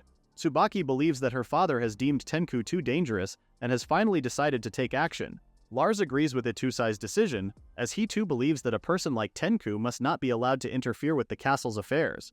Asking everyone if they are now prepared, Kaede informs them that she will be their guide to the castle. Lars asks Kaede if they would even be permitted to enter the castle. Kaede responded that in their current situation, Lars and the others would certainly not receive permission to enter, which is why they will be taking a hidden route. A woman was cautiously hiding herself while trying to learn which way to go. Because of her actions, she drew the attention of a lady with a higher position, who asked the woman whom she served. When the woman tried to explain that she had just recently joined, the white-haired woman suddenly pulled the woman's hair, revealing it to be Tesla. Tesla was then asked by the woman why a supposed newbie was using magic detection. Before Tesla got busted, she had received instructions from Itusai to infiltrate the castle and investigate the situation involving Lady Oi. Itusai believes that Lady Oi is being manipulated through dark magic, in which case they need to undo the curse and ensure her safety. Tesla thought at first that it would be difficult to reach Lady Oi but stood corrected as she was now facing her. Lady Oi was not expecting someone to dare sneak into her haven and thought that either the culprit was full of bravery or just plain stupid. The white-haired woman reported to Lady Oi about Tesla possessing high-quality magic power. As Lady Oi accurately guessed that Tesla was Itusai's spy, she asked Tesla to come closer. After taking a good look, Lady Oi told Tesla that the Emperor would surely take a great liking to her after some training. Tesla was also able to investigate the lady and confirmed that Lady Oi was indeed being manipulated. What Tesla discovered was that not only is Lady Oi being manipulated, but every woman in the entire castle is being defiled by a suffocating amount of evil magic power. Tesla was certain that if she hadn't emitted magic around herself, she too would have turned out the same as them. Tesla had also heard news that Lady Oi is conceiving the Emperor's child, but sensing the magic coming from the lady's stomach, Tesla was sure that it was not just a normal child. After having half of her face covered, Tesla lost her strength and was easily subdued. Taking the hidden route, the young woman who introduced herself before as Azami tells Lars that the path they are currently taking is one of the castle's hidden emergency exits. What surprises Tsubaki was that she never knew Kaede had a sister who looked a lot like her. Azami explains that their Kunoichi clan has continued to serve Tsubaki's household for generations. Without Tsubaki noticing, all of Kaede's siblings, including her, have been working under Itusai's household. Tsubaki was shocked, as she did not expect that Kaede and Azami had 8 more siblings. Climbing up a rope ladder, one of Azami's siblings asked Shale to follow her since Arusai has a different task for Shale. The sibling introduced herself as Nazuna, who is the 5th sister. When Tesla finally woke up, she was bound and gagged by the white-haired woman. Pouring a drink into the kettle, the white-haired woman tells Tesla that she will impart her techniques on how to please the Emperor. After pouring the liquid inside the tube, Tesla immediately felt her body getting all warmed up. The medicine increases one's sexual desires. The white-haired woman advises Tesla not to fight the urge and just to enjoy it. Seeing how white Tesla's skin is, the woman envies Tesla. As the white-haired woman thoroughly examines Tesla's body, Tesla feels mortified that she cannot control her body. After being told that she would bear the Emperor's child, Tesla tries to fight back as she did not want Lars to see her in such a state.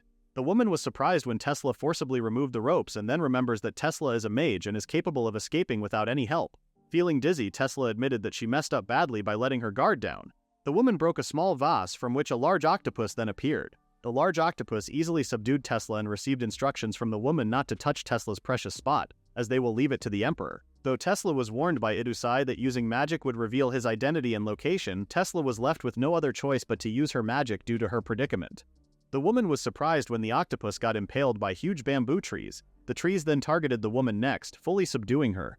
Although Tesla did not enjoy being humiliated, she still thanked the woman for teaching her things that she may be able to use in the future. Azami suddenly stopped and sensed Kaede's emergency signal. Reaching a room, Azami and the others witnessed Tenku holding both Idusai's and Kaede's unconscious bodies. Tenku, who was expecting Lars and Tsubaki, stated how he wanted to test out Lars and the others' foreign magic. Lars was shocked when he heard the Emperor's voice from above, giving Tenku permission to do as he pleases. The Emperor calls Lars foreign mage and asks that he put on an entertaining show. Meanwhile, Tsubaki was tending to her injured father, asking that he lie down. Using what strength he had left, Idusai called out to the Emperor. Filled with anger after seeing what had happened to her father, Tsubaki shifts her focus to Tenku and tells him that she will never forgive him. Unsheathing her sword, Tsubaki charges at Tenku. However, Tsubaki's attacks are read so easily by Tenku, who slaps the swords with his bare hands. Tenku mocks Tsubaki, calling her weak. Changing her tactics, Tsubaki unleashes her Celestial Ice Petal Blast at Tenku. To show how large of a gap they had, Tenku slaps the magic spell as well. However, he is surprised when he sees Lars now in front of him. Lars's surprise attack proves to be effective as he also mixes the punch with the spell Fire Blow. This attack burns Tenku's entire body. Despite his retainer burning, the Emperor remains calm. What Lars also notices is that after landing his punch, he feels that the attack didn't feel quite right.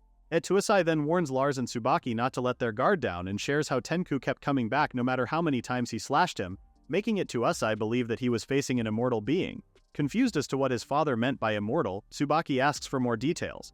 Tuasai explains that he had already cut Tenku down 3 times, and each was enough to take a person's life. Looking at his surroundings, Lars realizes that he can no longer see Kaede. When Tenku hears that foreign mages were scheming something with the Dragon God-style followers, he decides to humor them and toy with them for a little bit. After having a taste of Lars's power, Tenku is quite disappointed. Seeing Tenku returning back to life shocks Lars. But what surprises him more is the dark magic that gathers during Tenku's reincarnation. Tenku calls upon the Emperor, telling him that what he witnessed is merely the best mainland mages have to offer. Not pleased, the Emperor asks Tuasai what happened and what has become of his renowned Dragon God style, pointing out how Tuasai couldn't even defeat one man. Tenku then asks if they really believe that their hackneyed swordsmanship could come close to his sorcery. Tenku mocks them, calling them pathetic. Calling Tenku a scoundrel, Tsubaki directs her rage at him for deceiving their Emperor. Seeing Tsubaki charging once again, Lars asks that she wait.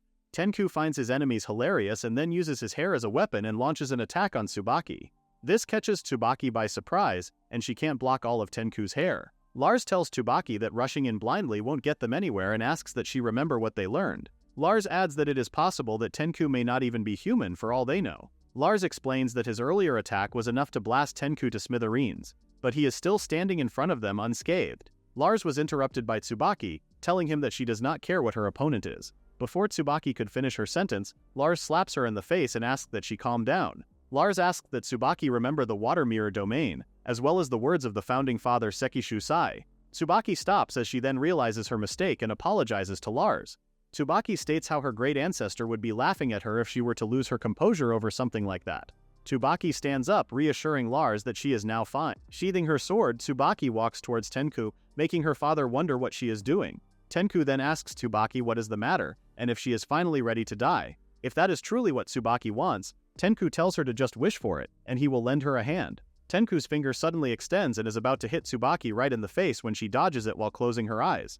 This shocks Tenku, confused as to how Tsubaki could have dodged it. Tsubaki remembers her ancestor's words, advising her to feel the aura as if it were a flowing river. For water does not stop its flow when hindered by an obstacle. Instead, it changes its form into infinite possibilities. Once Tsubaki learns that, she will be able to get rid of all her blind spots, reaching the domain of the Dragon God.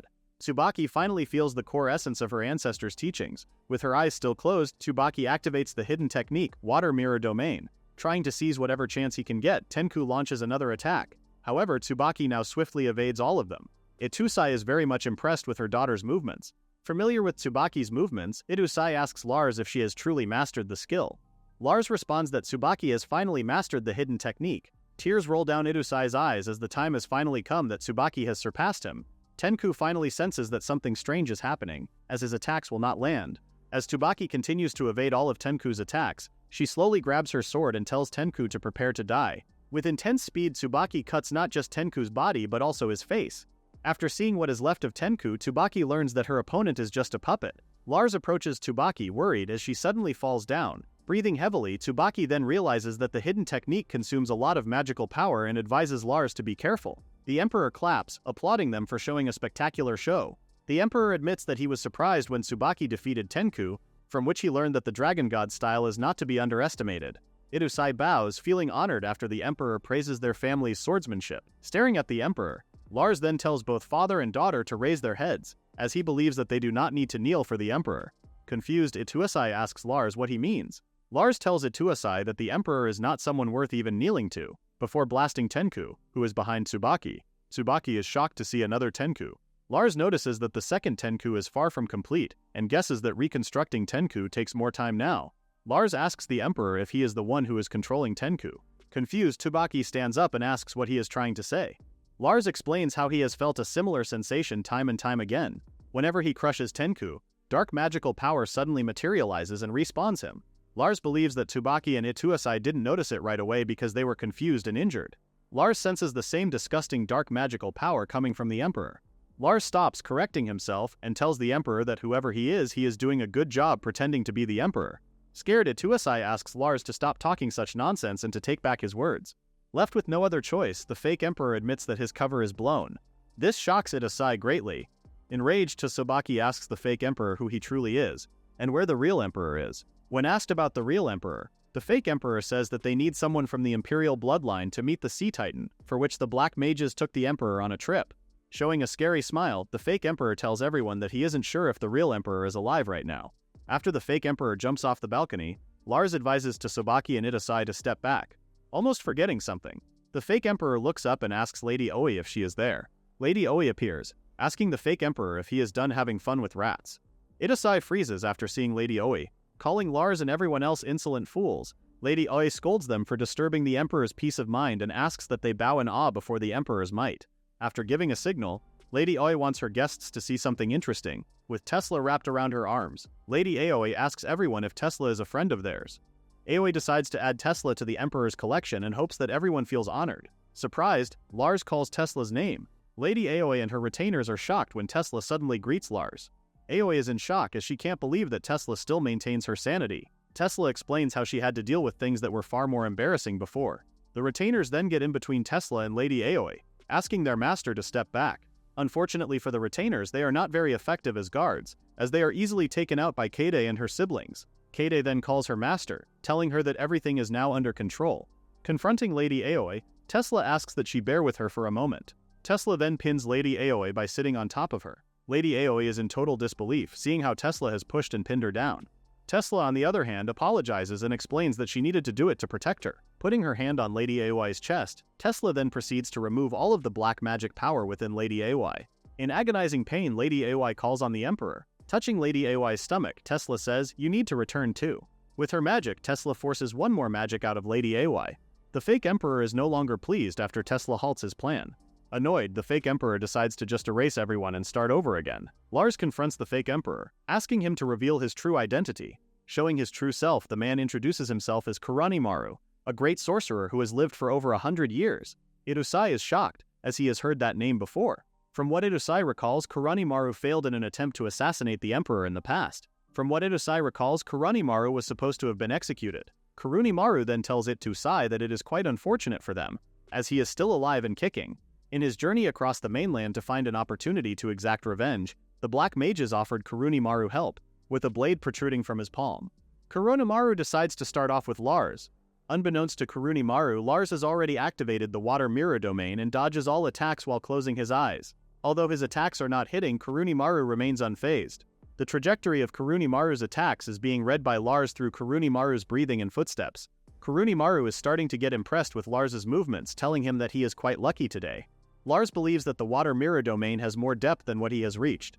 When Kuranimaru tries to launch a wide attack, Lars once again easily evades it. What surprises Kuranimaru is that Lars has appeared in front of him, telling him that he is too slow. Caught off guard, Kurunimaru asks Lars how he was able to move like that.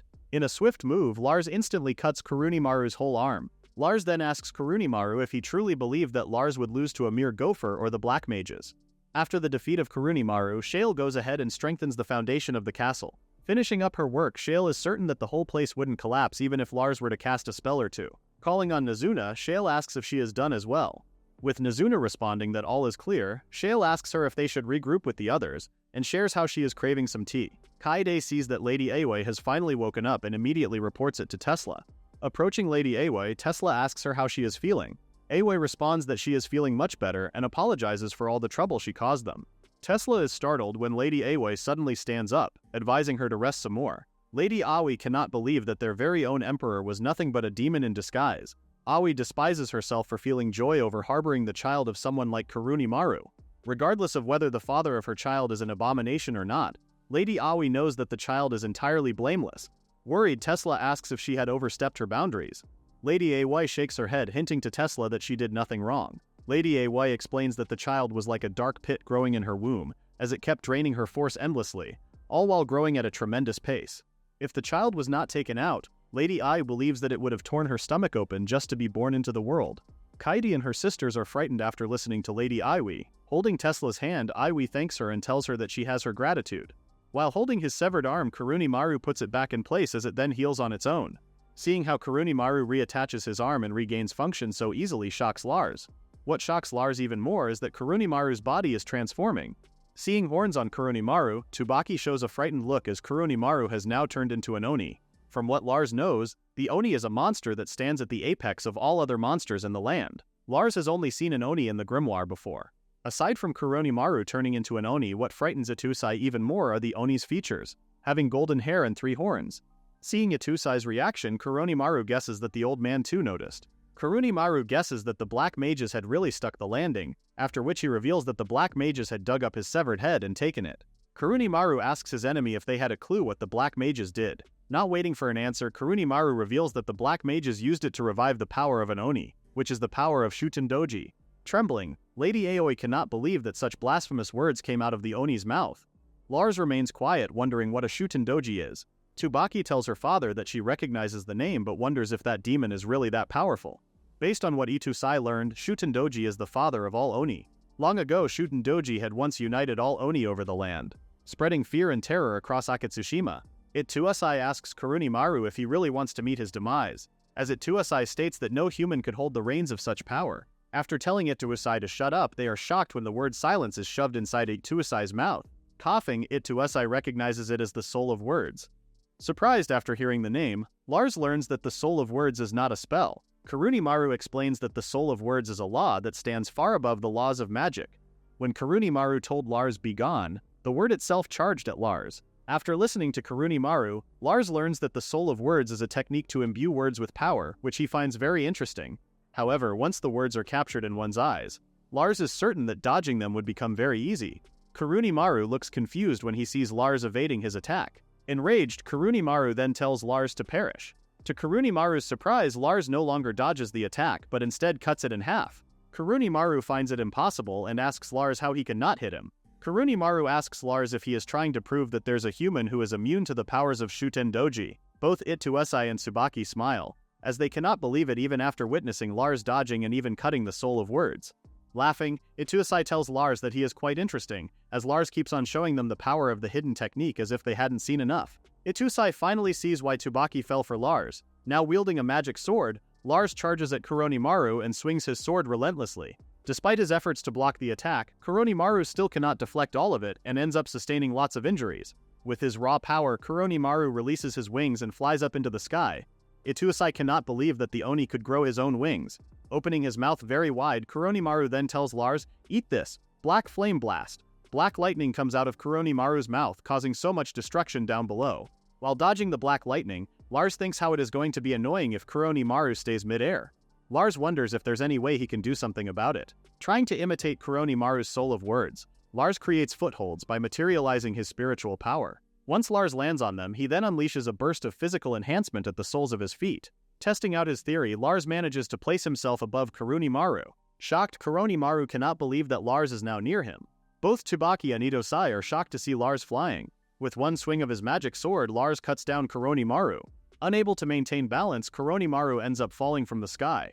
Since Lars cannot pivot on his feet, the wound he creates ends up being shallow. Puking out blood, Kuronimaru is puzzled as he wonders why a human brat is capable of outmaneuvering him. Releasing his magic sword, Lars reminds Kuronimaru that he would never lose to the likes of him. That being said, Lars admits that using the Dragon God-style hidden technique has drained his stamina significantly. The mana consumption to enhance his body to keep up with the technique is also just as considerable. Worried, Tsubaki wonders if Lars is okay. Calling out to Lars, Kuronimaru asks him if he is the one the black mages were afraid of for some reason. Using his remaining strength to stand up, Kuronimaru vows that he will destroy everything. Lars realizes that he made a huge blunder when he didn't finish Kuronimaru with the last blow. Kuronimaru no longer cares and decides to end things there. Blood spurting all over his body, Kuronimaru unleashes his demonic energy. Lars shows a concerned look, worried as to what might happen next. While Tsubaki covers her father from the dark magic, she thinks that countering the pressure of the dark magic power alone is enough for them to survive, but they are unable to move. Calling Kuronimaru a fool, Ituasai asks if Kuronimaru is planning to completely unleash the power of Shuten Doji. Ituasai states that it wouldn't be just them but the whole town as well that will get annihilated. The citizens all over the town are shocked when their whole place starts shaking. Tesla orders Fuyu to take Lady Aoi somewhere safe and to act hastily. Shifting her focus onto the fight, Tesla can only put all of her hopes on Lars. Kuronimaru tells Lars to fear the power of the father of all demons. Lars thinks that the situation is turning for the worse, as Kuronimaru's power is now on par with the great bird monster. Wanting to stop Kuronimaru, Lars unfortunately cannot exert any more power, as his physical enhancement is taking up all of his strength. As Lars tries to push through the pressure, Tesla suddenly appears beside him. Surprised, Lars tells Tesla that the place is dangerous. Lars is caught off guard when Tesla suddenly kisses him and tells her that it isn't the time for that. Tesla explains that she is giving him all of her magical power, and kissing Lars is the fastest way to do it. Now gaining additional magic power, Lars can now easily block the dark magic pressure Kuronimaru is releasing. Exhausted, Tesla sits down as she tells Lars that she no longer wants to see him turn evil. Lars is very much thankful to Tesla. Feeling warmth within, Lars' fighting spirit is touched by the warmth that comes flowing from Tesla's warm lips. Blocking the dark magic with his barrier, Lars charges at Kuronimaru. The Oni is shocked, asking Lars if he has truly lost it. Charging up energy in his fist, Lars then throws a punch and shoves it into Kuronimaru's mouth. Kuronimaru stops unleashing his dark magic and tells Lars, "Too bad," and mocks him for being about to lose his hand at such a crucial time. The moment Kuronimaru bites Lars's hand, all of his teeth crumble. "Pretty tough, isn't it?" says Lars. He then explains that as of the moment he is focusing all of his body's senses and spiritual power into his right arm. Lars even bets that he could deflect an orichalcum sword with it. Unleashing the power in his fist, Lars tells Kuronimaru that it is the power of the demon god-style hidden technique. Lars continues to shove his whole arm into Kuronimaru's mouth as he makes sure that Kuronimaru's body can no longer reconstruct again. The energy Lars releases is so powerful that it obliterates Kuronimaru's body. The blast is so powerful that it causes another earthquake in the town. Meanwhile, Shale, who is enjoying her time in town, asks Kaide's sibling if she felt something shake just now. Kaide's sibling guesses that it was a magic attack that got deflected or something. Back at the castle, Tsubaki calls out to her father, asking if he is okay. Tsubaki is embarrassed when Itosai tells her that he was going to get crushed to death by her. As the dust slowly clears, it reveals that Kuronimaru's head still remains intact. Glaring at Lars, Kuronimaru's final words are how the attack is going to leave a bad taste for him before withering. Lars approaches Tesla, asking her if she is okay and if she still has any mana left. Tesla responds that she is and that she just needs to rest a bit. Excited, Lars asks Tesla if she wants to get her mana back. Embarrassed, Tesla pushes Lars back as she does not like where it is going. Tesla stops as she tells Lars that there is one thing she wants him to do, and asks that he hug her for a bit. Lars agrees, hugging Tesla immediately. Lady Aoi first met the Emperor when he had stumbled onto her and had told her that everyone was searching for her. Curious, Lady Aoi asks the man in front of her of his identity. Pleased to meet the young lady, the young emperor introduces himself as Nagamitsu, Lady Aoi's marriage interviewee for the day. Upon hearing the name, Lady Aoi immediately realizes that it is the emperor. During their conversations, Emperor Nagamitsu mentions how soon their country shall find peace and that he will not allow any strife to take place in it. Lady Aoi's heart flutters when the emperor tells her that he wants to be by her side forever. Emperor Nagamitsu shares with young Lady Aoi how the elder spent hours filling his ears with political twaddle, but the moment he saw her face he felt so much at ease. Never has the emperor imagined that a time would come where every day would end with his mind at such peace. Emperor Nagamitsu then asks Lady Aoi if she would remain the supporting pillar of his heart. The next morning, Lars wakes up and is confused when he sees Lady Aoi crying. Hearing Lars' voice, Lady Ai feels at ease and is grateful that Lars has finally woken up. Scratching his head, Lars shares how he feels like he had been sleeping for quite a while. Lady Ai reveals the truth and tells Lars that he had been sleeping for 2 days. Lady Ai was told that it is because of the rebound effect of using the hidden technique. Lars is shocked as he never expected to sleep for 2 whole days. Worried, Lars asks Lady Aoi if something happened and mentions how he saw her crying a moment ago. After a brief silence, Lady Aoi tells Lars that whenever she thinks of the Emperor, she cannot help but shed tears for him. Realizing that he may have said something insensitive, Lars immediately apologizes. Bursting out crying, Lady Aoi tells Lars that the Black Mages could be doing something terrible to the Emperor as they speak, and she feels utterly devastated at the thought. Lars understands that every minute counts and offers to search for the Emperor. Hearing that, Lady Aoi kneels and begs Lars. Their tear-jerking conversation is suddenly interrupted by Lars's stomach growling. "Oh dear, what a sound," says Lady Aoi. With just a clap as a signal, Lady Aoi then calls for her retainers and asks that they come in. Within minutes, Lars is served with a delicious meal. Lars is shocked when Lady Aoi reveals that she herself is the one who seasoned the soup. Meanwhile, Tsubaki and Shale are taking a bath in the hot spring. Since Shale was not present during the fight, she asks Tsubaki if Kuronimaru was the bad guy who had an Oni inside him. Shale can only guess that Lars destroyed Kuronimaru, as they felt the shake all the way to the town. Shale smiles as she realizes that something more terrible could have happened if she hadn't strengthened the foundation of the castle. Thinking about Lars, Tesla comments on how amazing he is. Shale notices how Tsubaki looks beat and asks if she really is okay. Tsubaki responds that she has it better since Lars has been sleeping for the past 2 days. A tube suddenly slides in front of both Shale and Tesla. When Shale covers the hole, Kaede stands up, gasping for air. Not sure who she is facing, Tsubaki wonders if it is Kaede. Kaede is quite impressed with the three for seeing through her water stealth technique. Giving a salute, Kaede gives them the message that Lars has woken up. Tesla finds relief in the message, as she was so worried about Lars. Tsubaki mentions how Lars continued to use the hidden technique for much longer than she did and guesses that it made the recoil hit harder for Lars. Kaede also asks the three to leave immediately as she will have to drain the basin. Tsubaki asks Kaede if she is going to clean up or something. Kaede sits down and tells Tsubaki that it is not her job. Touching the floor, Kaede recalls that the lever was around the spot. After finding the lever, Kaede pulls it. Shale is shocked when the water suddenly gets sucked away. Shale becomes annoyed since they have only been in the water for 30 minutes. Tsubaki asks Kaede if she wishes to explain what is going on. Kaede responds, "You'll find out soon enough." When the water finally clears enough, a box-like object appears. Kaede then mentions that they should be careful with the mechanism. Both Tesla and Tsubaki keep silent and watch Kaede activate the mechanism. Picking up an item, Kaede then tells the two that she found it. Curious, the two ask what it is. Intrigued, Shale returns to the bath and asks if it is treasure. Kaede reveals that it is the location of the Sea Titan and the scroll is the map for that. Before leaving for another journey, Ituasai calls Lars his future son-in-law and prays that he has a safer return. Embarrassed, Lars tells Ituasai about the whole marriage thing. Ituasai laughs and tells Lars that he is just joking, and asks that he take care of Tsubaki. "Sure," Lars responds. Ituasai mentions how Tsubaki has grown stronger as she even mastered the hidden technique, and he is sure that Tsubaki can be the head of the household. However, a part of Tsubaki is still quite narrow-sighted. Shale then shows the yokai sweets as they were recommended by Nazuna. Tsubaki asks Shale if she thinks that they are going on a field trip. Ituasai states that no matter how much Tsubaki grows, she will remain his daughter and he will always remain worried about her. Lars smiles, as he never expected the usually strict Ituasai could also be a doting father. Ituasai grabs Lars' shoulder and tells him that if Lars were to marry his daughter, then all of his worries would be gone. Pressured, Lars suggests to Ituasai that they discuss it again in the future. Lady Aoi arrives and asks Lars to wait. Lars is surprised, as he didn't expect Lady Aoi to appear. When both Lars and Ituasai kneel in front of her, she tells the two that it is fine and that there is no need for formalities. Panting, Lady Aoi tells Lars that she forgot to give him something important. Lady Aoi asks Lars to take it as it is the Emperor's blood. Lady Aoi mentions that it is the only thing that she cannot entrust to anybody else. Lady Aoi explains that the blood was prepared for such dire times, and without the proof of the household's bloodline, they won't be allowed to meet the Sea Titan. Once the Sea Titan matter is settled, Lady Aoi asks Lars to bring the Emperor back safely. Lars responds that he will and that he will do his best to live up to Lady Aoi's expectations. When the ship's crew sees the map, some of them have doubts that there are reefs in that location and even believe that the tide would be crazy in that spot.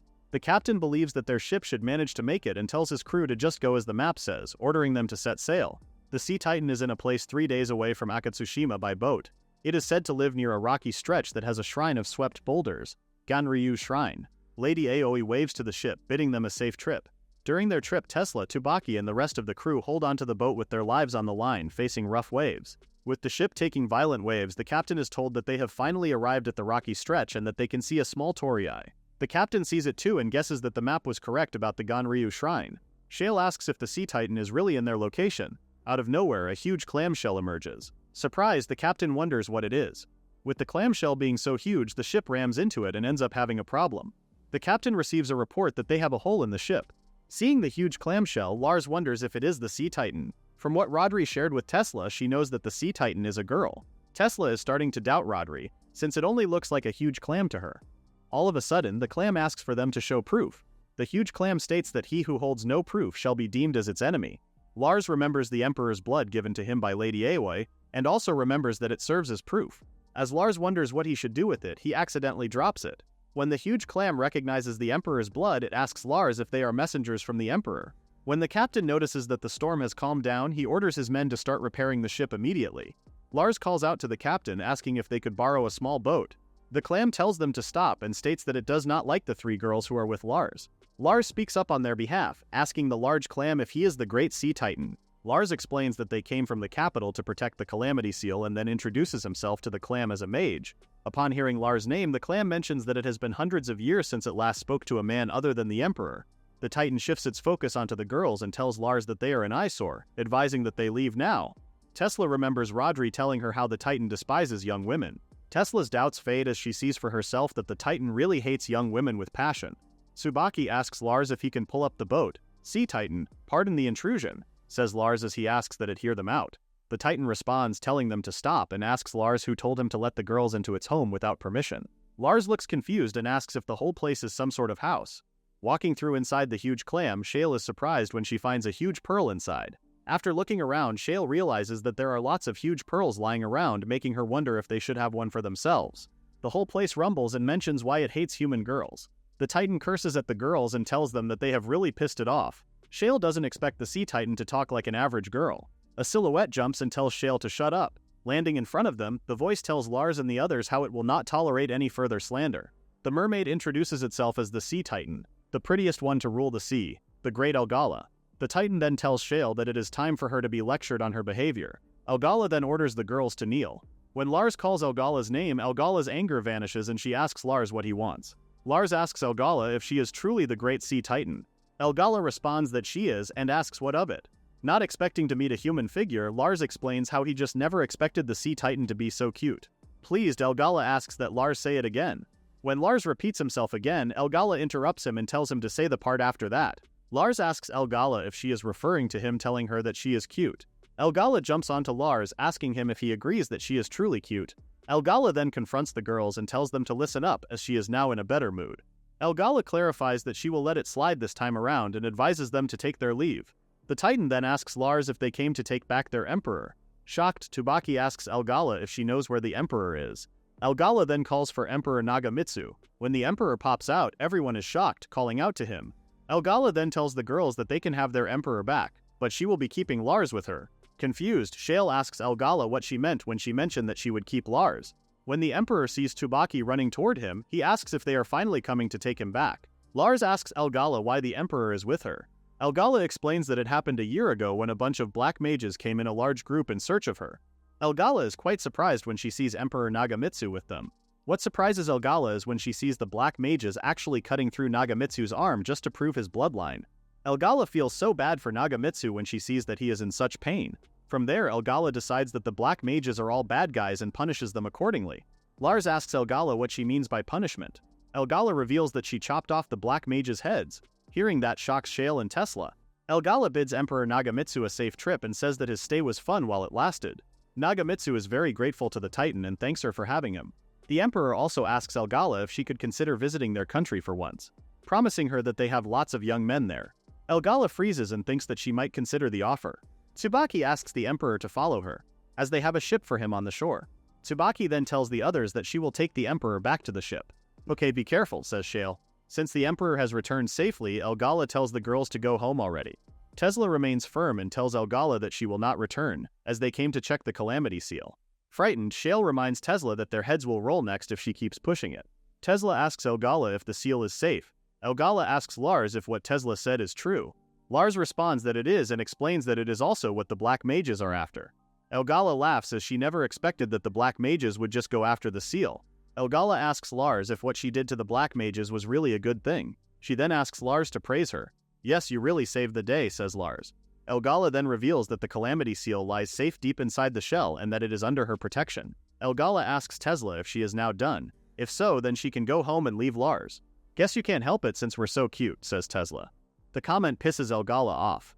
Tesla tells Elgala that she knows someone she had met before, and mentions that the Sea Titan would get jealous if she ever saw cute young girls. Tesla steps forward telling Elgala how she would get so moody and then bully any cute girl.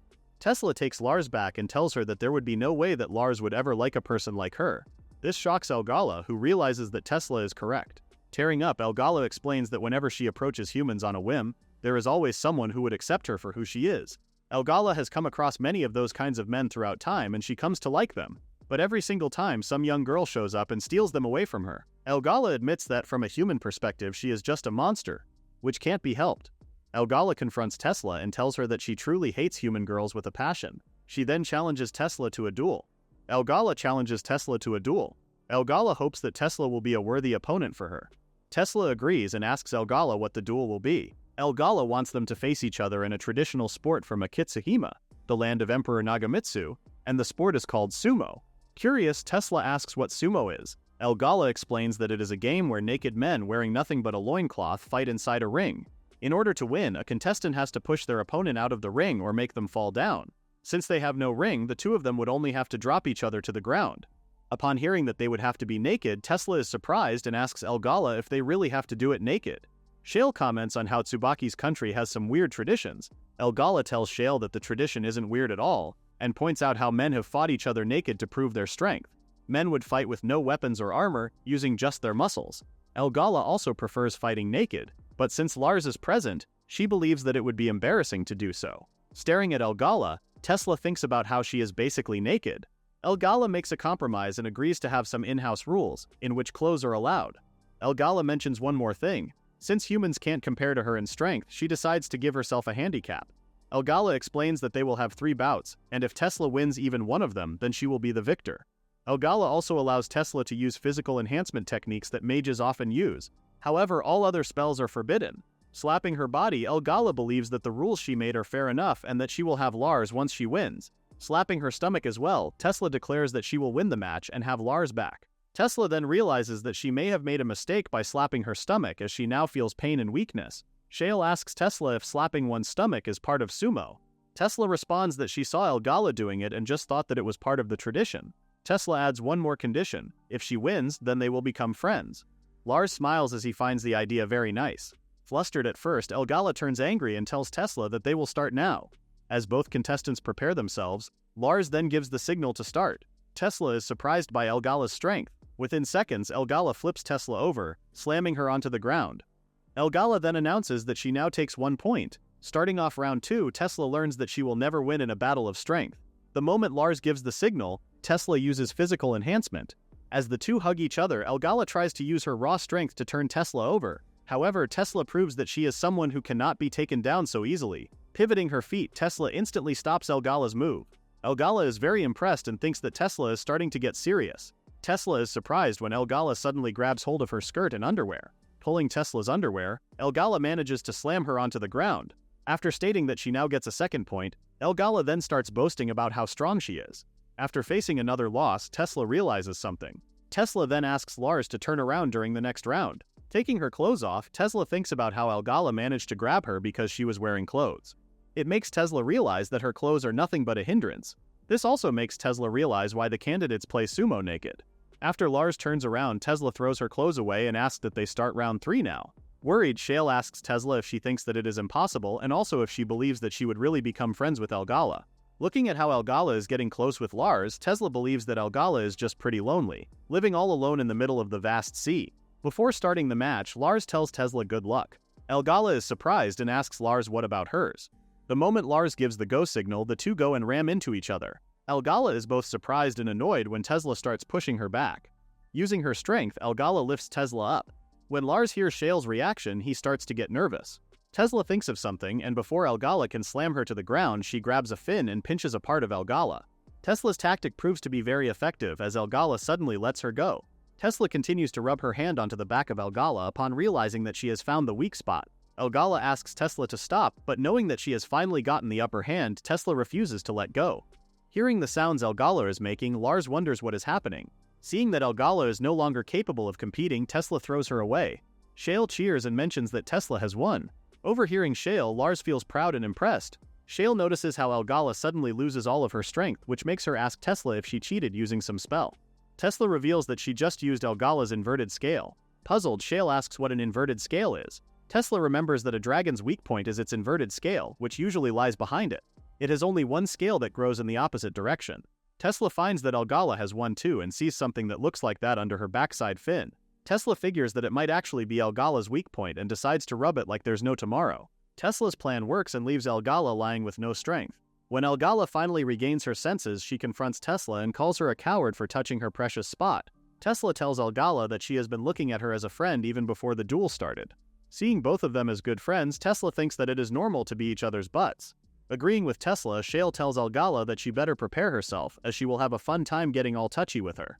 Elgala becomes frightened by Shale's words, but since she lost the match and is already considered by them as a friend, Elgala acts like she is willing to comply. Since they won in the end, Shale still wonders what would have happened if Lars had ended up staying with Elgala. Shale then points it out to Lars that there is nothing to eat in the place but fish. Lars becomes honest and mentions how he would not mind staying for a short while. This shocks Tesla, as he cannot believe that Lars would admit that.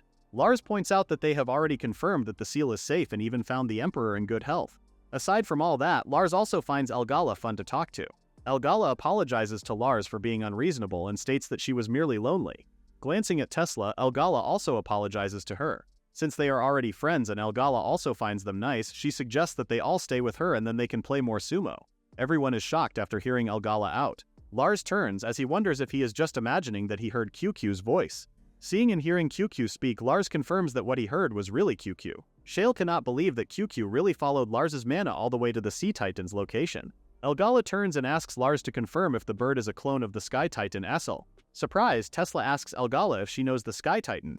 Elgala responds that she does, as the Sky Titan visited her once a very long time ago. When QQ starts speaking, Elgala relays the message and tells Lars that Essel has a message for them and that they have to hurry back to the royal capital. Elgala adds that something really bad is going on there. Lars and the others immediately leave in their ship. Seeing her new friends leave, Elgala tears up as she senses that things will get lonely again. Back on the ship, Lars speaks to the Emperor and mentions how he has heard a lot about him from Lady Oe. Hearing that, the Emperor feels embarrassed. The girls cannot believe that Lars and the Emperor really hit it off. When asked if he has a wife, Lars responds that he is not even close. The Emperor thanks Lars and his friends for saving him and says that he would repay the debt in any way possible. The Emperor hears that Lars needs to rush back as soon as possible and is quite disappointed that he cannot return the favor immediately.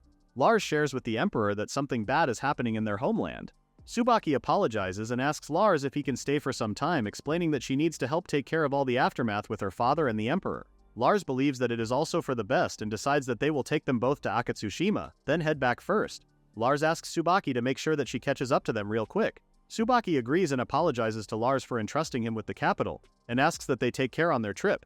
After the two say their farewells, the captain asks Lars if they should set sail now. Lars responds yes and asks the captain to take them back to their country full speed ahead. The winds are in their favor during the return trip as they manage to get to the port town of Valeska sooner than they had expected. With her arms wide open, Melilla greets Lars. Before Lars can return the greeting, Melilla hugs his face and asks how he has been doing as she has been waiting for him for so long. Both Shale and Tesla are shocked as they cannot believe that Melilla would act in such a way toward Lars. Pushing Melilla back, Lars thanks her for lending them the ship and mentions that it really helped them a lot. Melilla is pleased that her ship was helpful. She then asks that they come to her shop. Melilla offers to make Lars a meal or prepare a bath if he feels tired.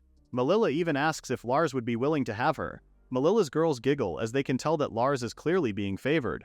Lars explains that they are running short on time, but notices that Sistina is not around and asks about her whereabouts. From what Lars remembers, Sistina told him that she would be waiting for them. From what Melilla remembers, Sistina mentioned that she had to go back first. Sistina received notice that there is some sort of mess in the capital. Lars starts to get worried, wondering what is happening at the capital. Melilla mentions how Sistina was very eager to welcome Lars and the others back. The group remains at the Fiore brothel, taking a quick rest. Since Sistina is not around, Lars is certain that they cannot use the unicorn.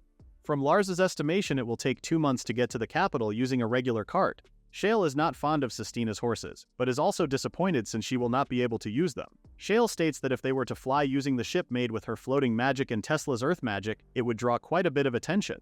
The worst case scenario is that they might end up with magic deficiency illness. The three end up getting stuck during their brainstorming, regretting not learning such a spell. Since there is nothing for them to do, Lars suggests that they sleep at the brothel for the night.